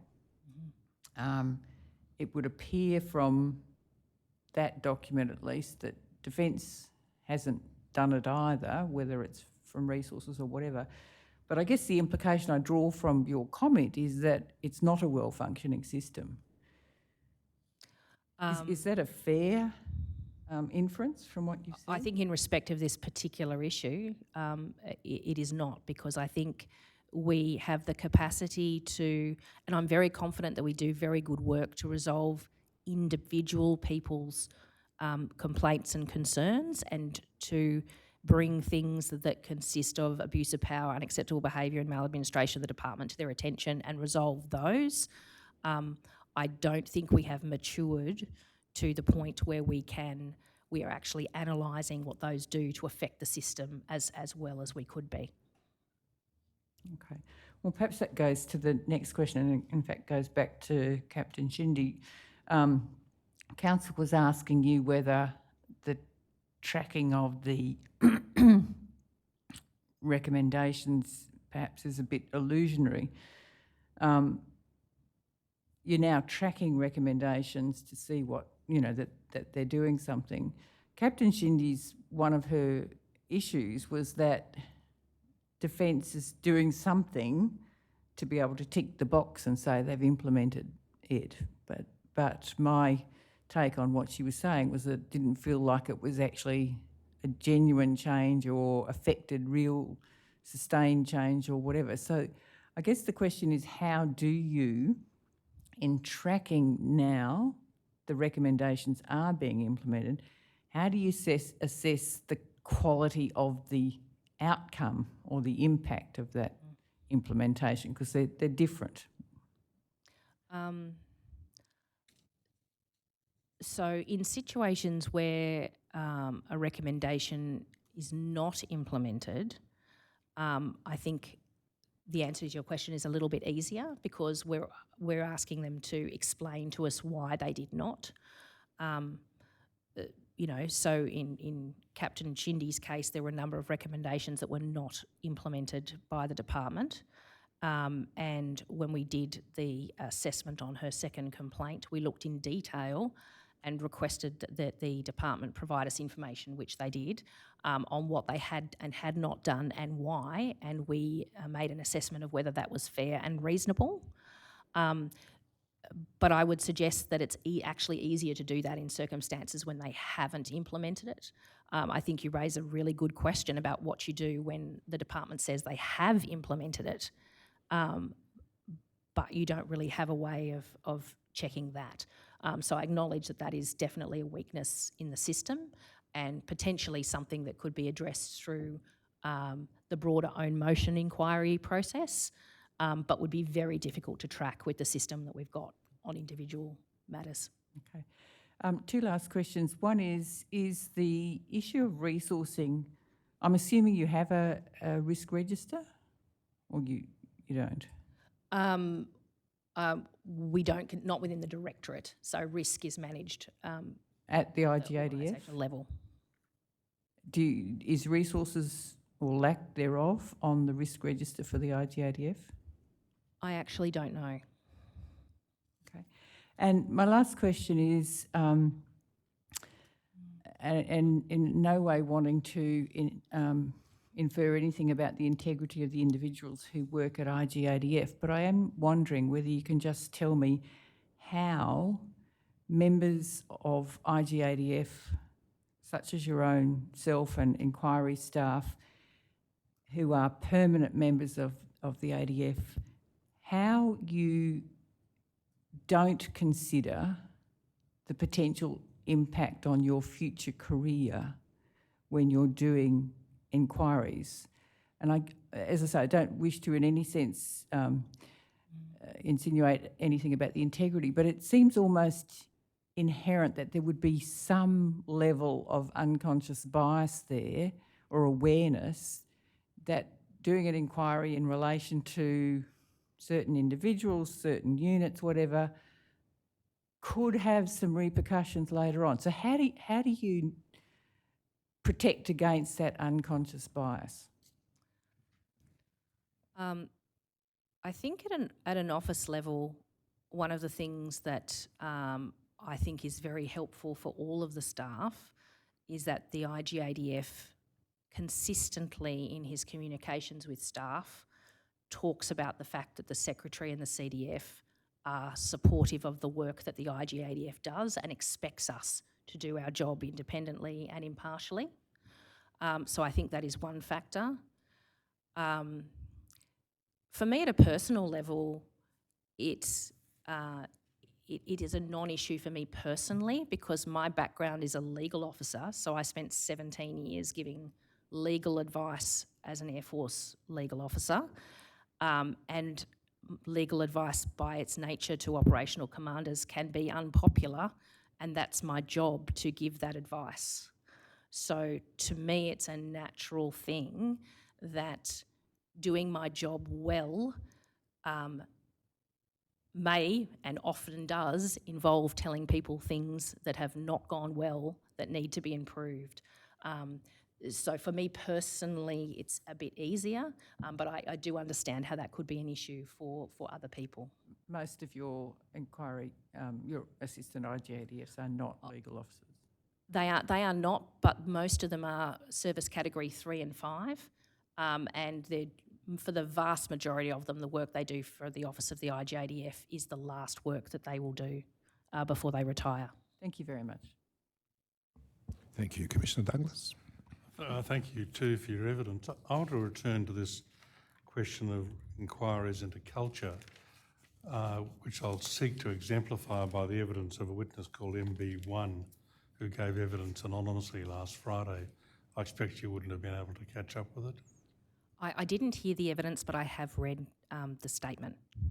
Right, well that assists because I think you could characterise the evidence as evidence which included matters affecting him which could have given rise to an individual complaint about his treatment, and I think that he had a redress of grievance which went to the IGADF. But from my point of view, looking at it, the overall lesson to be drawn is that this was an example of bad culture within the training group at a training unit, rather than perhaps individual examples of offences or potential charges against members of that group. How would that be dealt with if evidence like that came to IGADF?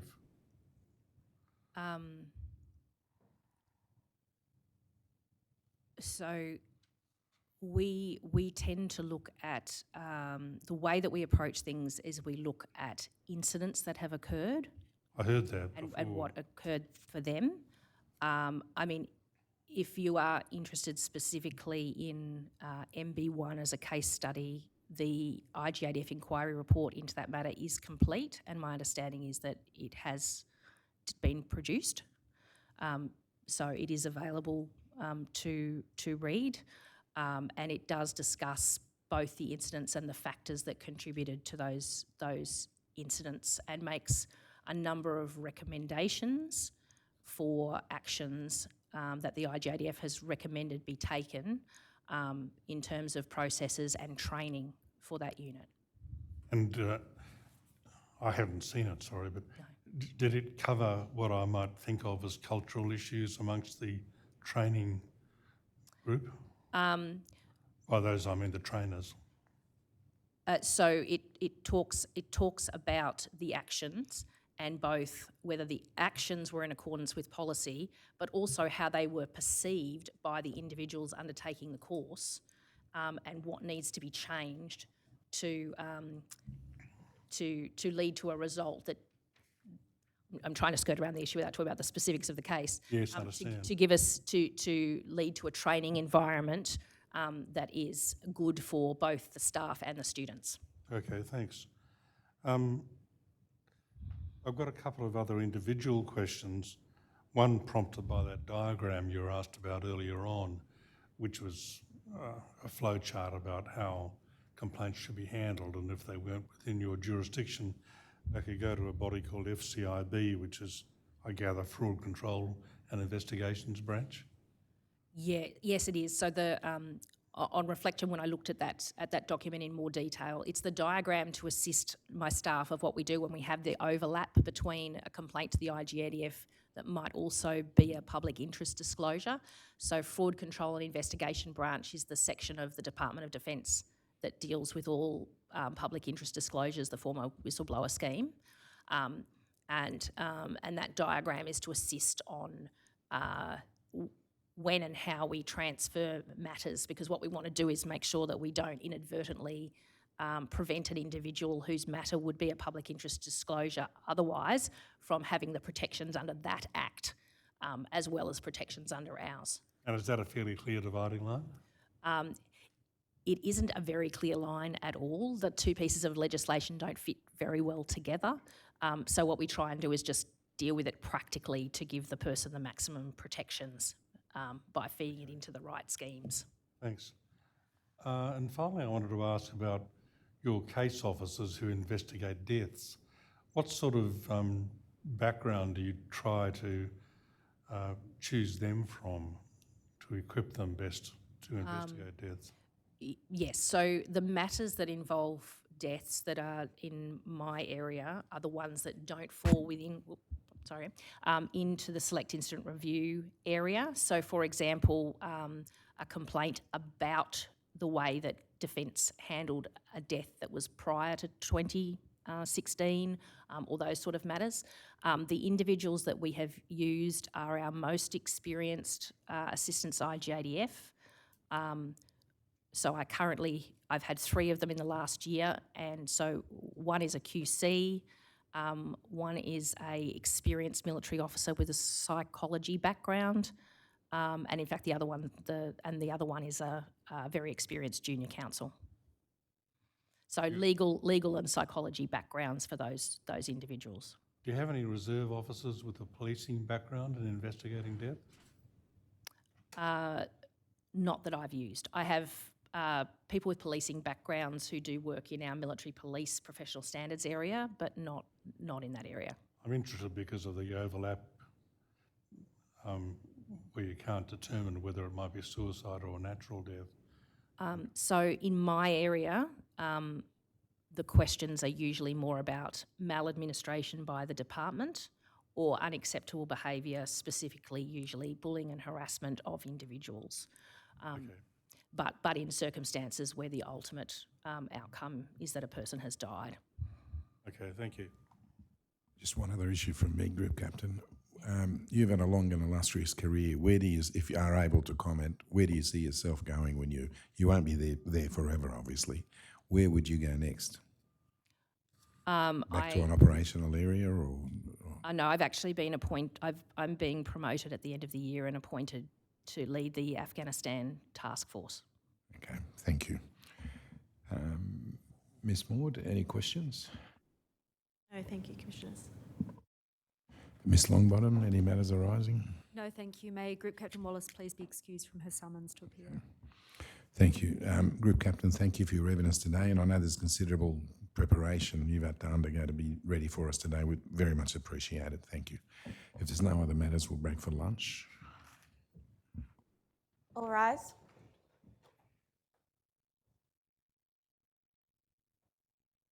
The Royal Commission into Defence of Veteran Suicide will adjourn for lunch.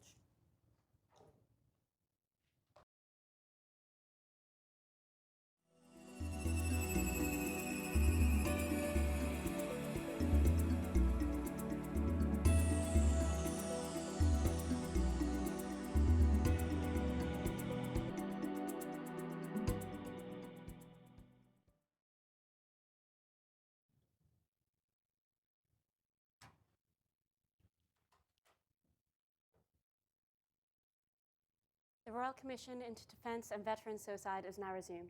Please be seated.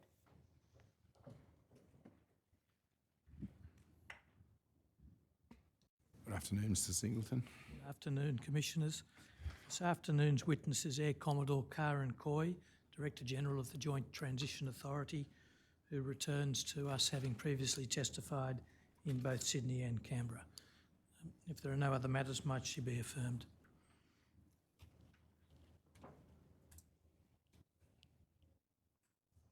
Do you, Karen Coy, solemnly declare and affirm that the evidence you shall give will be the truth, the whole truth, and nothing but the truth? I do. Air Commodore, could you tell the Commission once again your name, rank and position? Air Commodore Karen Coy, position Director General, Joint Transition Authority. How long have you had, when did you commence in that position? December 2021. Are you, like many others of your rank, due to be rotated elsewhere after 2 or 3 years in this role? I've just been extended. It was to be 2 years. It will now be end of 2024. Which will make it 3. Correct. I assume you don't yet know who your successor will be, No, I don't. but it is unlikely, is it not, that he or she it's unlikely that he or she will come from within the JTA. Is that right? It's unlikely. For all the questioning that's to come this afternoon, it does appear that you've put in large efforts to understand what you call the transition ecosystem and to think about improvements that can be made.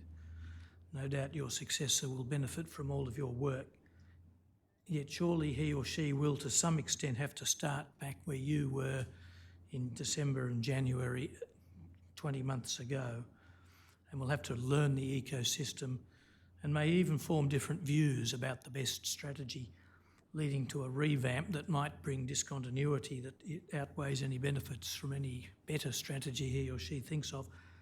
To what extent do you think that the changing of the leadership of the JTA after just 3 years will be a setback for improving transition?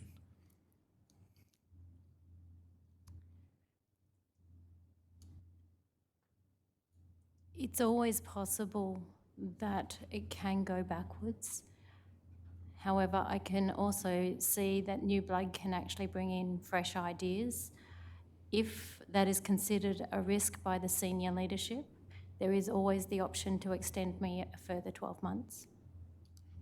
Last week we heard from 4 transitioning ADF members, 3 of whom had recently separated from the ADF and 1 of whom was due to do so in the near future. I just wanted to give you an opportunity. I understand you listened to that evidence, and I wanted to give you an opportunity to make any general comments in response to what you heard. So the 4 members that presented, transitioned members that presented that day, they all had their own personal stories. The individuals were identified through the Joint Transition Authority, not because of any relationship that we had with them. It was members that were willing to be here in a public forum. and have their stories publicly. Some of what was mentioned was their perspective. It didn't always accord with our own records. You would acknowledge that their perspective, even if some details may not be in accordance with your records, the perspective itself is a relevant matter to the quality of the transition. Absolutely is. To what extent were you unsurprised on the one hand, and they describe matters that you thought were typical, and to what extent was it disappointing or shocking or a departure from what you would think is typical? The one that I was most disappointed to listen to was the rehab consultant turnover for one of the members. I found that probably to be the most disappointing and surprising from my perspective. We also heard, and I think you also listened to, a panel of officers, including Ms Bone, who endeavoured to provide transition-relevant services. Again, I wanted to give you an opportunity to respond to any of the things that they said. Whilst all of their accounts were 100% accurate, I'm not confident that the situation was accurately portrayed to the commissioners. I felt that they got, at some points, a little bit confused in their own stories. One of the aspects that could have been explained a little bit more clearly was that the service chiefs have their own accountability for the welfare of their individuals, and per se each of the services then add a layer to that transition, which can create some complexity, but it's the service chief's way of maintaining their own assurance. And insofar as the four of them or any of them did become a little confused or I don't think you're suggesting inaccurate, but confused or not getting the perspective right, it's hardly surprising, is it, given the complexity of the system within which they are working? No, it's not surprising. The one aspect that I think does deserve some clarification is the incapacity payment matter that was discussed by that panel member. If you want to give a quick, at least an indication of what clarification is needed, or if you can quickly give the clarification. So the incapacity payments that are provided by DVA, they cannot be commenced until a person ceases service. It's a DVA requirement that they actually cease having their receipt of their income from defence before they can commence receiving incapacity payments from DVA. I want to suggest in two parts an analysis for your comment, and it's this, that a few years ago the Productivity Commission and others recognised that the system and an arrangement of agencies and units providing transition-related services was so complicated that it was deleterious, and that it should be replaced with a joint transition authority that would greatly simplify. Firstly, do you agree with that summary of an aspect of what led to the creation of the JTA? Yes, I do. And would you agree that it appears that, at least to a large extent, the JTA hasn't replaced the complicated morass of units and agencies, it's just been put in over the top of them? I don't agree with that. JTA steers the individual so that it can navigate the complexity. So from the individual's perspective, JTA supports them to navigate the system as it currently stands. I do think there is room for us to consolidate further, and I think we have the opportunity to do that under the Chief of Personnel organisation. One might have thought, that the RAAF unit, the Member Coordination Support Unit, approximately of that name that we heard about, could well have been part of consolidating into a JTU, because it was a fairly technical, financial service that would apply across the entire ADF rather than being Air Force specific, but it hasn't been abolished or rolled into the JTA. You say that my earlier proposition wasn't entirely correct. Is there some agency that was abolished and rolled into the JTA? So the only aspect that's been rolled into the JTA to date is the transition coaches that were previously under DMFS, the Defence Member Family Support. They have been rolled into the Joint Transition Authority. And nothing was abolished. It's taking one team from one Nothing base was to another. abolished. That's correct. All right, I might ask the operator to bring up the tender list. Very smoothly, I'll correct the oversight from before. Thank you, operator. There's a number of documents here. I understand that there's no longer any claim over the or issue about confidentiality over the Veteran Transition Strategy, which is number 3, subject to that being a public exhibit. I tender the documents in the way they're marked. Thank you. They'll be accepted on that basis then and allocated the next lot of numbers. Thank you. Thank you, Commissioners. I'll now ask the operator to bring up an NTG response. The code number is DEF *999 0066 0046.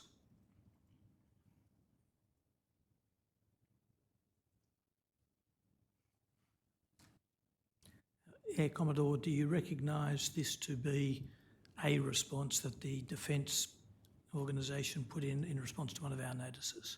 Yes, I do. Do you recognise whether or not this is one that you contributed to preparing? Yes, I did. And I'll just ask the operator to go to page 0068 and expand paragraph 64. You'll see a list of things, A, B, C, D and E, and just before that, Commodore, you'll see, to put this in context, that it is about coaching contact between transitioning members and transition coaches.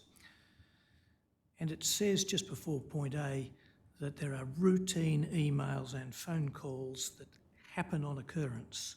Could you just explain what that means? So from time to time, when an individual, a member who is transitioning has questions, they will make phone contact with the coach. It may be a query about career transition training, a coaching session, clarification of the policy. The coaches will then often source the information the individual is looking for and respond in writing via an email. So typically, these emails and phone calls will be initiated by the transition member with a question, and then there'll be a response. I would say probably 2/3 of the time it will be initiated by the member. About 1/3 of the time it will be initiated by the coach. And by route, particularly if there is a gap in the planning session or it will be a follow-up from one of those. and does the term routine mean that the queries or issues raised tend to be prosaic or fairly ordinary matters, rather than routine meaning that these are regular or systematic? Ordinary matters regularly. Just going to A through to E, do all of the transitioning members have these 5 types of contact, or I think they're called touch points? That is, yes, they do. On occasion, we will have a member cancel an appointment and then not necessarily turn up, but that is the routine that we expect for every individual transitioning. Given that transition is a journey that's said to begin well before separation and to continue afterwards, typically or officially 24 months is the current policy, in paragraph E, should we read the word post-transition to mean post-separation, not more than 24 months after? So we say post-transition because those that transfer from, we call it service category 6 or 7 to service category 3 through to 5, which is like a reserve, they also get a phone call. They do not separate, they transfer. Those that actually do not go into any form of reserve element, they separate from the service. So the term transition encompasses those who separate and those who transfer. Both get phone calls at the 30-day mark. Doesn't matter whether you transfer or separate, they will both get a phone call. Yes, but just to be clear, for a person who's separating from the ADF, the transition is defined to go for 24 months after separation. Are you saying they get a phone call about 30 days after the 24 months have passed? No, they get a phone call 30 days after they undertake the transition process. Well, the transition process goes for 24 months after separation. So you're saying this happens 25 months after separation? Or are you saying a month after separation? A month after those that, so a month after they leave CERCAT 6 or CERCAT 7. Right, so a month after separation or transfer to the reserves. Correct. The other 4 come before that happens, is that right? That's correct. I'm just focusing at the moment on transition out of the ADF rather than to the reserves. If a major issue for many transitioning members is the adjustment to civilian life, including a loss of purpose and a loss of what's sometimes called a loss of tribe, is there not a strong argument for offering more than one coaching touch point after the date of separation? There is an argument for that, and we are actually looking exactly that. We are considering, subject to our resourcing, a 6-month point at the moment. How long have you been looking at that? This is based on our transition preparedness questionnaire data, and which has only been formalised since May, and based on the responses to that we've received, it's been one of the items we've been considering for the last couple of months. When was the decision made as a policy issue that transition would be treated as lasting for 24 months after separation? I think we made that, I'd have to take that one on notice, but it's been a couple of years. And in since that time, whenever exactly it was, until May this year, nobody turned their mind to the fact that transition coach touch points could be more frequent than just one after separation. I guess we didn't have the real evidence that it would be needed. Our gut said it was a potential requirement, turned their mind to it. Yes, it's been on our mind, but again, it's subject to resourcing. Has any attempt been made to estimate what resourcing would be needed? We have, in the scheme with a number of other activities that we are also looking at to increase options for members. So it's not just a standalone for that, other activities as well. One might think that it was, with respect, so obviously likely to be a useful thing to have more than one touch point after separation, that the preparatory work for getting the resources might have begun last year or even earlier. Did it?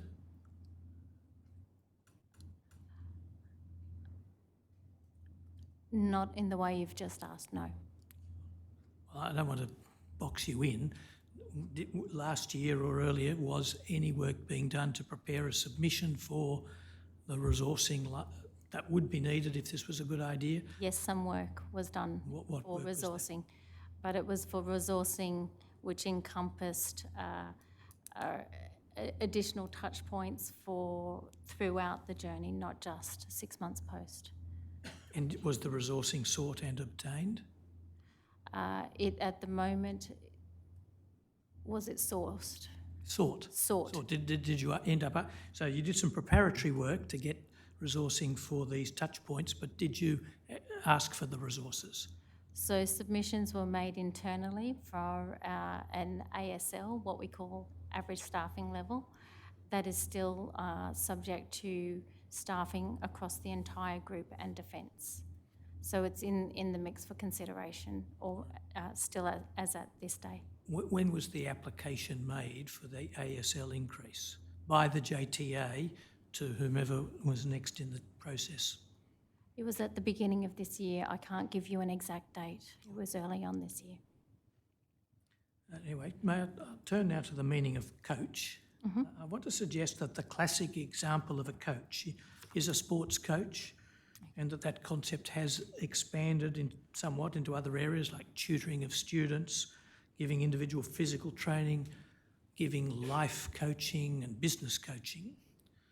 Would you accept these as indicators of what a coach is typically and mainly understood to be? Typically, yes. And in its ordinary meaning, a coach is it not, someone who teaches and guides and supports a person who's pursuing some endeavour over time and does so through regular contact focused on achieving the goal? Yes. Has consideration been given to expanding the roles and relevant skills of the transition coaches so that they could provide a more extensive role that is more akin to the life coaches and other coaches to which I've just referred, and the usual understanding of what a coach really is? Only in the context. So at the moment we have essentially two kinds of coach. We have the contracted coaches where more specialist coaching is required, and we have, I guess you could liken it to a GP and a general practitioner. So we have those coaches which are the ones directly under the JTA remit. So have we looked to expand that? Only in the context of should we in the future take on some of the more service-oriented, as in Army, Navy, Air Force, those areas that you saw last week. If we were to take on some of those functions and expand the coach in that capacity to meet the service chief accountabilities. I think that probably Have I made you, I might not have answered. No, but I suspect that what you're really saying is that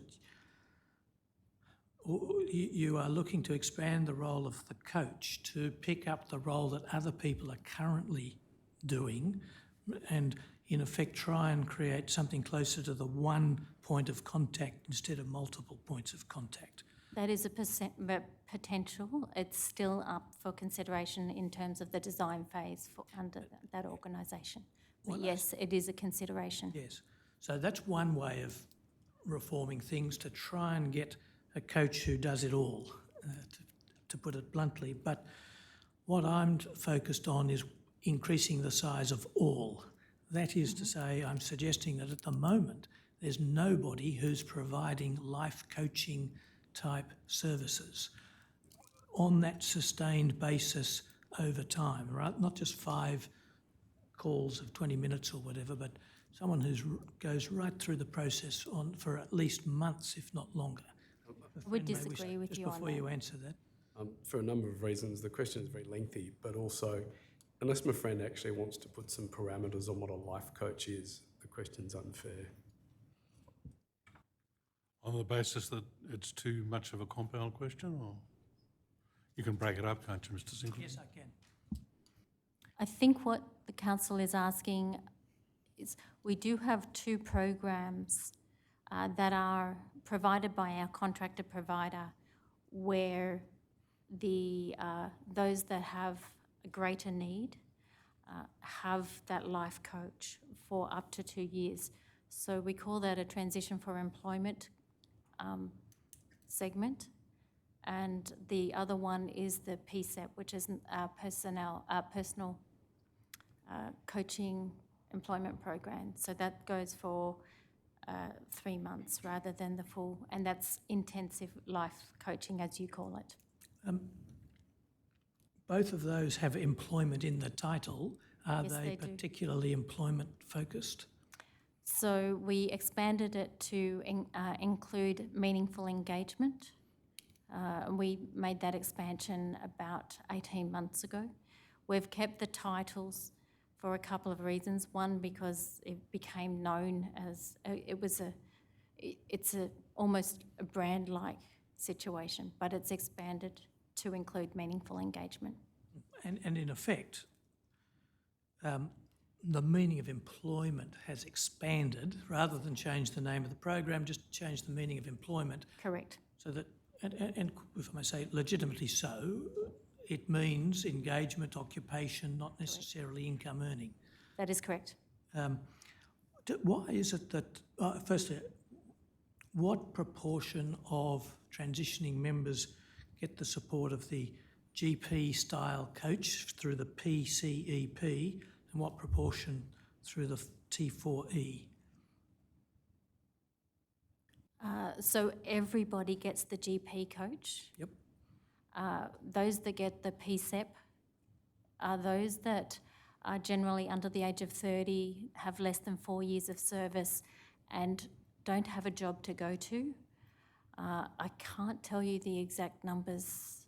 I do actually have them here with me today, but That's I all don't right. have them in We'll front. get them later. The T4E, they tend to be those, they are more often those that are medically transitioning and feel they have more complex circumstances. They need to, the numbers, I'd have to get to you. Not every medical transition requires T4E. We can get the numbers later. Am I right in understanding from what you said that the PCEP coaches are employed by Defence? They're a contracted provider. And the same with the other? T4E, yes. So we use the same coaches for T4E and PCEP. They are the same, often the same individuals. The contractor provider, a single individual may have a couple of PCEP clients and a number of T4E clients. What's the advantage in having them as contractors rather than employees? They have, the skill sets are a lot more comprehensive. They are often have a lot more one-to-one. They have the capacity to take on a lot more direct liaison. The other thing that is a benefit is that they are separate from Defence, and some of our members have a relationship with them because they are not a part of Defence. So that contracted nexus, the confidentiality between them and the individual, it's not something that we see as Defence. It is between the contracted provider and the member. So it's not only to support the member because of the skill sets they have that we don't necessarily hold, but it's also a confidential relationship between the member and the provider. We'll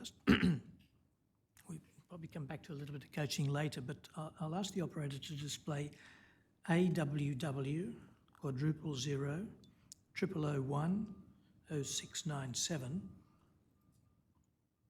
Air Commodore, if I've called the right numbers, this will be the Transition Task Force report from 2018 entitled Improving the Transition Experience. I'll ask the operator to go to page 0789.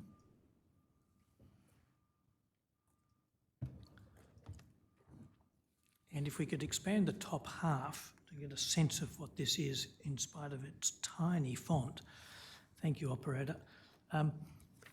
This is said to be, based on what's at the top, a high-level service and journey map that shows some of the stages of a person's journey through medical separation as that journey stood in 2018 and thereabouts.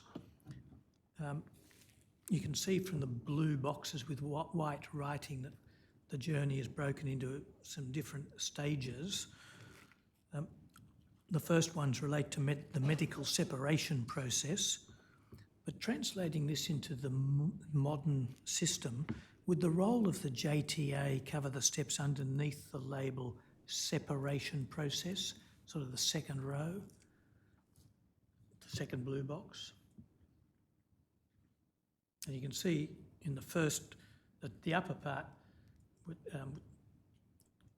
sort of finishes with a red box, which is the MEC-RB. That's sort of before you get involved, speaking in rough terms.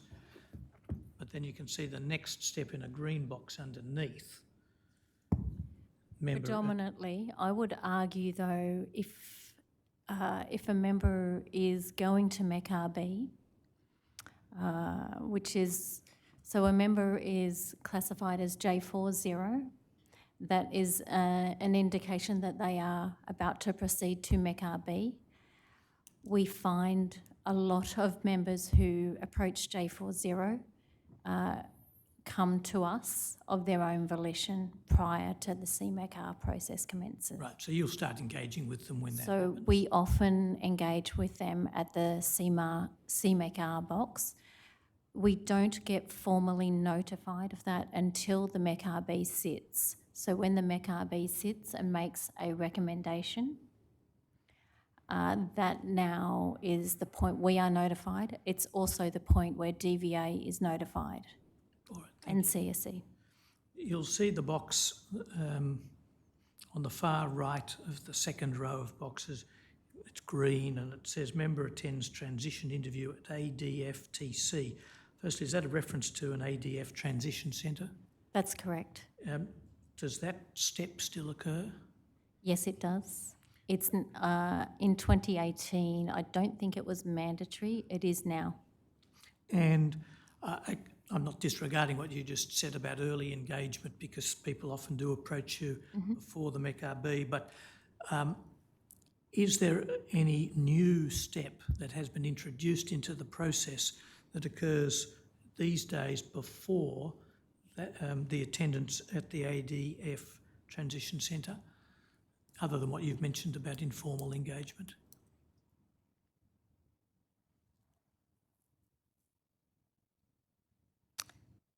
No, but there are steps within each of those boxes. Yes, and we'll get to some. So let's go to the second one, second red one. Separation process is performed by the member, and there's a grey line coming down. If we follow that grey line, we'll see a great big vertical list of red boxes.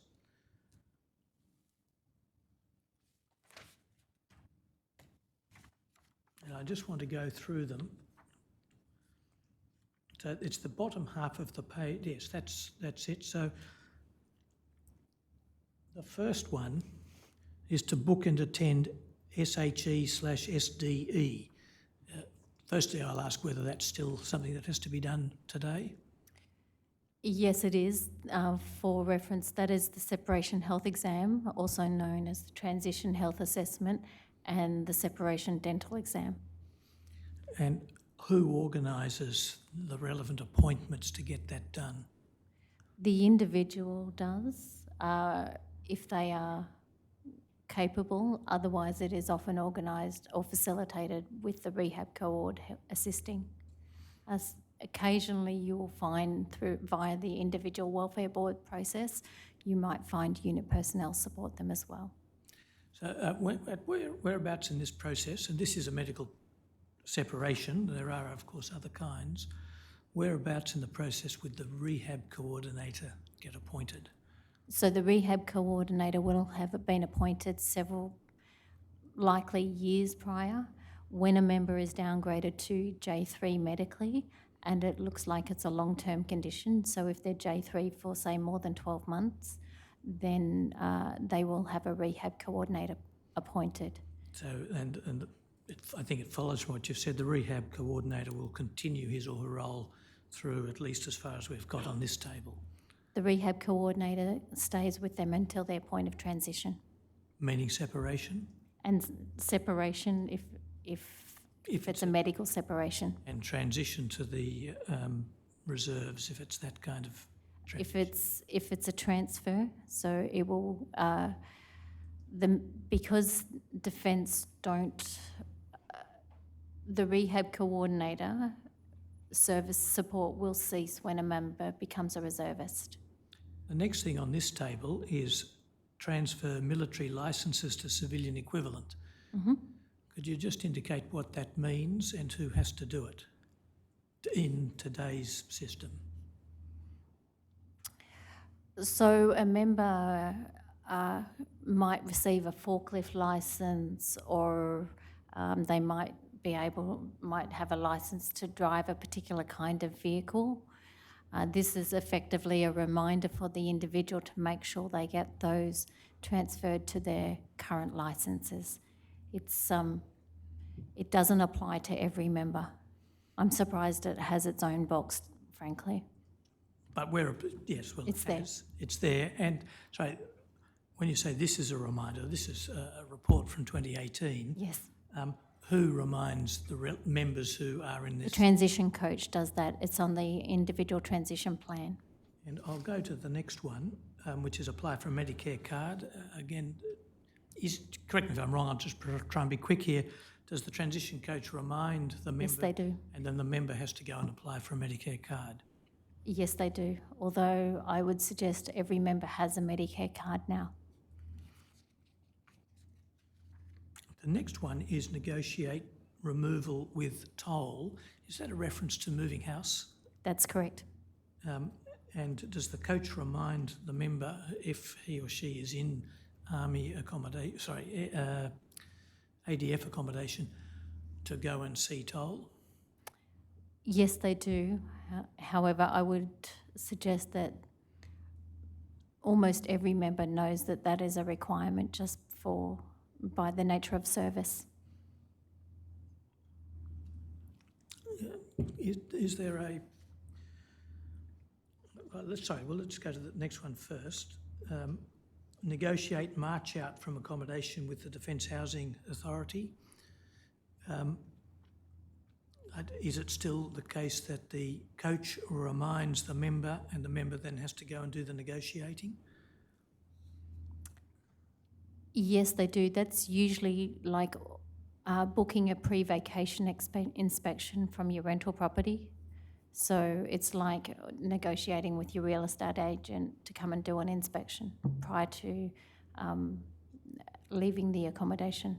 Again, it's exactly the same as what we do every time we post. I won't go through all of them, but there's obviously quite a lot of little detail here. And by and large, are the examples we've just been through examples of how the system works? The coach reminds, but the member has to do the doing. That is correct for a lot of them, yes.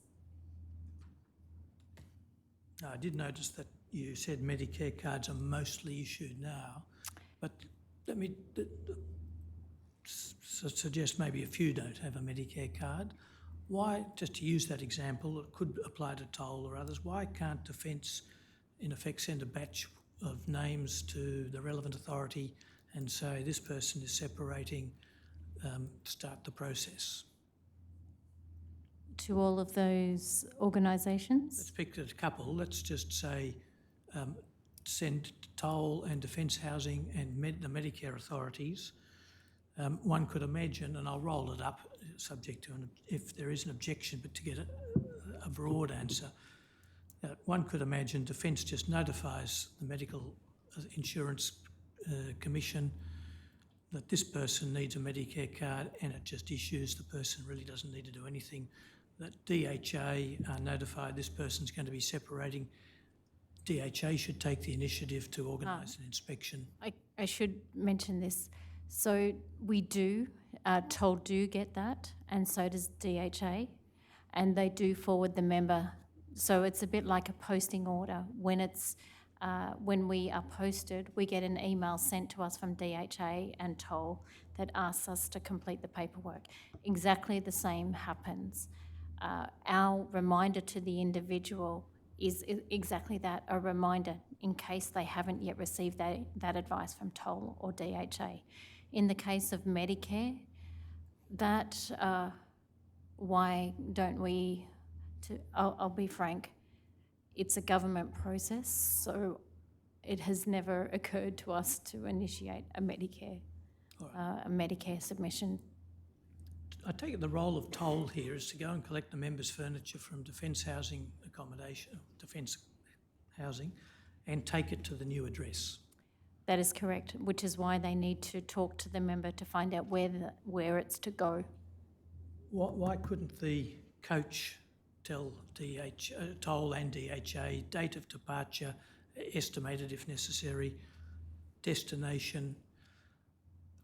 Toll could just send a text message to the member saying, we understand this is the address, contact if it's the wrong address. And Toll could initiate contact to organise to come and get the key, pick a date, that sort of thing. Why, it doesn't seem necessary that the member should have to do this. It's necessary for the member to be involved, for the member to have the dates to remove that they want. So quite often you'll find Toll will suggest a time frame. So we will inform Toll.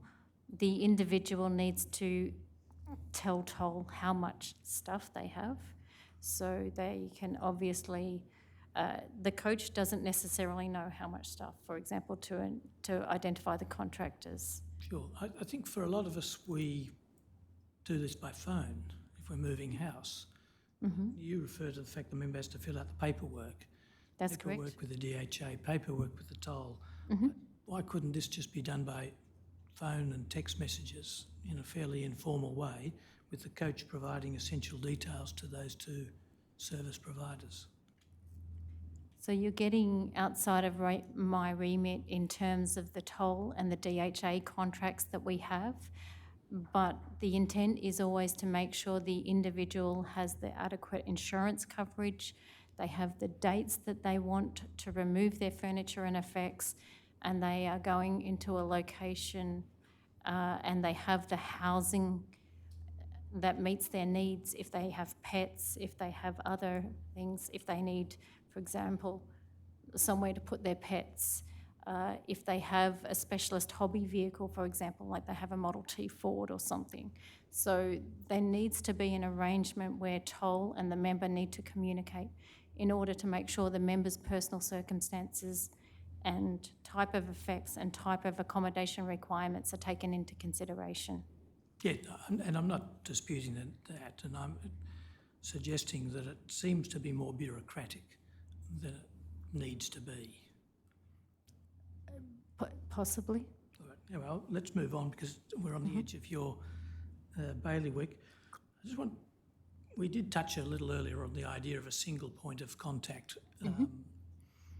And you did say that some thinking was going into that by way of transferring service coordinators or other officers into the role of the coach.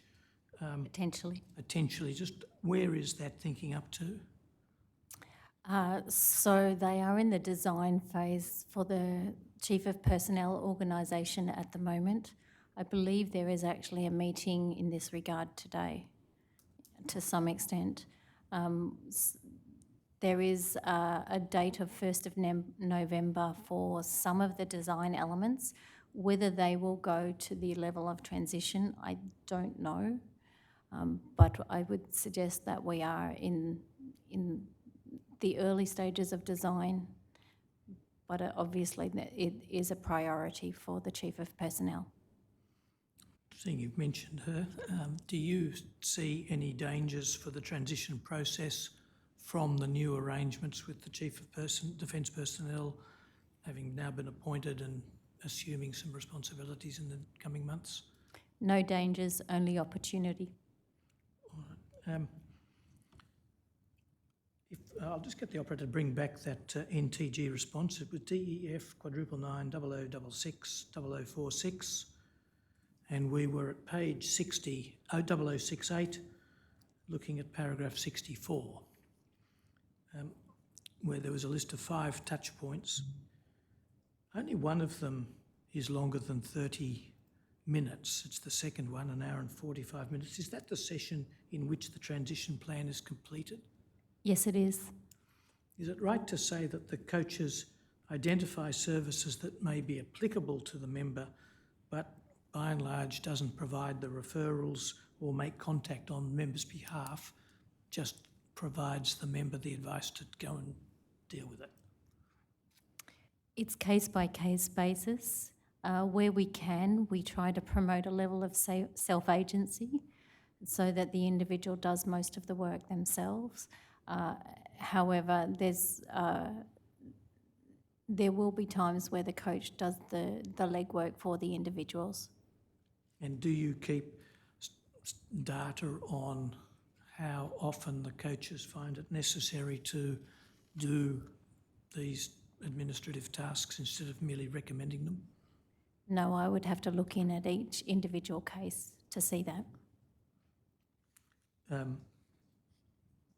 I appreciate that there is a tension between not depriving people of agency and self-sufficiency on the one hand and not overburdening them with what are effectively trivial administrative burdens. Has consideration been given to the possibility that the really big issues facing transitioning members are the loss of purpose that is so often mentioned, the loss of tribe, the transition, the psychological transition to a new world, and that it would be better to actually let them have agency in that regard with support, but try and clear their thinking by getting as much of the administrative stuff out of the way. Has that kind of analysis been thought about? To some extent, but I will use my own example for this one. I think I would prefer to do my own so that I had an idea of how to walk into a Medicare office whilst I knew that the transition coach was still behind me. I would want to deal with DHA so that I had an idea of how to deal with a real estate agent. I think it's a step towards a level of self-agency that I would not have once I left. So I would want to own my own process. Yes. Does the coaching system at the moment give the member that choice, or is it more that the coach makes his or her own assessment, and only if he or she assesses that the member needs more than the usual support would it be offered? From time to time, you'll find the members ask themselves for the help, and the coaches will provide it as well.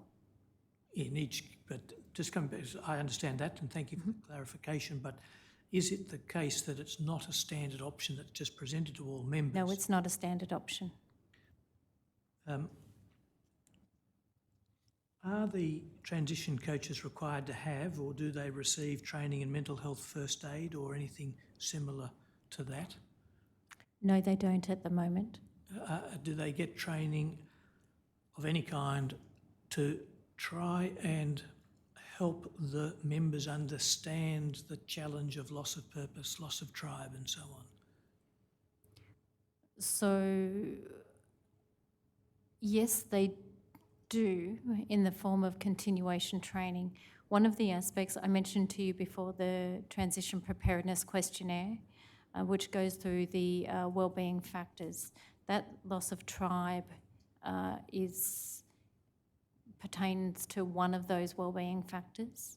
So we have done a number of training sessions with our coaches on how to map those responses around loss of tribe and how to then connect them to the right kind or the most appropriate kind of training modules to help support the individual. So yes, they have had training to help map transition preparedness questionnaire responses to actual outcomes or course outcomes or service provision outcomes. I take it it's not the role of the coach actually to talk to the members at length to discuss the the psychological or other challenges of the transition to civilian life. No, it's not. Has consideration been given to establishing a policy pursuant to which commanding officers or someone would issue appropriate written references to departing members, speaking of their contribution, their skills, their character?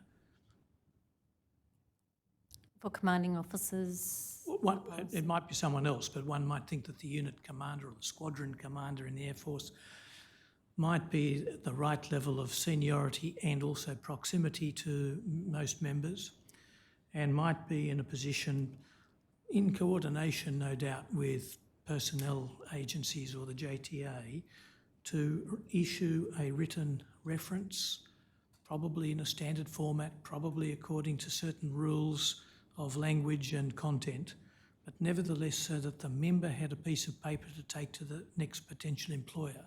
oh, okay, I understand where you're going. So we have actually done some work in this. We commenced it.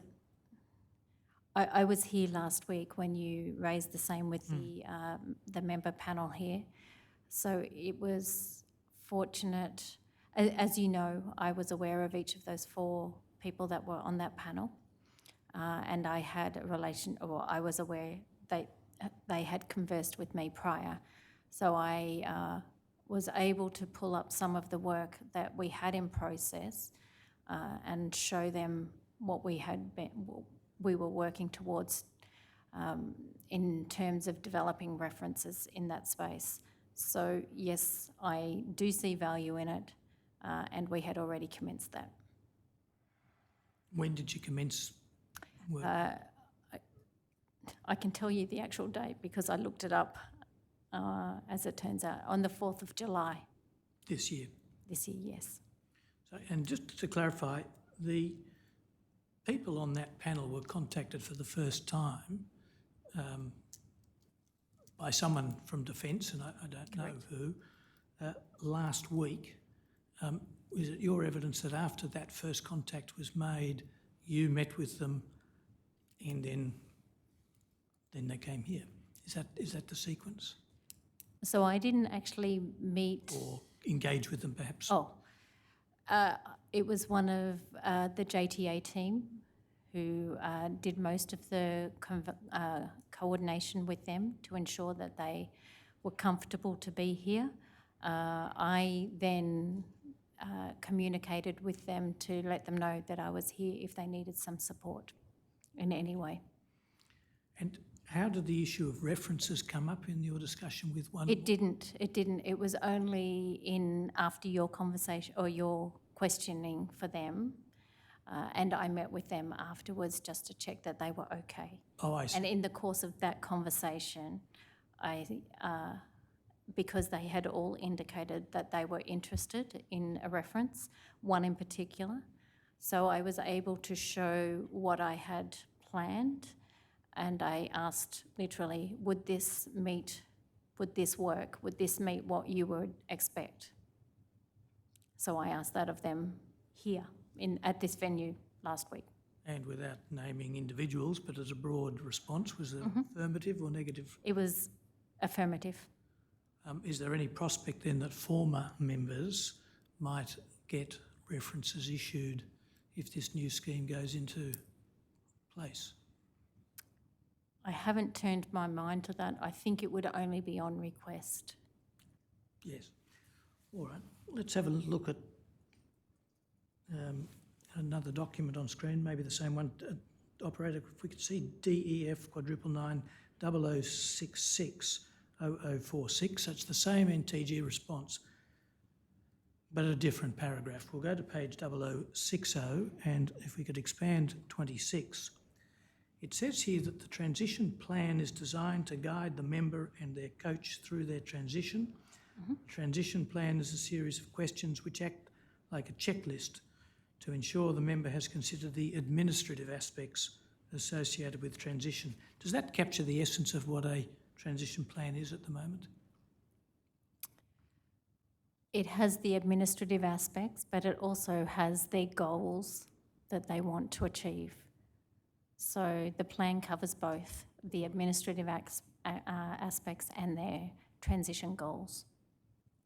It isn't really a plan, is it? It's more of a checklist of things about which to make a plan. Would you agree? So So I object to that unless my friend splits that up into the two concepts that the witness just gave evidence of, if he's just referring to what's written there or the entirety of the answer which referred to goals. Leave aside the goals. I'll rephrase, please, the commissioners. Put aside the goals. I accept that could be part of a plan, but the other half of the other part of the plan, described here as a checklist of administrative matters, I suggest to you isn't really a plan. It's a list of things about which the member should make a plan. Do you agree? So yes, it is, but that would just mean that the member would have another form. We put the goals and the checklist on the same form. Well, is there a plan on another document by another name? No, it's on the same form. Right. So But there is no plan. There's goals. There's a checklist of things about which to make a plan, but no plan. Sorry, my learned friend cut the witness off when she was about to answer his question. So the Yes, would you like to complete that answer? So the goals. So if the plan has the checklist, it also has a box on the side, a free text area about when the individual intends to undertake it. So you do have the checklist. Then you have underneath the checklist like activities. So it'll have member intends to contact X on this date. So it often has the date. It's a free text field. And then underneath the checklist is a list of the activities the individual intends to progress over the course of whatever the time frame is, and the ultimate goals that they want to achieve by the time they transition. So you have the checklist arrangement followed by the goals with a free text area. And sometimes you'll have the individual have blank spots on that because they don't yet know, and it might be something that happens with those follow-up emails that I spoke about previously.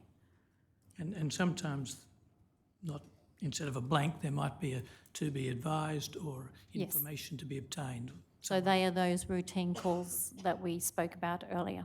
Now, is it a routine part of the proper procedure that where a form or a plan document has a blank or words to the effect that more is to be done, the coach has to follow up and make sure that the document is properly completed? That should be done, yes. You would have heard last week one of the panellists saying that it didn't happen. I heard, yes. To what extent are you able to comment on how typical or atypical that experience was?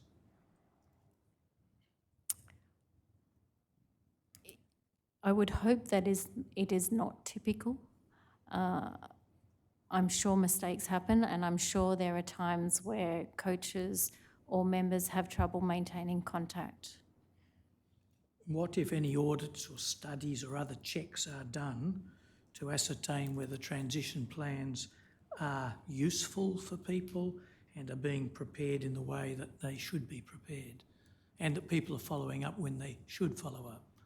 So we do have what we call compliance checks and quality assurance checks on things like plans, on attendance at appointments, on closing records, on an information management system. So we have compliance checks on those to see if there are what we call open cases.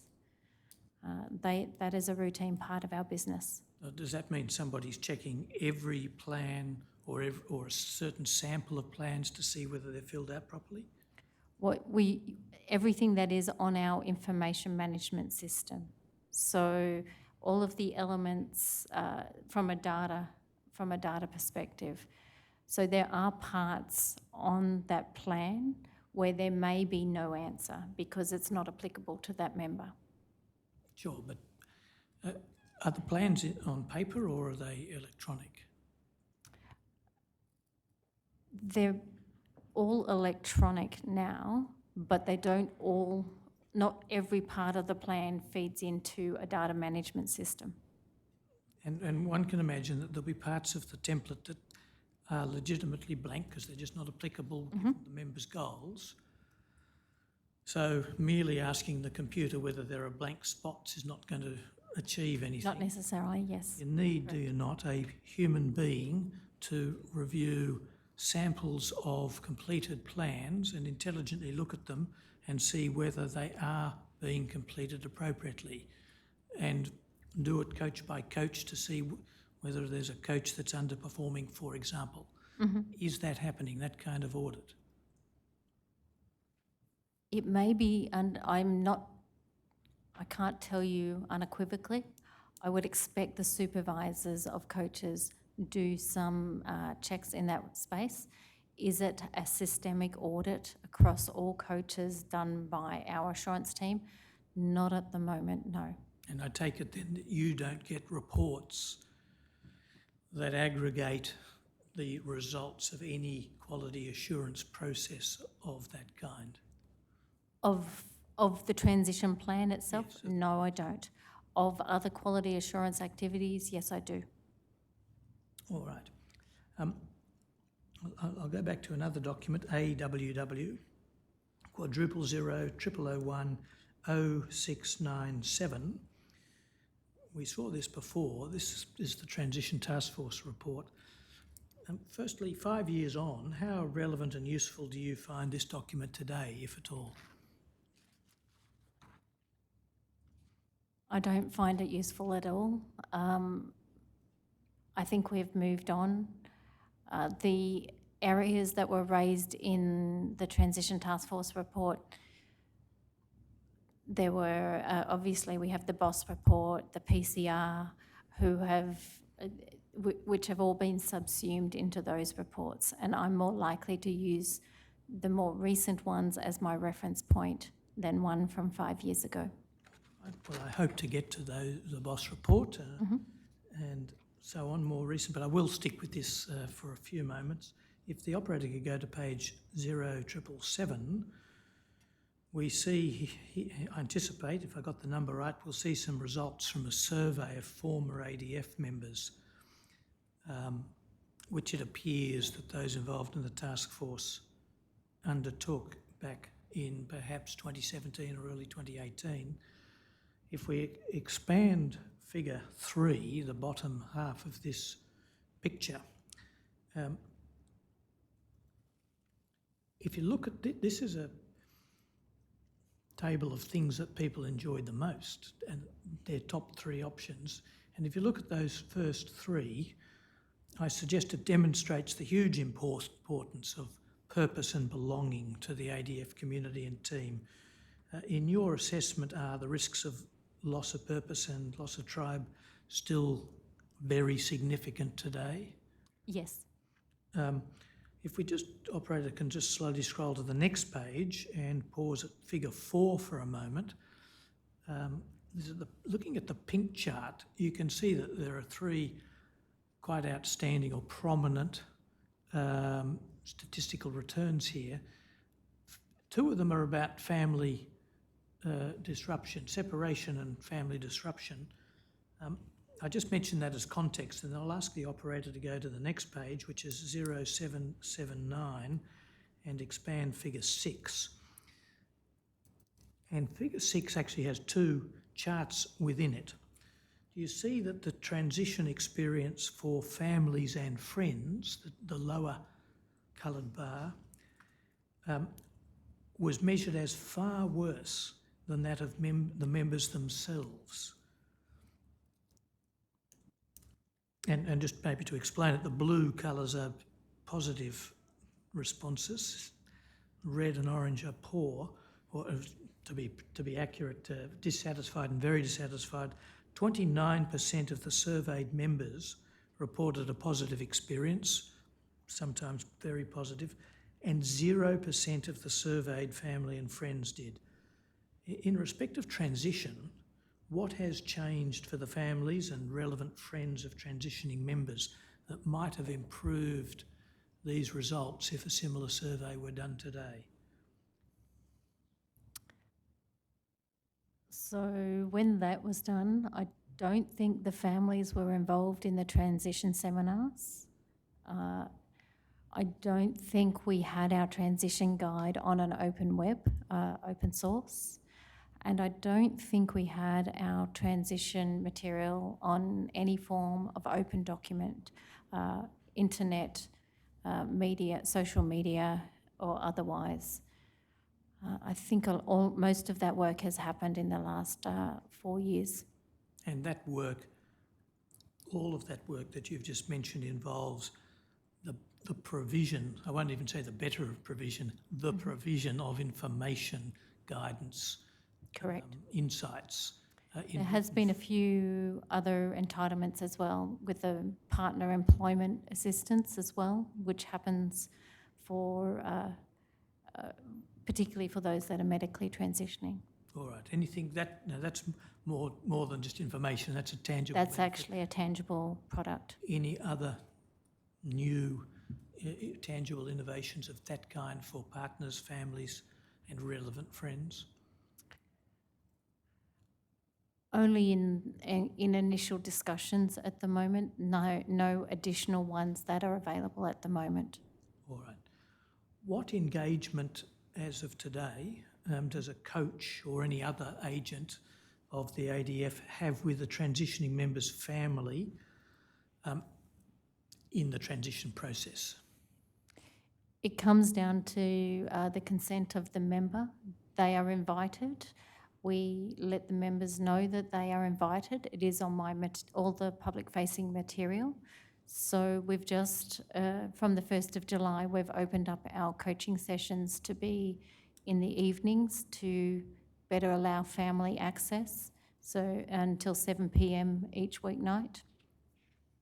So these are efforts made to encourage members to bring their partners and families to the coaching sessions. But again, like I said, it is contingent on the consent of the member.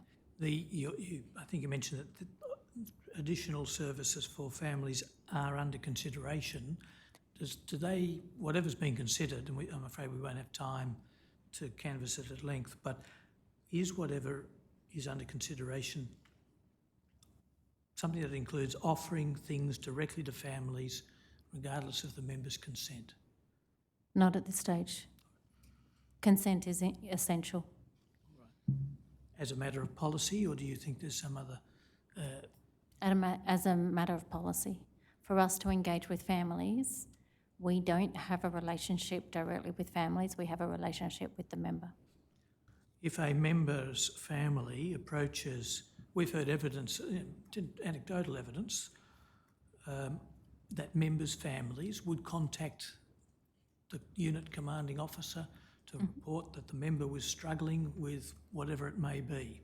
And we've heard varying accounts of excellent commanders and not so.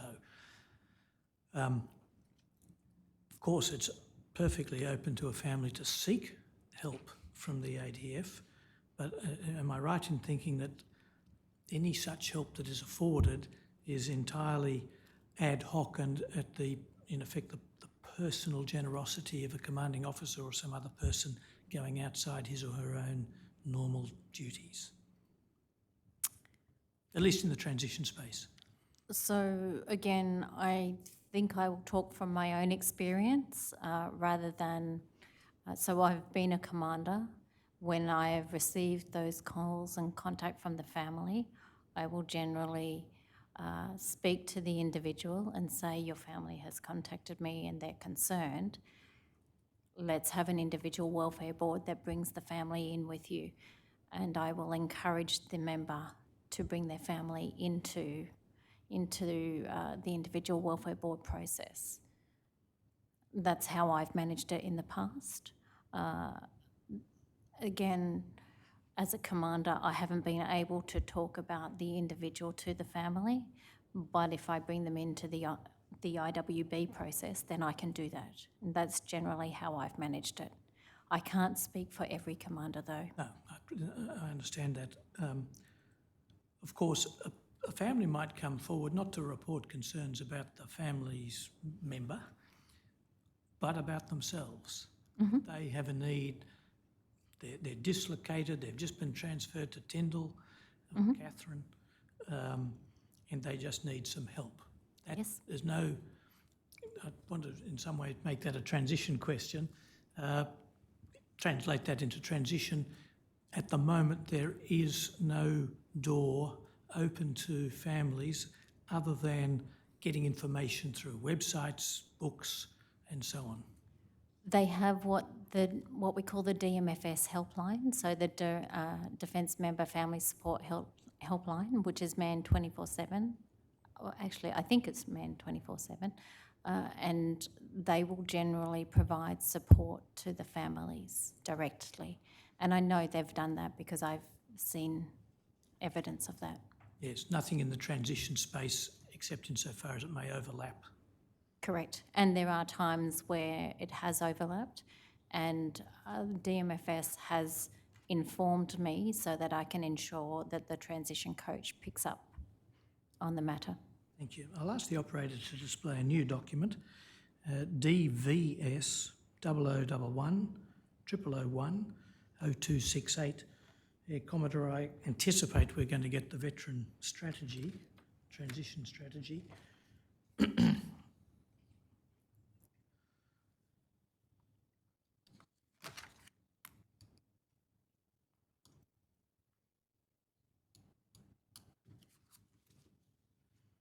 While that's coming up, just how important is the veteran transition strategy? I think it's extremely important. Were you involved in the preparation of the document, which has now come up? Yes, I was. When was the drafting of it commenced?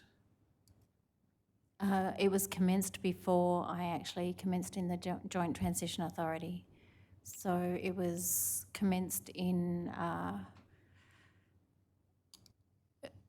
mid-2021. There were some early consultation sessions around April, May 2021. And there was a ministers' roundtable in October 2021, and they all contributed to the development of this document. Apart from the minister's forward, and not including the formatting, but just the substantive text, when was that substantive drafting completed?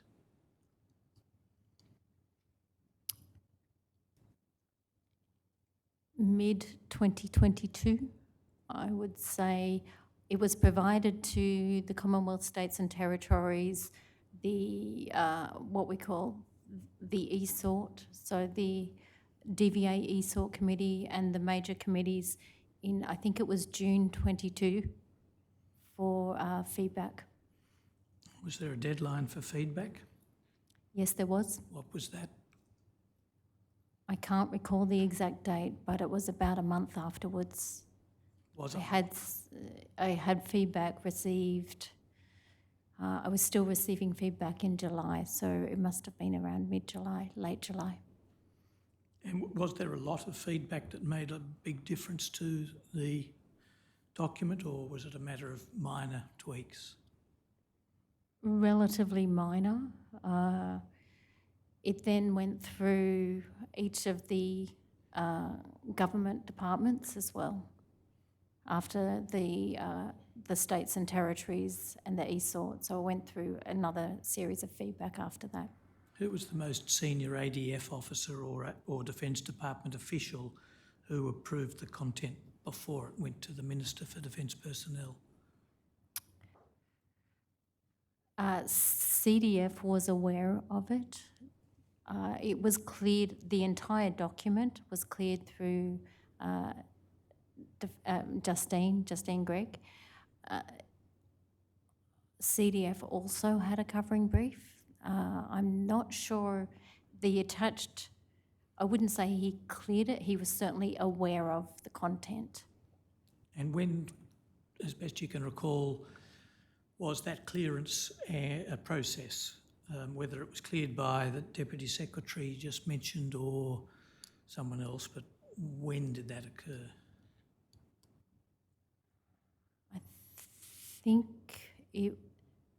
I think it was around August last year. I'll just ask the operator to go to page 0269.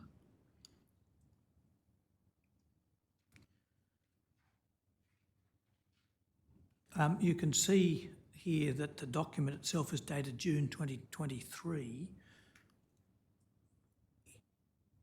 Can you tell us when it was submitted to the Minister for approval? This version or previous versions, Council? So what version is this one that's on screen? So this one has so more up-to-date data was inserted at different points.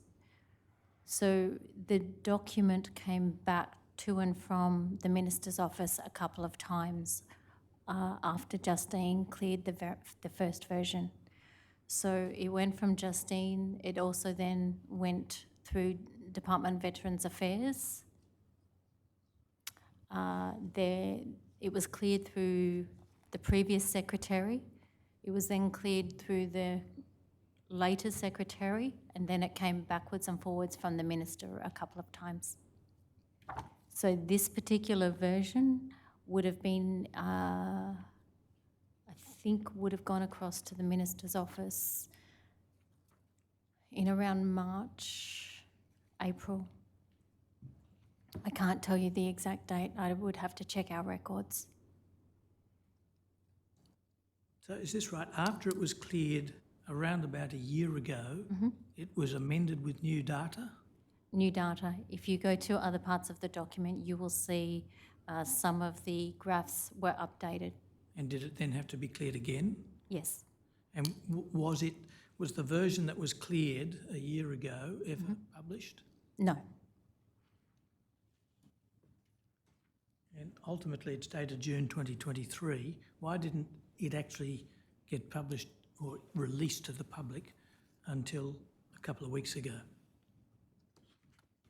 I can't answer that, Council.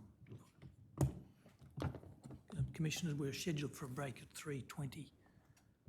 Might this be a convenient time? We'll just have a short break then. Thank you.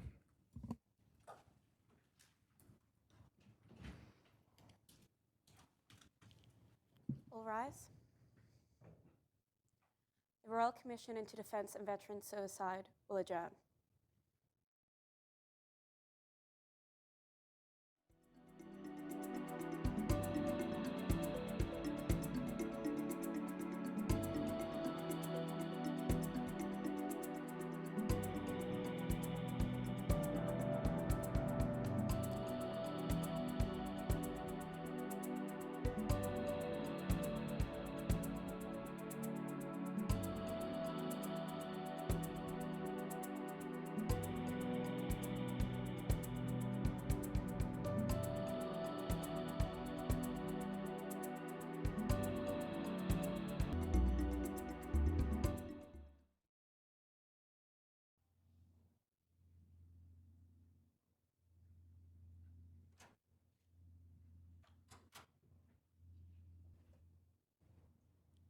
The Royal Commission into Defence and Veteran Suicide is now resumed. Please be seated. Thank you, Mr. Singleton. I'll just ask that the document come back up on screen, DVS 0011 0001 0268. And if we could go to page 0280, Commodore, this will echo a comment you made before. You can see a number of inquiries and reports leading up to this strategy. I had taken you to the Transition Task Force, which issued a report, and you said it wasn't of great value today because of the later ones. I just want to look at the two most recent ones, only because they're the most recent ones from 2021. What particular parts of this strategy would you attribute to learnings from the BOSS report? So the BOSS report made a couple of recommendations around, there's a few around the social connectivity, the loss of identity, and in particular around some of the training courses their recommendations. So you'll see in the 6 principles, you'll see the 6 principles reflect some elements of that BOSS report. There's a whole chapter on transition in the BOSS report, and you'll see the recommendations and some of the, I guess you would call it subheadings within that chapter of the BOSS report reflected in the 6 priorities. And being on oath, you don't have to be polite to us, but did the Royal Commission's interim report, which is the last in time, get reflected in any significant way in this strategy? Only in that one of the first pages of the strategy document makes a reference to the Royal Commission, and that we will take that into consideration. The strategy, you would agree, would you not, tries to address a number of issues, and a lot of those issues were known to Defence as early as 2017, 2018, the beginning of that diagram. Were there any that weren't known that far back that the strategy tries to address?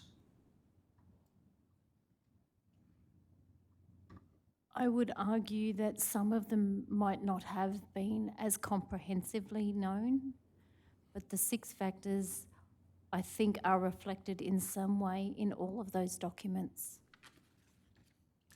in all of those reports. Was there a predecessor strategy? No, there wasn't. Can you give us any insights into why it wasn't until perhaps shortly before you took over the JTA that no one started drafting a transition strategy? I think we all tried to solve everything on our own, so there was no collegiate behaviour with, say, DVA and ComSuper and Defence. We all did our own effort. So this is the first attempt to try and bring the 3 of us together in a partnership to develop a strategy. But I appreciate you weren't part of the JTA at the time this began, but do you know what triggered it, and more importantly, why no one had ever tried it before? So what triggered it? It was always a part of our implementation of the JTA. The strategy, the development of a strategy was always one of the deliverables for the JTA from its inception. So we knew that that was going to be something that was required by December 22. Why it didn't occur before, I can't comment. All right. If we go to the next page, which is 0281, there's a timeline of key Defence DVA and CSC transition improvements. Mm-hmm. You'll see that the creation of the JTA is one of those improvements, and it's in grey in 2020. And then there's a number of other coloured developments after that. If we could just highlight from the Joint Transition Authority off to the right, thank you, operator, perfect. To which of these other achievements do you consider that the Joint Transition Authority made a material or significant contribution?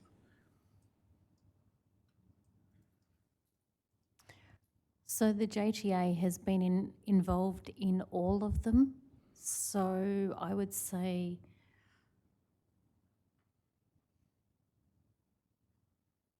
some were more significant than others, but there has been JTA involvement across each of those. Sometimes, for example, in the DVA, DVA elements, it may have been for awareness, but for example, the DVA non-liability rehab program, we were more for awareness than involvement. but the expansion of the DFTP and the support for employment programs, we were heavily involved in that. So we've had some involvement all the way along, just to differing degrees. We'll go to another issue. We understand that a new policy proposal, and that's with a capital N, capital P, capital P, has been or is being developed jointly by Defence and DVA for new or improved support services and maybe even establishing new roles to deliver services. Can you tell us whether such has been developed or is being developed? I would say is being developed.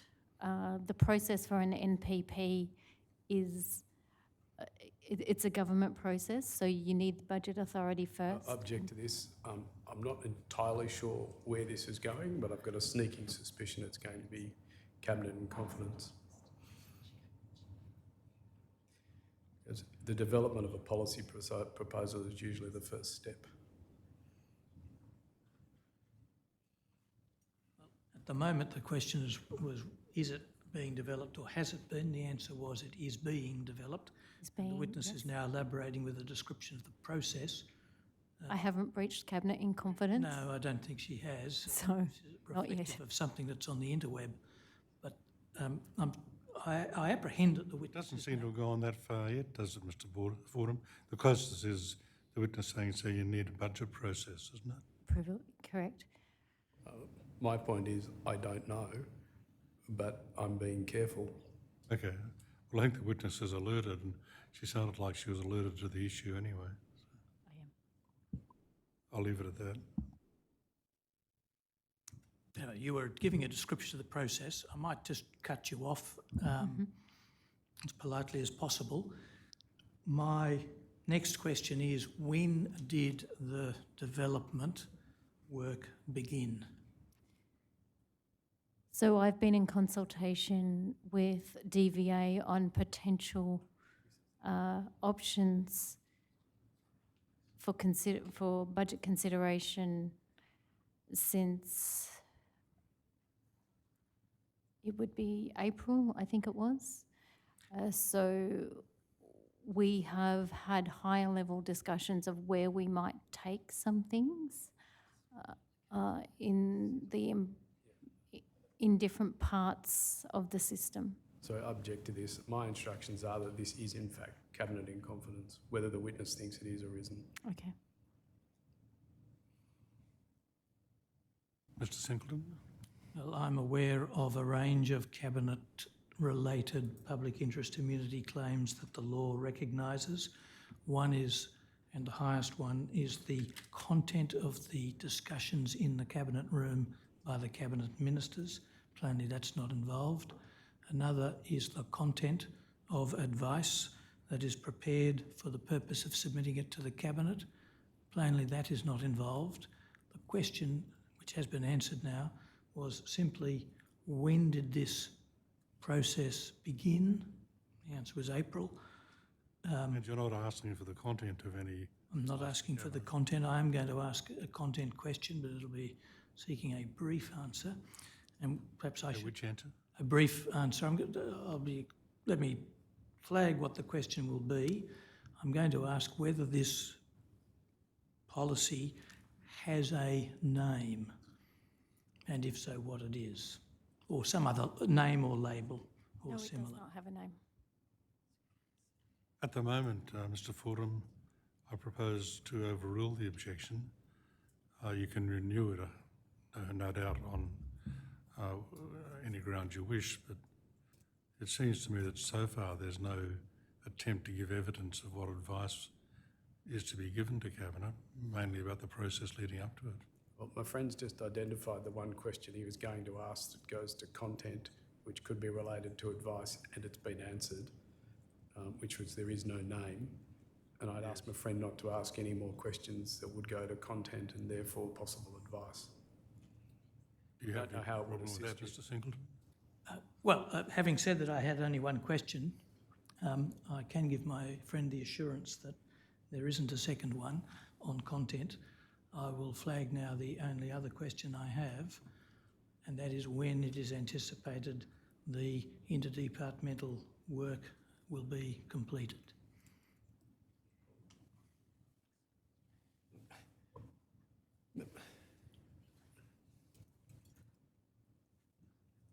The issue is I don't know what I don't know, and I'm not sure what stage of the process we're up to, and I'd respectfully ask my learned friend how this assists the Commission.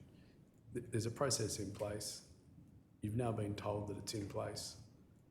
Where it goes from there, in my respectful submission, doesn't necessarily assist you. Mr Singleton? Well, of course it assists you because it's about a new policy proposal to, speaking broadly, Which we might need to be aware of when preparing a final report. well, that's right. And the answer might hypothetically be the work will be finished in 3 weeks, or it might be in 3 years. It'll be relevant to at least 2 topics: the alacrity with which these issues are addressed by Defence, and it is relevant in the sense of guiding our future inquiries and whether Well, we... allow the question. Yes, Mr Ford? I've heard the question. If my friend wants to put that to us in writing, I'll be in a position to either answer it or take a proper objection, but this looks like a precursor to Cabinet in confidence to me and a Cabinet decision. I would have thought at the very most a precursor. It's when the public servants might provide a working document and the title of the working document. Well, the title we don't have because the witness has said there isn't one. Right. If my friend wants to put that question, I'll either be in a position to answer it or I won't, but we don't have to waste time with this debate. Okay.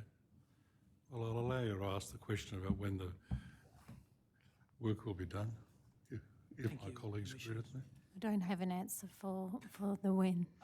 I'm sorry, Mr Singleton. Do you have any estimate or idea? It's contingent on the budget processes. Well, you have some knowledge of those processes. Do you have any idea of when? No, we've had this debate on a number of occasions. If we're starting to talk about the budget processes, then we are starting to transgress. I suspect the main issue, though, Mr Singleton, is how much this will benefit us, and I suspect nothing much. Well, it has the same benefit as it did 3 minutes ago. It does, but the uncertainty of the answer has With made respect, it clearer that we mightn't get much joy out of it.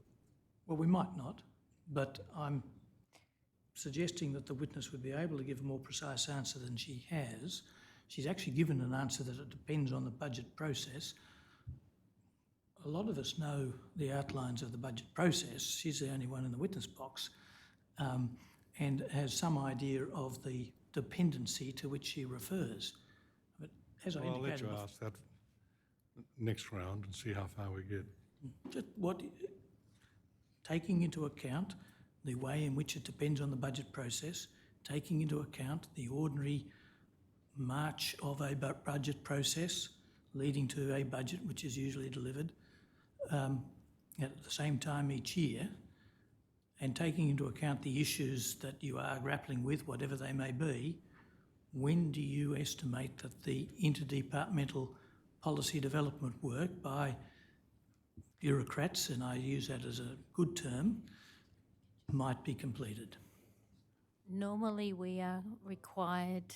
I object to this for all the reasons I've set out. If my friend wants to put that question to the Commonwealth in writing, it will either be answered or there'll be a proper basis outlined for the objection. But it's about 6 propositions rolled into one question. No, it was one question. He gave it a background. I'll allow the question. Normal NPP process, we generally get our MPPs through by the December to enable a May budget. That is the normal practice for MPPs in general. There has been occasions when it has slid to the right, but that is the normal practice for MPPs. Thank you. Might the operator bring up a new document, DEF 1196 0002 0477.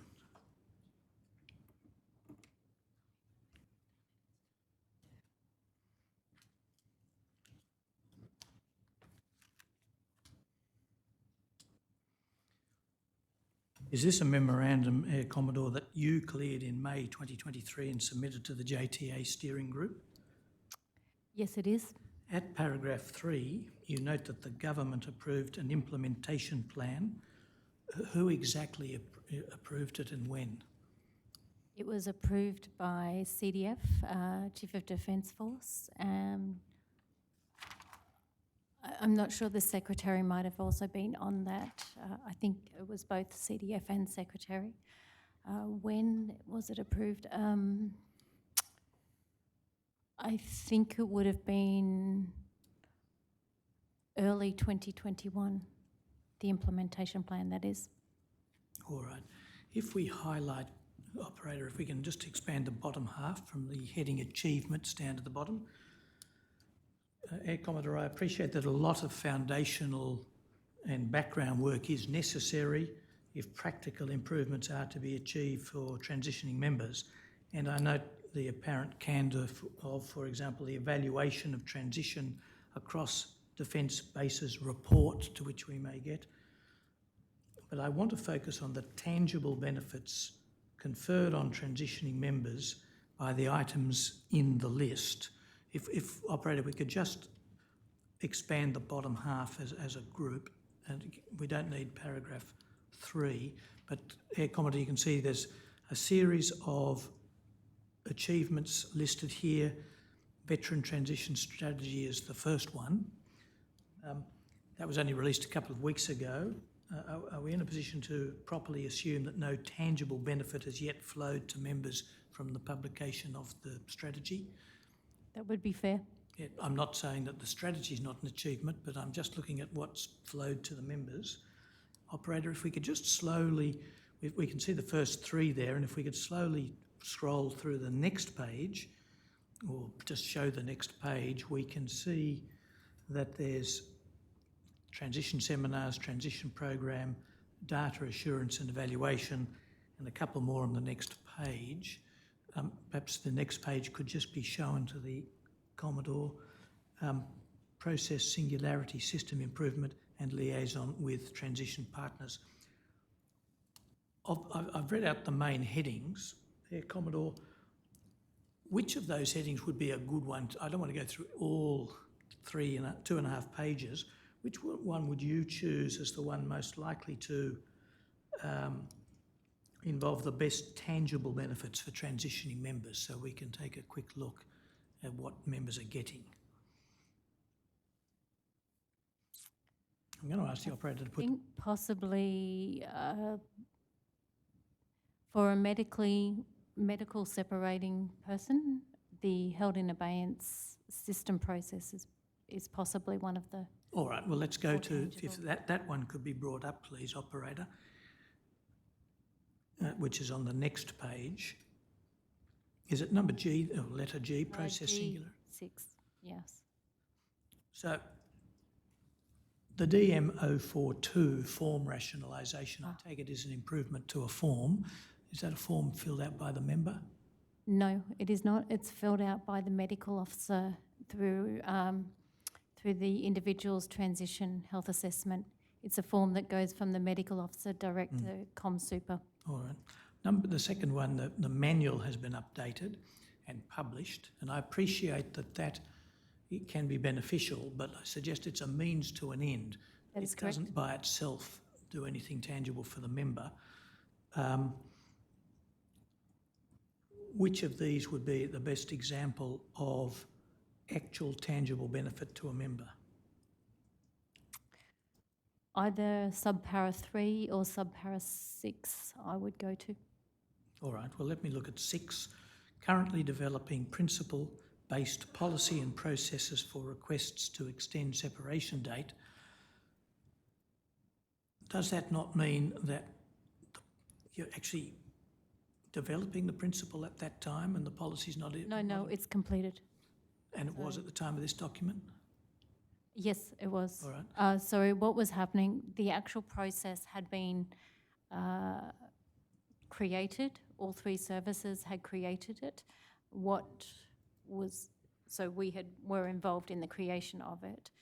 But as you've seen, each service has their own approach we were getting alignment between the three services at the time of that document. That is now in place. Right, so so it's in place, and what it is a better policy and process for requesting extended separation dates.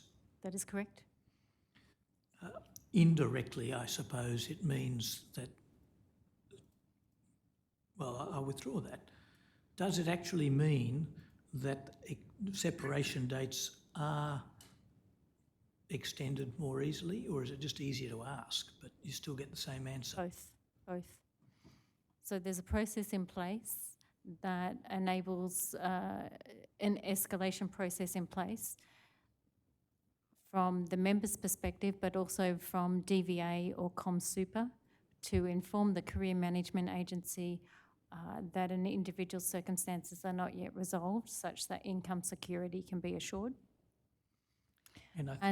Sorry, go on. And it is a trigger for a transition extension date. And I think you nominated number 3 as the other one. Was it 3 or 4? 3 was the other one. And that's, in a sense, similar. Is this right? You have achieved some consistency across the 3 service arms about the time frame of how long a typical separation in a given category should last. That's the minimum time frames. Minimum. Yes. And that can have direct benefits for the individual. Yes. All right. Would you agree that many of the matters that have been achieved so far are, firstly, in the nature of achievements of the JTA in actually producing policies, checklists, insights and so on, which only indirectly benefit members? They're not something that the member is going to benefit by actually reading, and many of them are in effect means to an end rather than the end themselves. No, I don't think I would agree with you, Councillor. All right, well, let's have a look at DM042, form rationalisation. That's not a form the member fills out, it just makes the job of the medical officer easier, correct? No, it's not correct, All Councillor. right, so who fills it out? So the medical officer completes that. It enables ComSuper to more quickly process for the individual's Class A, B or C pension. So it facilitates the pension. It gives CSC what they need from the Defence Health area to progress a member's payouts for ComSuper. Well, can I suggest that there must be more to it than merely improving the form, if that's the outcome? The form, are you saying that because the form is easier to fill out, it gets filled out earlier? No, what's on the form now is completely different to what was on the form a couple of years ago. Right. So now it details explicitly what CSC require to enable the progression of the pension payouts. So the benefit is that the CMC are getting the CSC? CSC are getting the information far quicker to enable progression of the individual's pension calculations. All right. All right, let me move on. Can I just, sorry, with the same document, I'm sorry, operator, could I just go to item E5, which is on the previous page? It says civil recognition of transition up to 2 qualifications. Could you just explain what that means and why there are only 2 qualifications covered by it? An individual, the whole reason we do civil recognition is to support a person's employment. So if a member, an individual can have access to many, many different VET qualifications. What we try to do is tailor the qualifications aligned to where the individual is looking to be employed. There is no point in giving a member a qualification for basket weaving if they want to be a boat builder. So we'll try to align the qualifications to where the individual is seeking employment. We are in a resource-constrained environment. We're not going to give qualifications for basket weaving if they want to be a boat builder. So that's why it's 2 qualifications. It's a resource limitation to an extent, but also to tailor it to the employment goals. But is this meant to reflect that you are providing or funding training to get a new qualification? Oh, no. It's for civil recognition of military training that they already have received. Right, so if they've done military training that is equivalent to 3 civil qualifications, Correct. you only have the resources to ensure that there's a recognition of 2 of them. We will fund 2 and we will fund the 3rd if it is aligned with their employment transition goals. So we have approved up to a 3rd on occasion, but generally we offer 2. So is it a matter that the individual has a military qualification, wants to go to a civilian institution or employment place and get it recognised, and you will, on an individual basis, arrange for up to 2 of those qualifications to be, in effect, translated into civilian language?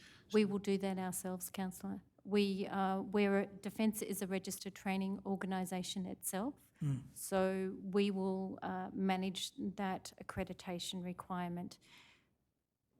In addition to that, individuals also receive, during the course of their career, if they've completed, say, an apprenticeship as a mechanic, 30 days after the completion of that, they will already have that civilian accreditation qualification. This refers to only those that have amassed throughout their career any additional requirements. So if they pick a piece from a posting here, a posting there, something that is in addition to the qualifications already received throughout the career. Can I just clarify something there?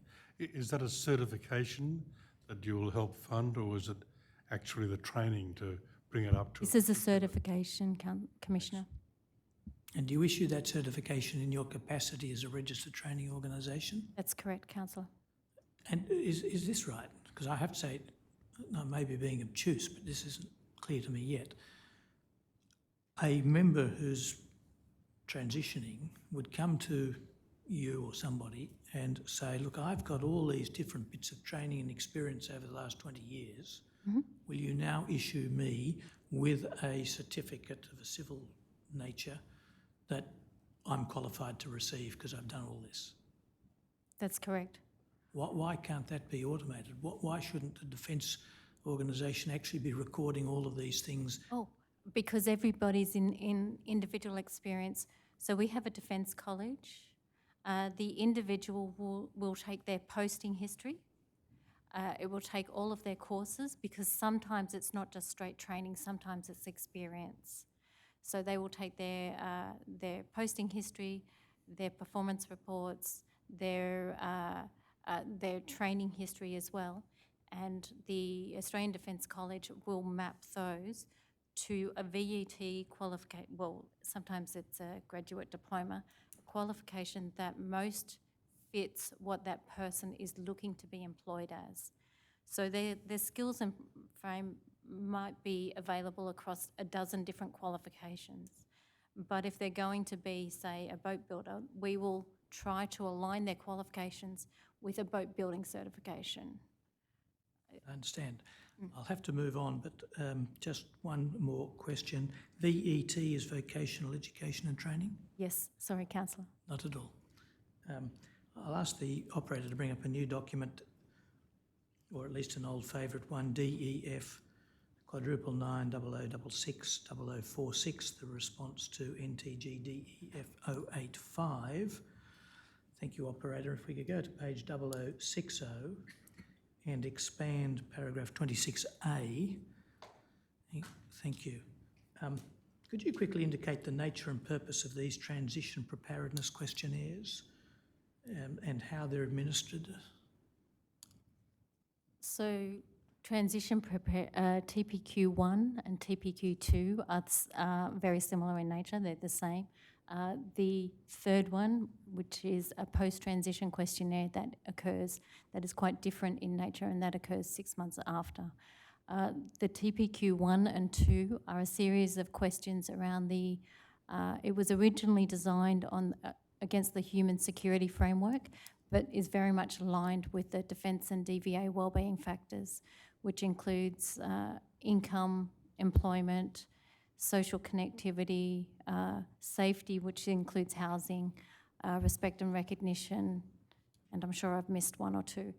But the questions are designed around those elements to help facilitate a conversation between the coach and the member around each of those areas to help identify any potential risk points for the member and to help guide the member where there are elements of risk of what to do next. So the original intent was for the TPQ to help not only highlight to the member areas that they might not have always thought about, but also to highlight areas for the coach to have a conversation with the individual. We do that at the beginning, as soon as we are notified of, as soon as JTA is notified of somebody's transitioning, which in the case of a voluntary transition, it's a form that as soon as it goes to the Career Management Agency, it also comes to us in parallel, and it will be instigated within 48 hours.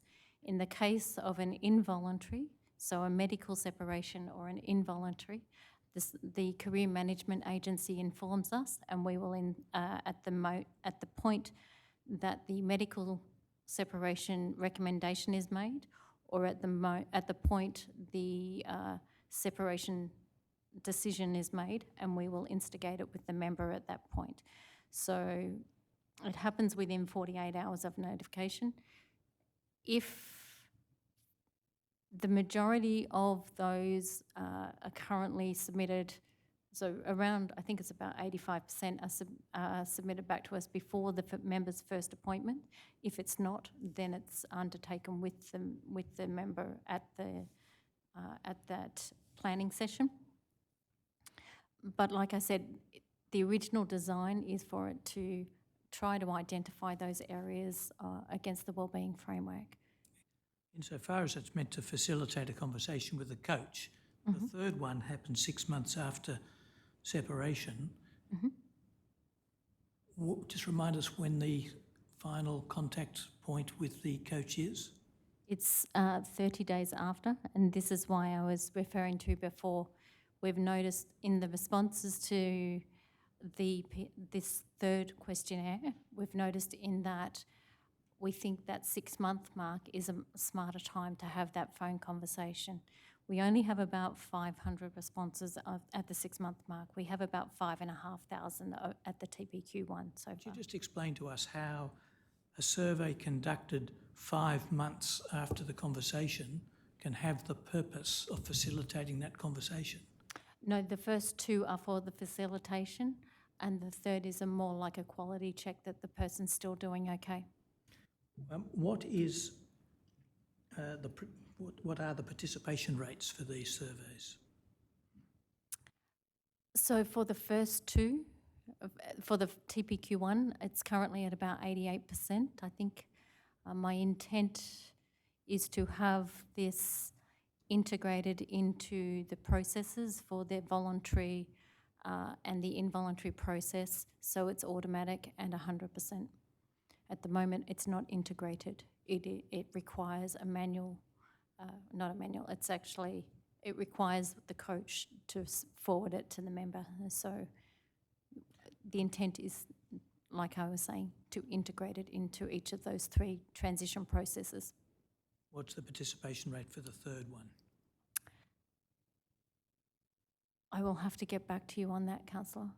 Do you share the data with the transitioning, from the first 2, with the transitioning members command or command? No, I don't. Not in the current format. Do you share any of the data with DVA? Not at the moment. This is... Well, I'll just move on because we're constrained for time. I take it you don't share the data with state and territory governments yet? No, we don't. Are those possible sharings under contemplation? The first 2 are definitely under consideration, subject to the privacy requirements. Are there barriers to sharing to the extent that you think would be beneficial to transitioning members? Yes, there are. What, without going into all the detail, but what are the labels you'd put on those? Privacy Act might be one, because I'm not putting- Privacy is the primary constraint. The other factor that I need to take into consideration is there is a risk members may not be as honest as what they might be if they know that the document or parts of the document go to command or family or the like. All right. I think we have some mitigations for those, but yes, privacy is the main constraint. I'll ask the operator to bring up a document DEF quadruple 9 0111 0001. This is the response to NTG DEF 150. And we are told that the agreed wellbeing factors that have been agreed with the DVA are being embedded in the transition planning process. The documents come up, so I'll ask for page 0049 and enlargement of paragraph 119 so that you've got that reminder, Air Commodore. But if you're able, can you tell us just how the agreed wellbeing factors are embedded in the transition planning process? So those wellbeing factors are in the TPQ itself. That we've also mapped the TPQ to the what we call the CTC program. It's a career transition coaching program of 16 different modules that are essentially mapped to each of those TPQ elements which are aligned with the wellbeing factors. Thank you. We've heard that new members undergoing their initial training and even beyond that, receive extensive training over weeks and months to ensure that they understand their new military life, they develop the necessary mental outlook for it and can otherwise adapt to it. What are the nature and the amount of training and education that transitioning members get to understand their approaching new civilian life, to develop the necessary mental outlook for that and otherwise to adapt to it? I think there's a distinct difference between the two situations, Councillor. When a person joins, it's a collective training situation. We train as a collective because we fight as a collective. When a person leaves the service, they leave as an individual. So the training for the individual is done on a bespoke basis. As we mentioned before, the T4E is essentially 2 years of solid training for a person who needs additional support required through the process. So I can't answer your exact question because as they leave, it's a case-by-case individual basis. For those who are eligible for the T4E, the answer is what they get through the T4E. Correct. And that is focused on employment and engagement. Correct. But are you saying that it also has a segment or a module that is about the issues of loss of purpose and loss of tribe? Or is that just Yes, it does. Sorry, I should explain. The T4E program also includes every single CTC module. That is almost all of the CTC module. We don't include the retirement planning, for example, in that element. They also can access, there are a number of what I refer to them as Pac-Man entitlements. It's a paying conditions manual entitlements, which include financial counselling, CTT, which is additional training to the tune of 5,320, which the coach will help them work towards. And there's also additional leave in the lead up prior to transition. So there are other elements in addition to the T4E. Yes, there are other elements, but to what extent is there training that is specifically focused on these two great issues for transitioning members, loss of purpose and loss of tribe. Now, I appreciate that getting another job can be relevant to addressing a loss of purpose, but it can't go the whole way when you've served your country in such a significant way. Is there, can you give us some sense of how much training is done, whether it's 2 or 3 hours, whether it's just interweaved with occasional references all throughout something else? So I think it's, if the council, I think the best way for me to answer that is to draw the commissioners and your attention to the transition manual, the transition guide. In one of those chapters, you have the T4E program, and you also have in the section all of the CTC modules, and each of the modules explains the number of hours and sometimes the number of days that are contribute towards supporting the member through that training. Thank you, that's helpful. I think that's probably the quickest way to answer that question. Yeah, no, I'm grateful.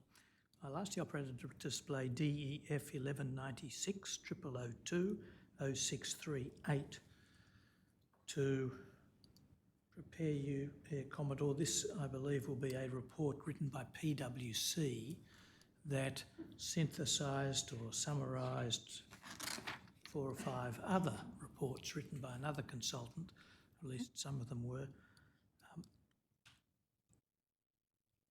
It's dated, do you know, so here's the first page, and I'll just ask the operator to go to the next page. You can see it's dated the 16th of September 2022. When were the transition coaches as a team, led by Ms Bone, transferred from the DMFS to the JTA? 29th of September 22. If such a report had to be written today, would the JTA have on its staff a person qualified to write such a report, or would a consultant be brought in? A report like that would be written. So this report in particular? This kind of report, if you needed to synthesise 4 or 5 other reports, and I could see why that might be convenient, would you, of this kind, let's say this hadn't been done a year ago and it was being done now, does the JTA have on its staff the appropriate resources to do this itself now, or would it still call in a consultant? I would do that internally now.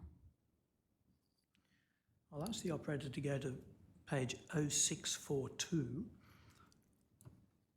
I believe we may get a heading summary of reports. About halfway down the page, and then there's a paragraph, and I thank the operator for expanding it. That this report reached the conclusion that Australia currently provides inadequate civilian cultural reintegration offerings to military serving members and veterans, trending towards minor improvement. Do you agree that that was a fair assessment as at 1 year ago?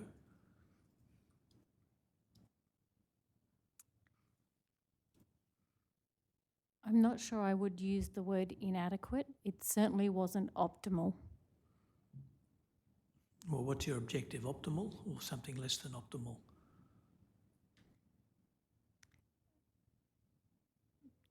What's my objective? Well, if your aim was to get the optimal outcome and you didn't get it, then the result is inadequate. Okay, it's inadequate.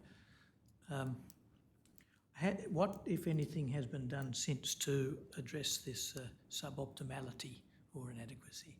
So the transition preparedness questionnaire has been developed since that time to help identify those areas. In addition, there have been 5 modules added to the CTC, so the career transition program that I was talking about before. So they include the social connectivity, the volunteering, the volunteer connections modules. So most of the modules that have been added since 2021 have been around civilian cultural reintegration.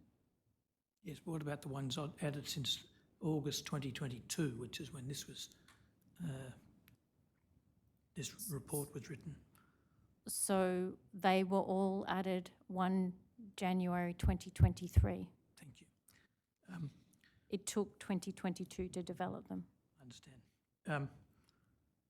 If we go to page 0653 of this document, we will see, if my note is correct, some quite specific recommendations. Thank you, operator. Have decisions been made on whether or not these recommendations should be accepted? The answer is no, there have been no decisions made. I think I need to provide some context around this report because this is a synthesis of one external individual who undertook a synthesis of literary reviews which were based on only public-facing material. What is clear in this individual, we took a layman's perspective, which does go to an extent that demonstrates the confusing nature of our transition system. But this layman's approach actually demonstrates that they also missed a number of elements within our transition system. Have I reviewed them? Yes, I have. Have I made an express determination on each individual one? No, I have not. So could I just try and translate that, but correct me if I'm wrong. Are you saying when you read these, you saw that they were so off the mark that no decision was required, they were not accepted? There were some that were completely off the mark and not accepted. There were others that I looked at and thought, yes, that has been incorporated into X, Y, and Z. So I have reviewed them, but have I made an express decision on each? No. This was a draft report that was never tabled. We have provided the Royal Commission all of our internal documents, and this is one of those internal documents. So either it was off the mark, perhaps way off, perhaps a little bit off, but it was wrong, or it had, the substance had already been implemented. Were there any that were in the category of, actually that's a good idea and we haven't done it? No, there were not. All right, thank you. I would say other elements have subsumed what was in this report. All right. I'll ask the operator to go to another document. It's DEF 1114 0001 0757. This is the JTA evaluation of transition across defence bases, which I mentioned before as a candid document. Yes, it is. Is it a report that, do you remember it? Yes, I do. Here it comes. Thank you, operator. This is a report, is it not, of the results gleaned from a series of interviews conducted in the 2-month period from late March to late May 2022 with people who were transitioning and people who were trying to support them through their transition. That is correct.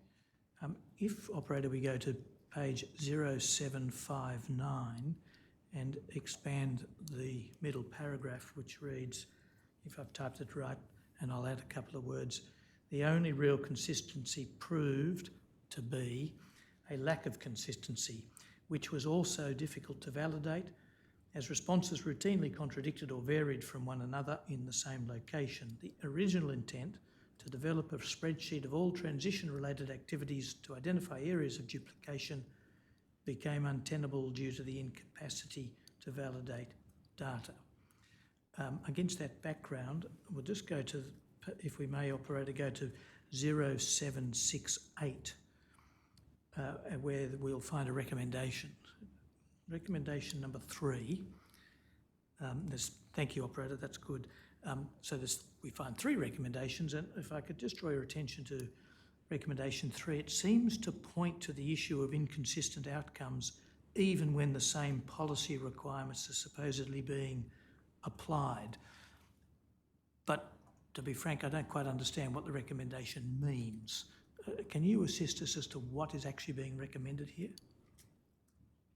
And I know, in fairness, you didn't write this, but I'm just wondering whether from your expert perspective you can understand it. I can. Thank you. At the moment, we have an MSc policy, an overarching policy, which is identified there. Is that member support coordination? Or- That's correct. Thank you. Each of the three services implement the mechanics. So the overarching policy is singular, but how each of the services actually implement that on the ground is different. And you saw some evidence of that last week. So the Air Force have an MSc methodology, a process that supports the individual on the more complex cases as they transition. Because they've taken that approach because each unit has a personnel capability officer. The Army has, within their units, the Army has an MSc approach where the individual, when they become J3, a medical downgrade, the individual unit commands invite an MSc to be a part of the welfare process, and they become involved at that point. Army don't have personnel capability officers in their system. The Navy have a system whereby the military support coordinator is embedded within the personnel support unit. The divisional officer system picks up the support of the welfare that the MSc otherwise does in Air Force and Army. In Navy, the MSc is more used in the health aspects in the relationship with the rehabilitation coordinators and the personnel support unit. Yes, but the question is, what is this recommendation? What is So the change that this is called? This one's referring to getting some alignment across the services. Well, has anyone made a decision on whether this recommendation should be accepted? It hasn't been accepted in the current organisational structure. It is likely to be something that will come up under the Chief of Personnel organisation when the fidelity underneath that comes into play. I'll just go to one more. We won't have time for all of them, but if we could go to page 0774 and recommendation 5 says JTA steering group to consider, brackets ADF transition manual bracket, standardised timeframes for involuntary medical and involuntary separations across the services, etc. That seems to echo something we saw a few minutes ago, but has this recommendation now been implemented? Yes, it has.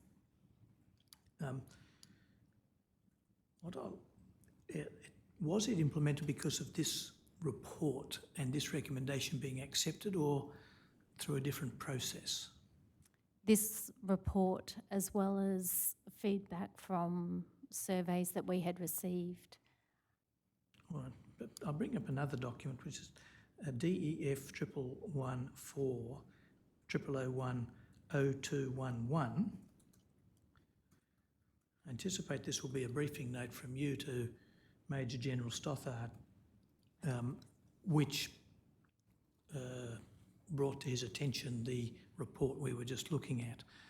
And do you see that the recommendations that you made to him were threefold, to note the three things there?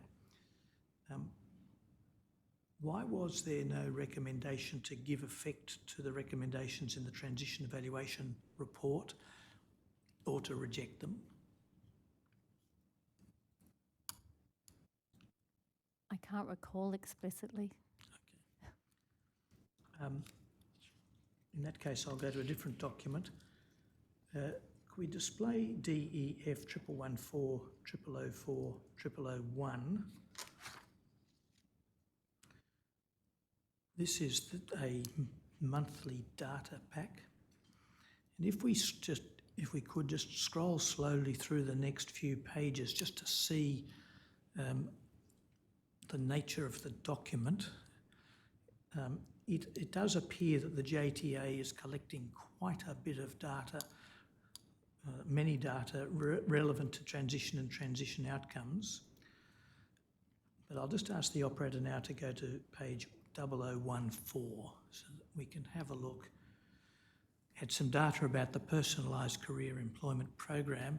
This is one of the two you mentioned before, being the one that everybody gets as distinct from the T4E one. Is that correct? No, this is the one for the under 30s at risk. So this is probably our lowest participation rate All right. program. Thank you for that clarification. We do see some figures on the outcomes here. Close to half of the 1,114 people who participated in this data collection effort had completed their initial 3-month,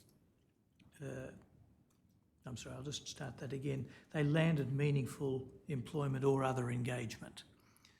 But if we look further down that major table, we see that 304 had completed the initial 3-month period, program period, but without landing an outcome, which is defined on page 34 to mean what I just read out. And a few had withdrawn, 106 declined services, which means they didn't wish to participate, and 92 were unresponsive to contact at all. What attempts have been made to understand why 530 members out of 1,114 either didn't engage or had not landed an outcome through the program?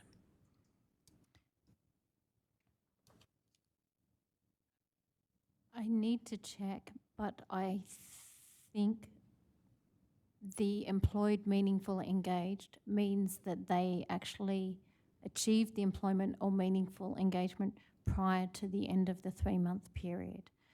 So the primary program complete at 304 doesn't mean that they didn't get meaningful engagement. It just means they got it. I need to check exactly the point between those two. But in terms of the unresponsive to contract, that is so this is undertaken by a contractor, which is why I'm a little bit vague. I need to check the way the contractor actually carves the data. The actual just help you coach- because there are some definitions, and I should show you the definition so you don't have to guess. If we go to page 34 of this document, you can see that there are descriptions of the different statuses that appeared in that table, one of which was primary program complete. Member has completed their program, 2-year program of support, and have either had an employment offer pending or were comfortable proceeding on with their own employment campaign.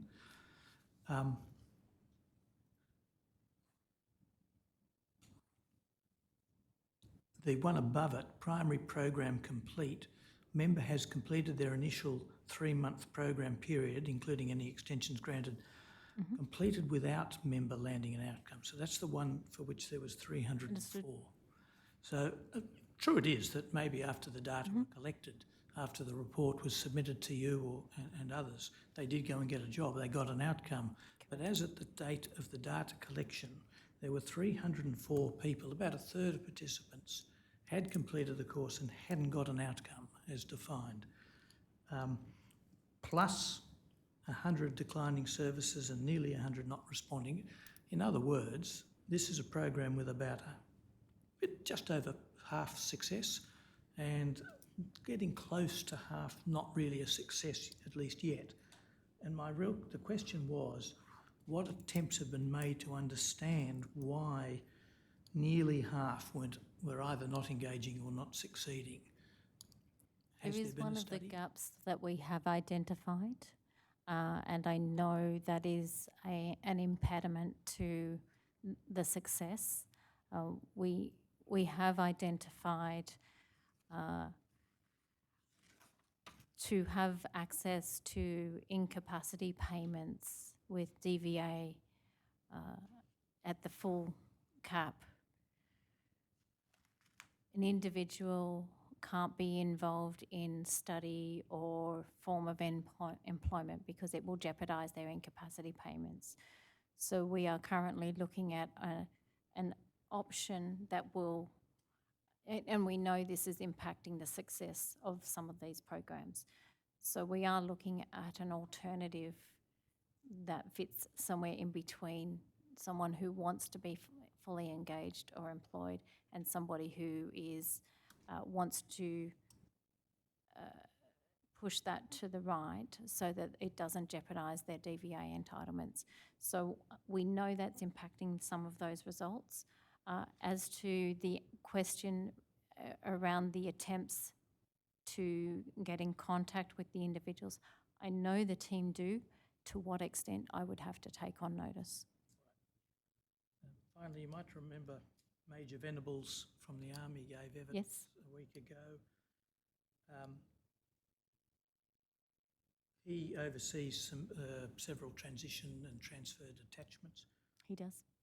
What efforts, or indeed what has the JTA achieved by way of coordinating the JTO's own efforts with those of the Army detachments? So they are co-located on each of the bases. They work side by side. You will find the TTDs, they're known as transition transfer detachments. The TTDs will often speak with the coaches together or refer to each other. Sometimes the individual prefers to talk to an Army soldier rather than a civilian. You might find that they will be more communicative with the TTD person and vice versa. So the two do have a very close relationship at the moment. What more needs to be done that has been identified to improve coordination between those detachments and the JTA's work? That will be subject to the CPO's, the Chief of Personnel work, that design work that is currently underway.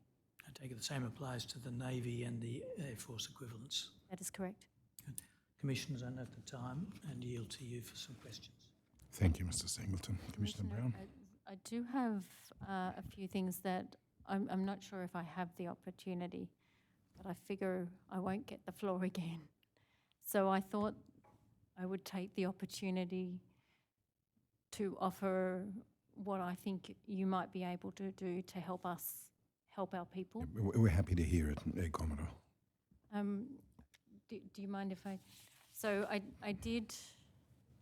There are things that I can do within my remit as JTA, and there are things that are beyond my remit. So I've left it to things that I don't think I have, that I think your help might be of use to us. So I only limited it to 5. Of course, there's many more.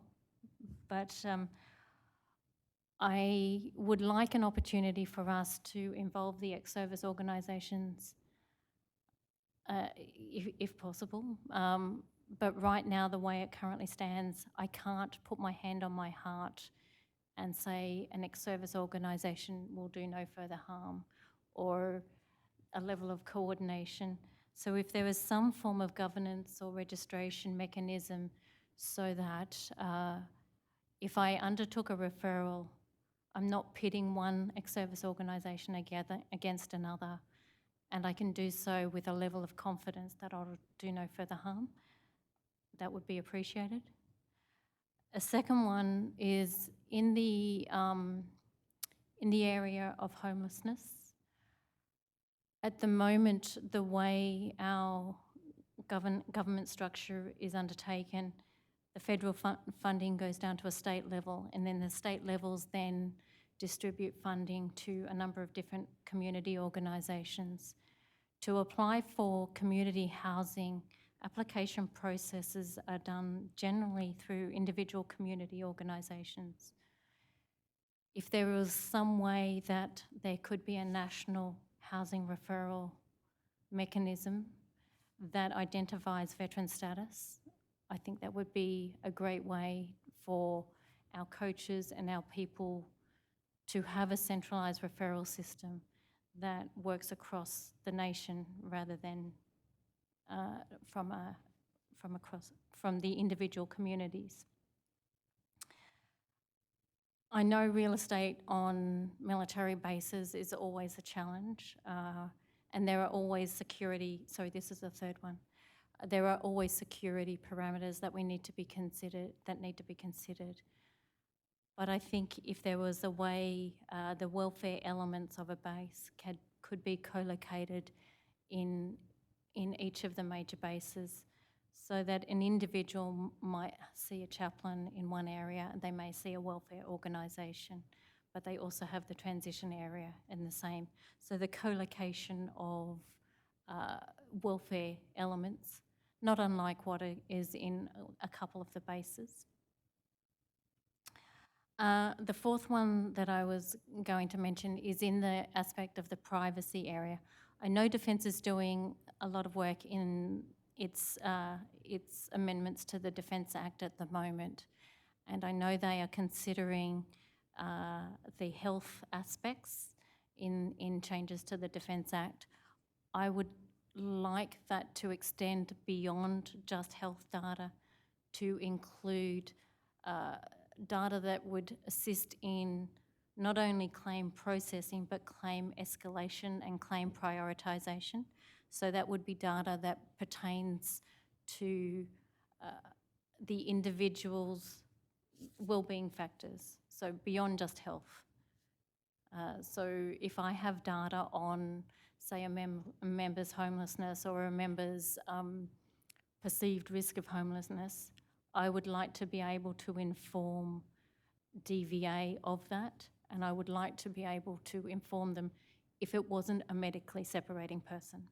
So we know about a third of our people who we would consider at risk, they are not necessarily medically transitioning. So I want the capacity to be able to share that information with DVA and with CSC. So that requires more than just the Defence Act. And the fifth one, this is something that we can do within our own remit, but I think it's prudent to mention it.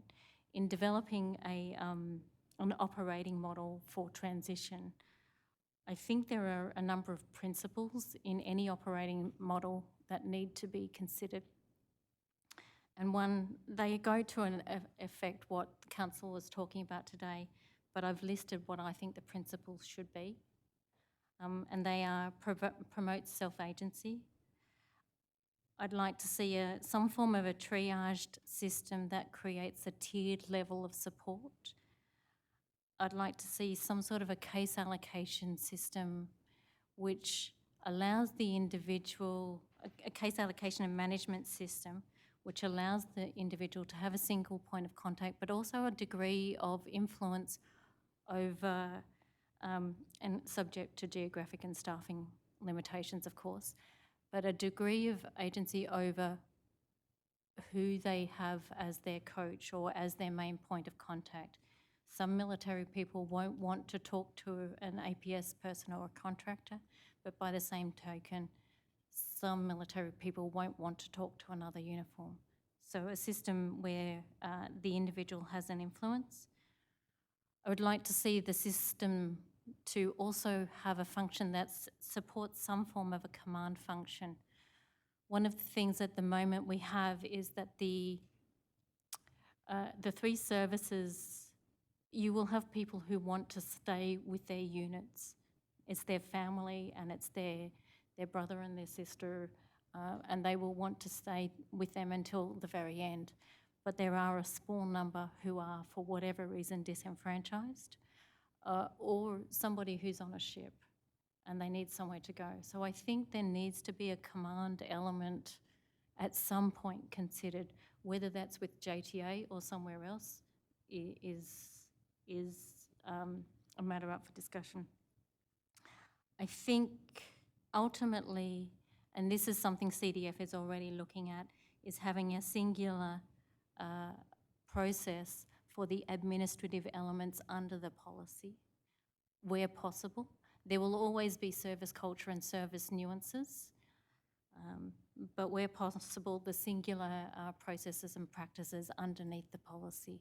And that is something our CDF is already pushing us towards. And this goes some way to also ensuring a singular mechanism in and out of for C as ComSuper and for DVA into defence and vice versa. So they're the principles that I think any operating model should encase.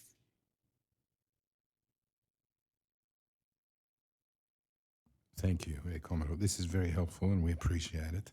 I'd encourage you, if you have not already done it, I don't think you have. I'm not saying you should put in a submission. I can leave this here with you, Commissioner. That's fine. What I was going to suggest is it would be good if you can formalise that for us by way of a submission or correspondence or whatever. We're happy to receive anything from anyone. But in particular, also highlight the areas that you think the Royal Commission may look at making specific recommendations that would do all of these things. Thank you. We'll probably just have a few questions and then I'll let you go. Commissioner Brown? Thank you. Perhaps I might just add to what Commissioner Caldas has said. If you want to extend beyond your 5, please feel free. Can I just ask you in terms of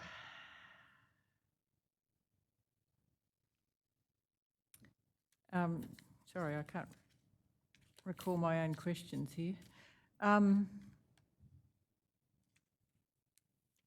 You talked about the 5 touch points, and I think you said that there should be more touch points. Was that beyond the 5?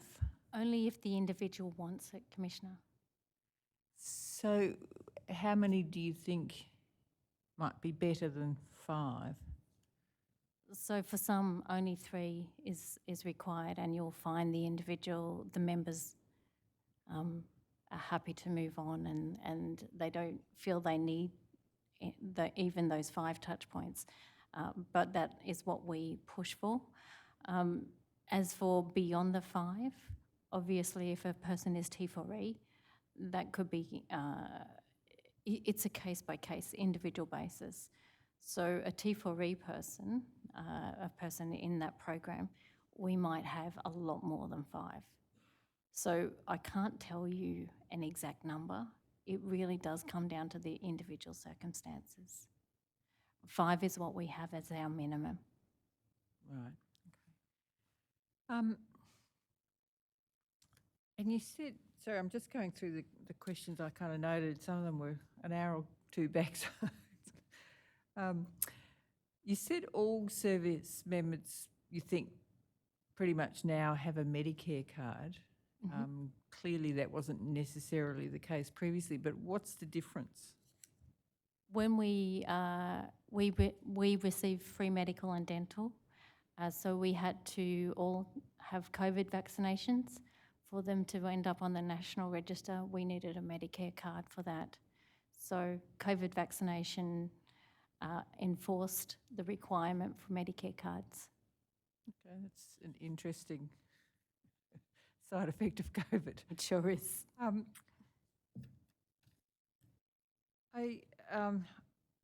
We visited the US earlier in the year, and we heard about their transition process, which starts, I think, 365 days before separation and goes for 365 days after.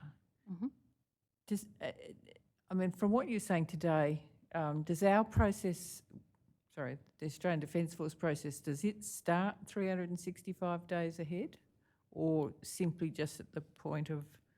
We have taken a slightly different approach to the US.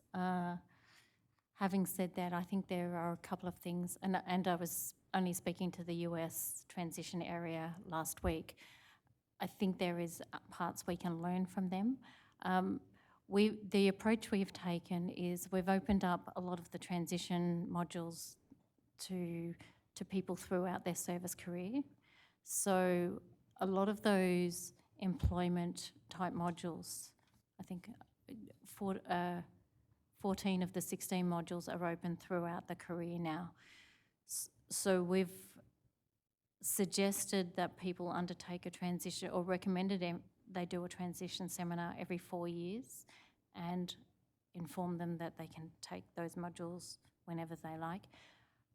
But the main process instigates as soon as somebody submits an application or as soon as they become aware. So the administrative function of transition happens from the 90-day, 120-day, or from the point the individual submits that first form.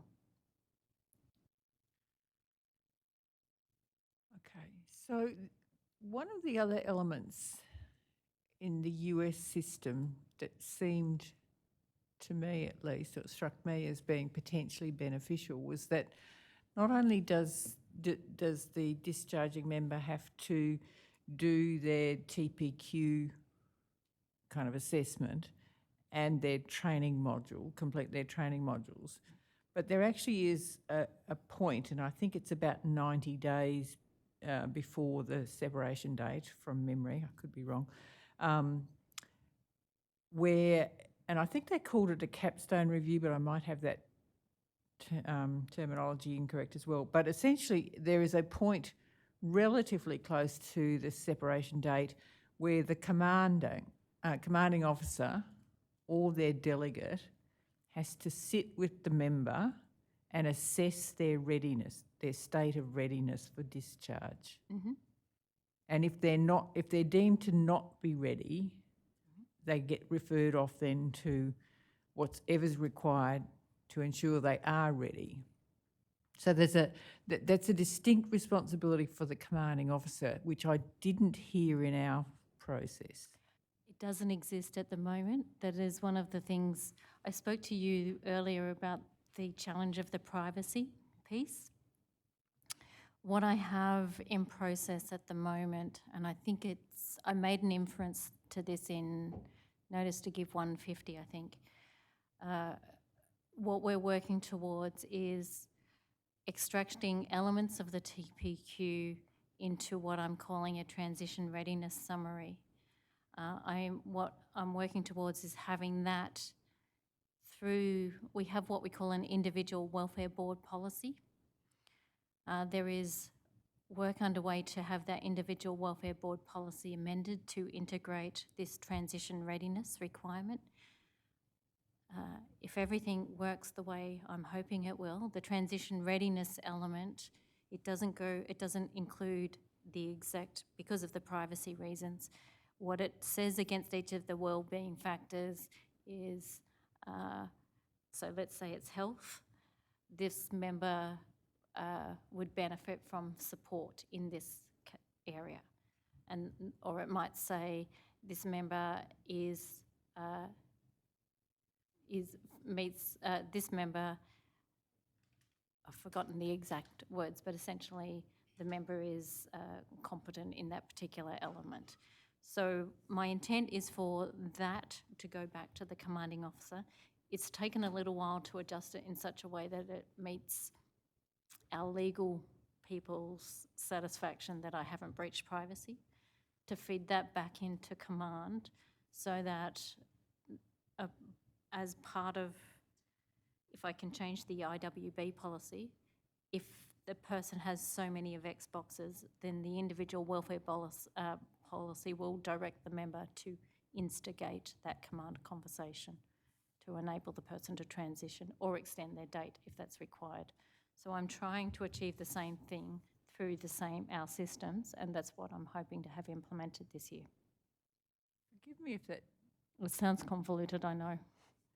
It's unbelievably convoluted Mm-hmm. and requires the member to... No, the member won't see any of that. Sorry, none of that is the member. This will be an automated process. The intent is for it to be automated. And I just need the policy to be amended to reflect it. It will be transparent to the member. It's literally, it will go from JTA to the command. Obviously, the member will see everything. And the command, it will be a command responsibility once the IWP policy is amended to have that conversation. None of this is in place yet. So how long do you think it might take? The intent is by the end of the year. There's some automation required, and there's some policy amendments required to make that work.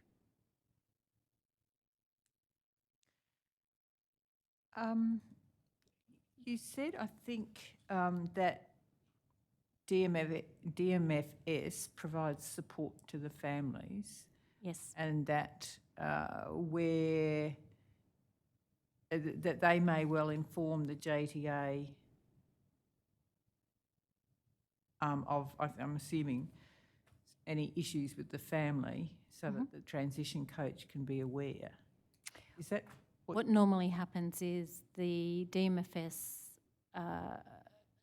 person on staff will normally send me an email saying, I've had contact from this family, the family member has identified issues pertaining to their transition.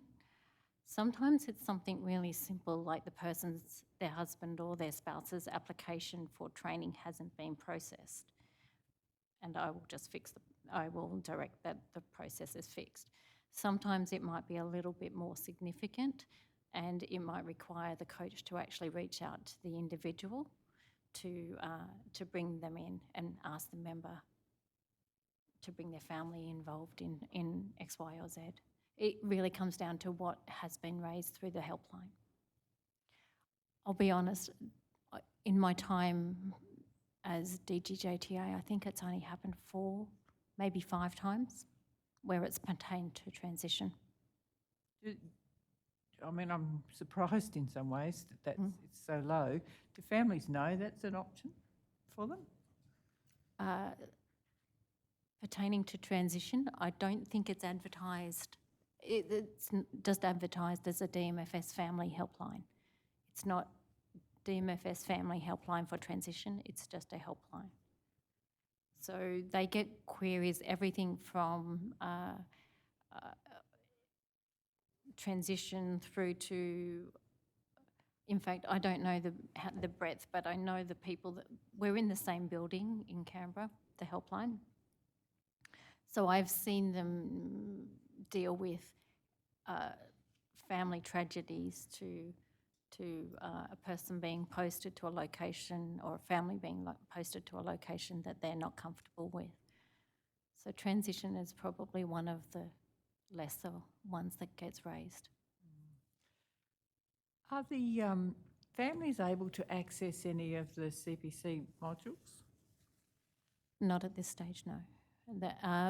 Not the CTC modules, they access the PAP, so the Partner Employment Assistance Program.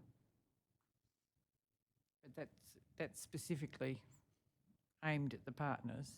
Yes, it is. Do you think it would be of benefit for them to be able to access the CTC? Because again, my recollection from the US was that they did have those. I think many of them were actually on the open internet, but I think they said that families could access the majority of them. So they could. The one that they do access is probably the Job Connections module. So it's not the job, it's tied in with the PAP. So one of the things under Job Connections, and you will see it, our contractor, every fortnight, so one of the modules is called Job Connections, which is joined in. Job Connections joins a member with an employer. It's a bit like reverse headhunting. So every fortnight, our contractor will send, it'll be a list of names.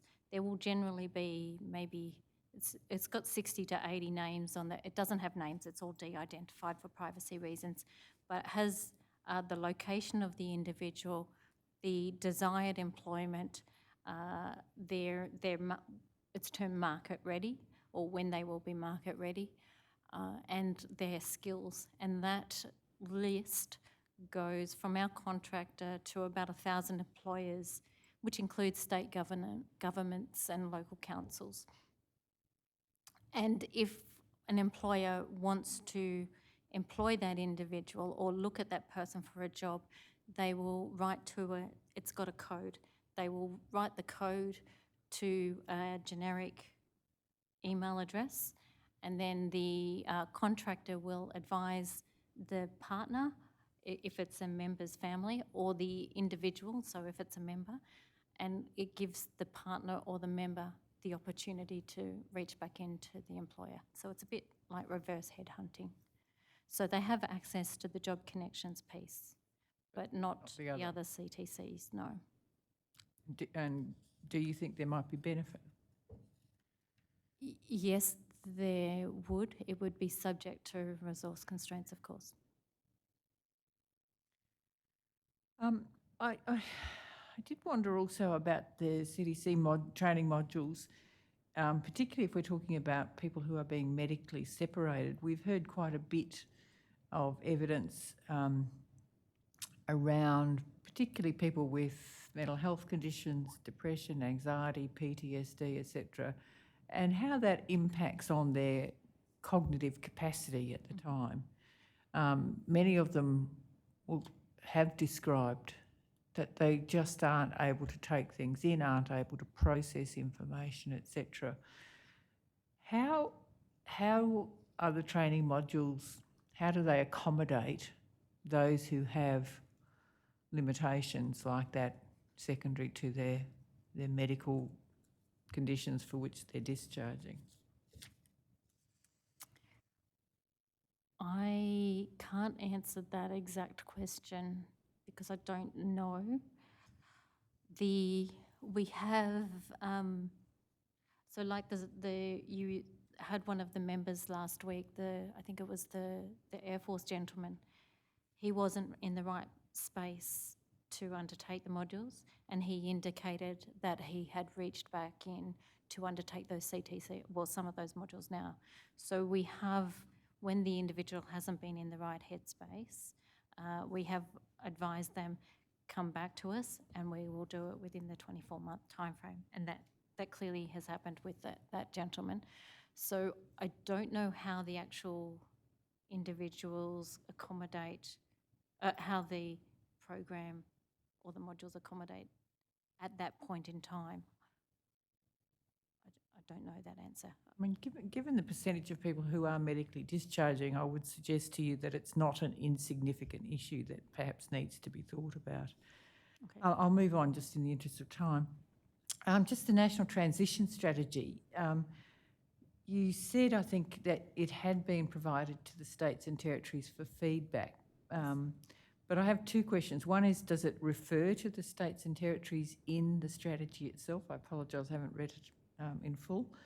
But the second thing was that we had a Victorian Premier here last week and a Victorian official who said that sorry, not the Premier, the official said that to the best of their knowledge, they had no engagement in the process of development other than being informed early in 2021 that something was afoot, and then they were notified when it was released. So to the first question, it doesn't explicitly call out the states and territories. It's a higher level document that identifies the 6 priorities. What we have committed to doing is involving the states and territories in the action plan development, and we've already commenced that. As to the consultation with the Victorian Government, I can confirm that they were consulted in April, May, and also of 21, in June of 21. And again, I have a written response from the Victorian Government that was provided to me in July of 22. Okay, thank you for that. And just my last question, you were talking about the process to try, well, the differences between the 3 services. Mm-hmm. And my question is just how hard can it possibly be to get consistency across the 3 services? I appreciate it currently is hard, but like are the barriers real, or are the barriers about we don't want to change? think there's an element of both. Each of the service chiefs has an accountability for their people. And they therefore, and we've obviously had a number of reviews and scrutiny of our transition process in particular. So each of the services have done their best to do their bit to try to address the recommendations and to support its people. In the process of trying to do that, I acknowledge it has likely increased the complexity of the system. So I think it's all with great intentions, but it's a really, really difficult thing for a chief to do, to hand over to a single entity, but still be accountable for its people. I think we've also, one of the recent changes with the development of the Chief of Personnel organisation is the delegations that come with transition. When I say delegations, I mean whilst we had the the technical authority, we didn't always have the delegations for transition. So those delegations have now been conferred on the Chief of Personnel and the Head of Military People, and that only happened last month. I think, so to some of it is, Defence is a risk-averse organisation, there is no question. So I think it is a little bit of both, Commissioner. Some has a reticence for change, but there's also that desire for service chiefs to look after their own and look after their people and their own cultures. Thank you. Thank you. Commissioner Douglas. Thanks very much for your evidence and for your very helpful way of trying to present possible solutions. I know Commissioner Brown asked you about this too, but can I take you back to your final recommendation? Because I'm still not clear about it. Going back on what you said, you put up a situation where there was a person, a small number, who are for whatever reason disenfranchised, or somebody who's on a ship and they need somewhere to go. I think there needs to be a command element at some point considered, whether that's with JTA or somewhere else is a matter up for discussion. And you said CDF is looking at it, I think. Sorry, CDF is looking at the process singularity side of things. Okay. So the command element, so there must always be a commander of a serving member. Well, let me carry on with what I deduced from one of your answers to Commissioner Brown. You anticipated there might be an individual welfare board, and it might direct the member to instigate the command conversation to enable the person to transition or extend their date if that's required. I think you need to translate, for me at least, command conversation. What's that mean? So there will be circumstances, there are mandatory individual welfare boards. If somebody is medically downgraded, it is mandatory individual welfare boards are undertaken. I think there are circumstances where people are, where an individual welfare board might be required, but no mandatory trigger has been hit to the commander's point of view. However, if I can get to the commander the elements of risks in those other factors, those other DVA, defence wellbeing factors, so whether it's income, employment, education, housing, those other risk elements,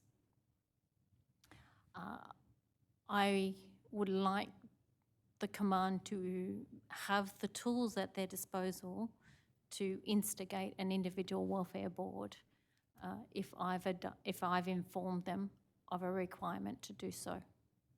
Could DVA, subject to the privacy concerns you mentioned, be brought into that then too? I would like them to be, yes. Right. So again, what's the command element? Is that either the individual welfare board or the commander? The commander owns the saying individual. to the member, you have to do this. Okay. No, the commander is responsible for the welfare of the member. So it is their requirement to ensure the member's welfare needs are met. Okay, thanks very much. I just have a couple of very quick points, Air Commodore. Firstly, just in relation to DVA and their, I won't say their absence, but they're not part of the JTA. When we heard about a joint transition authority, we actually assumed that DVA would be in a joint arrangement, but it was joint in the sense of the three services. Do you think that would be of benefit if DVA was at the table? So when I spoke to you about one of the recommendations about a centralisation, I would like for the VSOs to be inside that geographic centralisation on the basis, to be a part, if not under the command structure, but at least embedded within the transition cells on a base. Okay. In relation to ESOs, and we share your concerns, obviously, there have been issues. They're a very important part of the ecosystem, and they have much that can be contributed. I don't know if you're aware of some of the discussions we've had in previous hearings, but our terms of reference required us to look at the Five Eyes.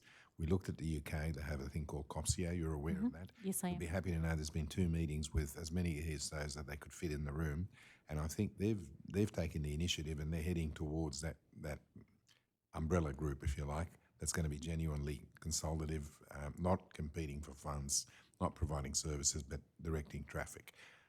We're heartened by the fact that they're taking the lead and they're heading down that road. The final question I just had for you, you would have seen a lot of the evidence we've had both in public hearings, which has been echoed in private sessions and submissions, and some of it is historic, to be fair, about people who have slipped through the cracks and were forced out of the organisation, were homeless, pensions weren't sorted out, living in cars, couch surfing, all of that sort of stuff. Regrettably, we've had evidence of more recent incidents where that has happened.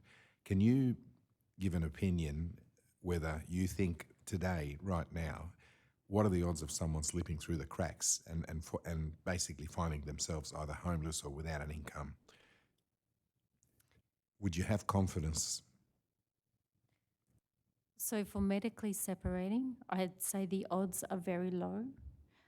The ones I'm most concerned about, Commissioner, are those that are not medically separating. The ones that are, for whatever reason, have decided... Administrative or, yeah. Administrative. So I feel that we have very good handover processes for the medically separating. I feel we have weaknesses in where a member hasn't submitted a claim and DVA, or they haven't instigated that relationship with DVA, which is why I'm trying to put some emphasis on that individual welfare board process that I was referring to.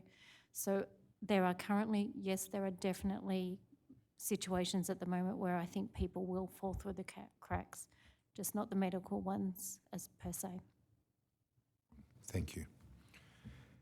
Mr. Fordham, any questions? No, thank you. Okay. Mr. Singleton, any matters arise? I might just have a few minutes. Air Commodore, is the JTA or anybody collecting data on the use and participation of the CTC modules? Yes, it does. And are they collated into some particular regular reports to or by you? I provide them as a part of a Senate brief, actually, as a Senate brief, back pocket brief for head of military people. So I object to that. That again is parliamentary privilege. Yes. I don't rely on the answer. I won't provide you the answer. But I'll ask a different question. She hasn't given any evidence about the content of the brief yet, No. but she might be headed that way. That was my fear. Yes, okay. It's almost like a voir dire question, Commissioners. Let's see how it goes. Let's see how we go. Is the data collected for the purpose of just giving it to the Senate, or is it collected and later it's given to the Senate? It doesn't go to the Please don't Senate. answer this question. Okay. Oh, well, it's a bit late now. I'll withdraw that question. I'll ask a different one. Apologies. Do you Can I ask collect... my friend to desist? He's pushing the envelope and he knows it. well, my friend will withdraw that remark. I don't see Mr Singleton as pushing an envelope. I see him as just asking legitimate questions so far. Let me ask a differently phrased question. Do you collect data about participation in and use of the CTC modules other than for the purpose of giving it to Parliament? I collect the data.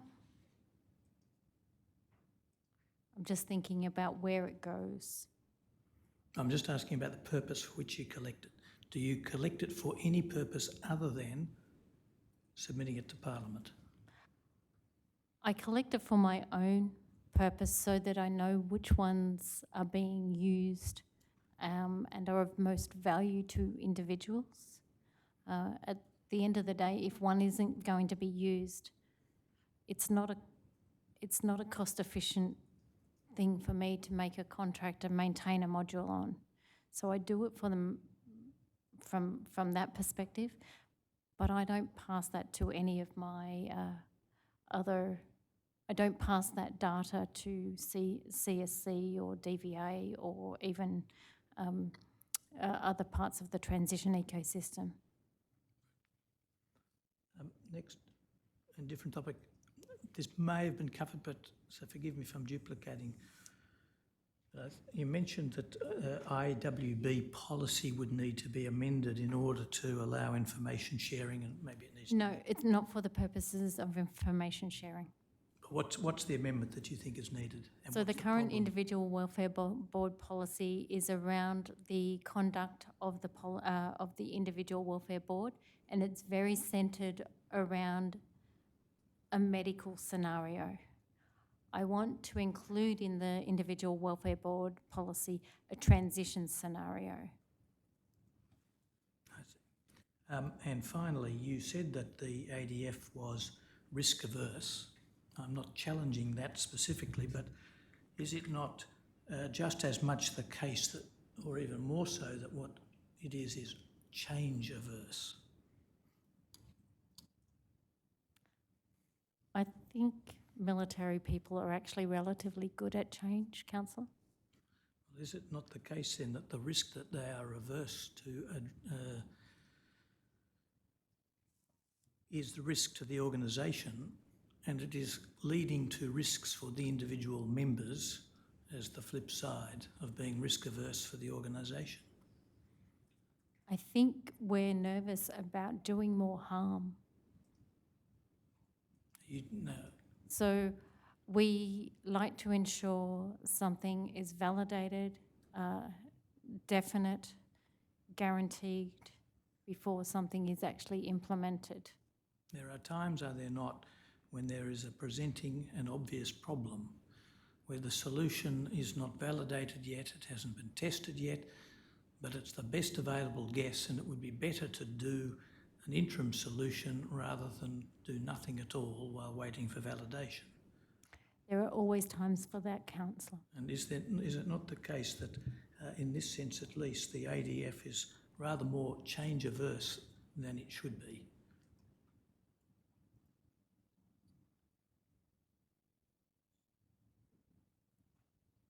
I think the ADF has recognised that already, and I think that is why the CDF has pursued the process singularity discussion that we've talked about today, and I think we will see those changes with the Chief of Personnel organisation. Thank you. Those are my additional questions. Might I thank the witness and ask that she be excused. Thank you, Commodore. Thank you for your evidence. Thank you for the preparation. Thank you for your thoughts. We hope to see more of that. Certainly much more preferable to an adversarial approach. And I can guarantee you one thing, this Royal Commission does not have a monopoly on good ideas.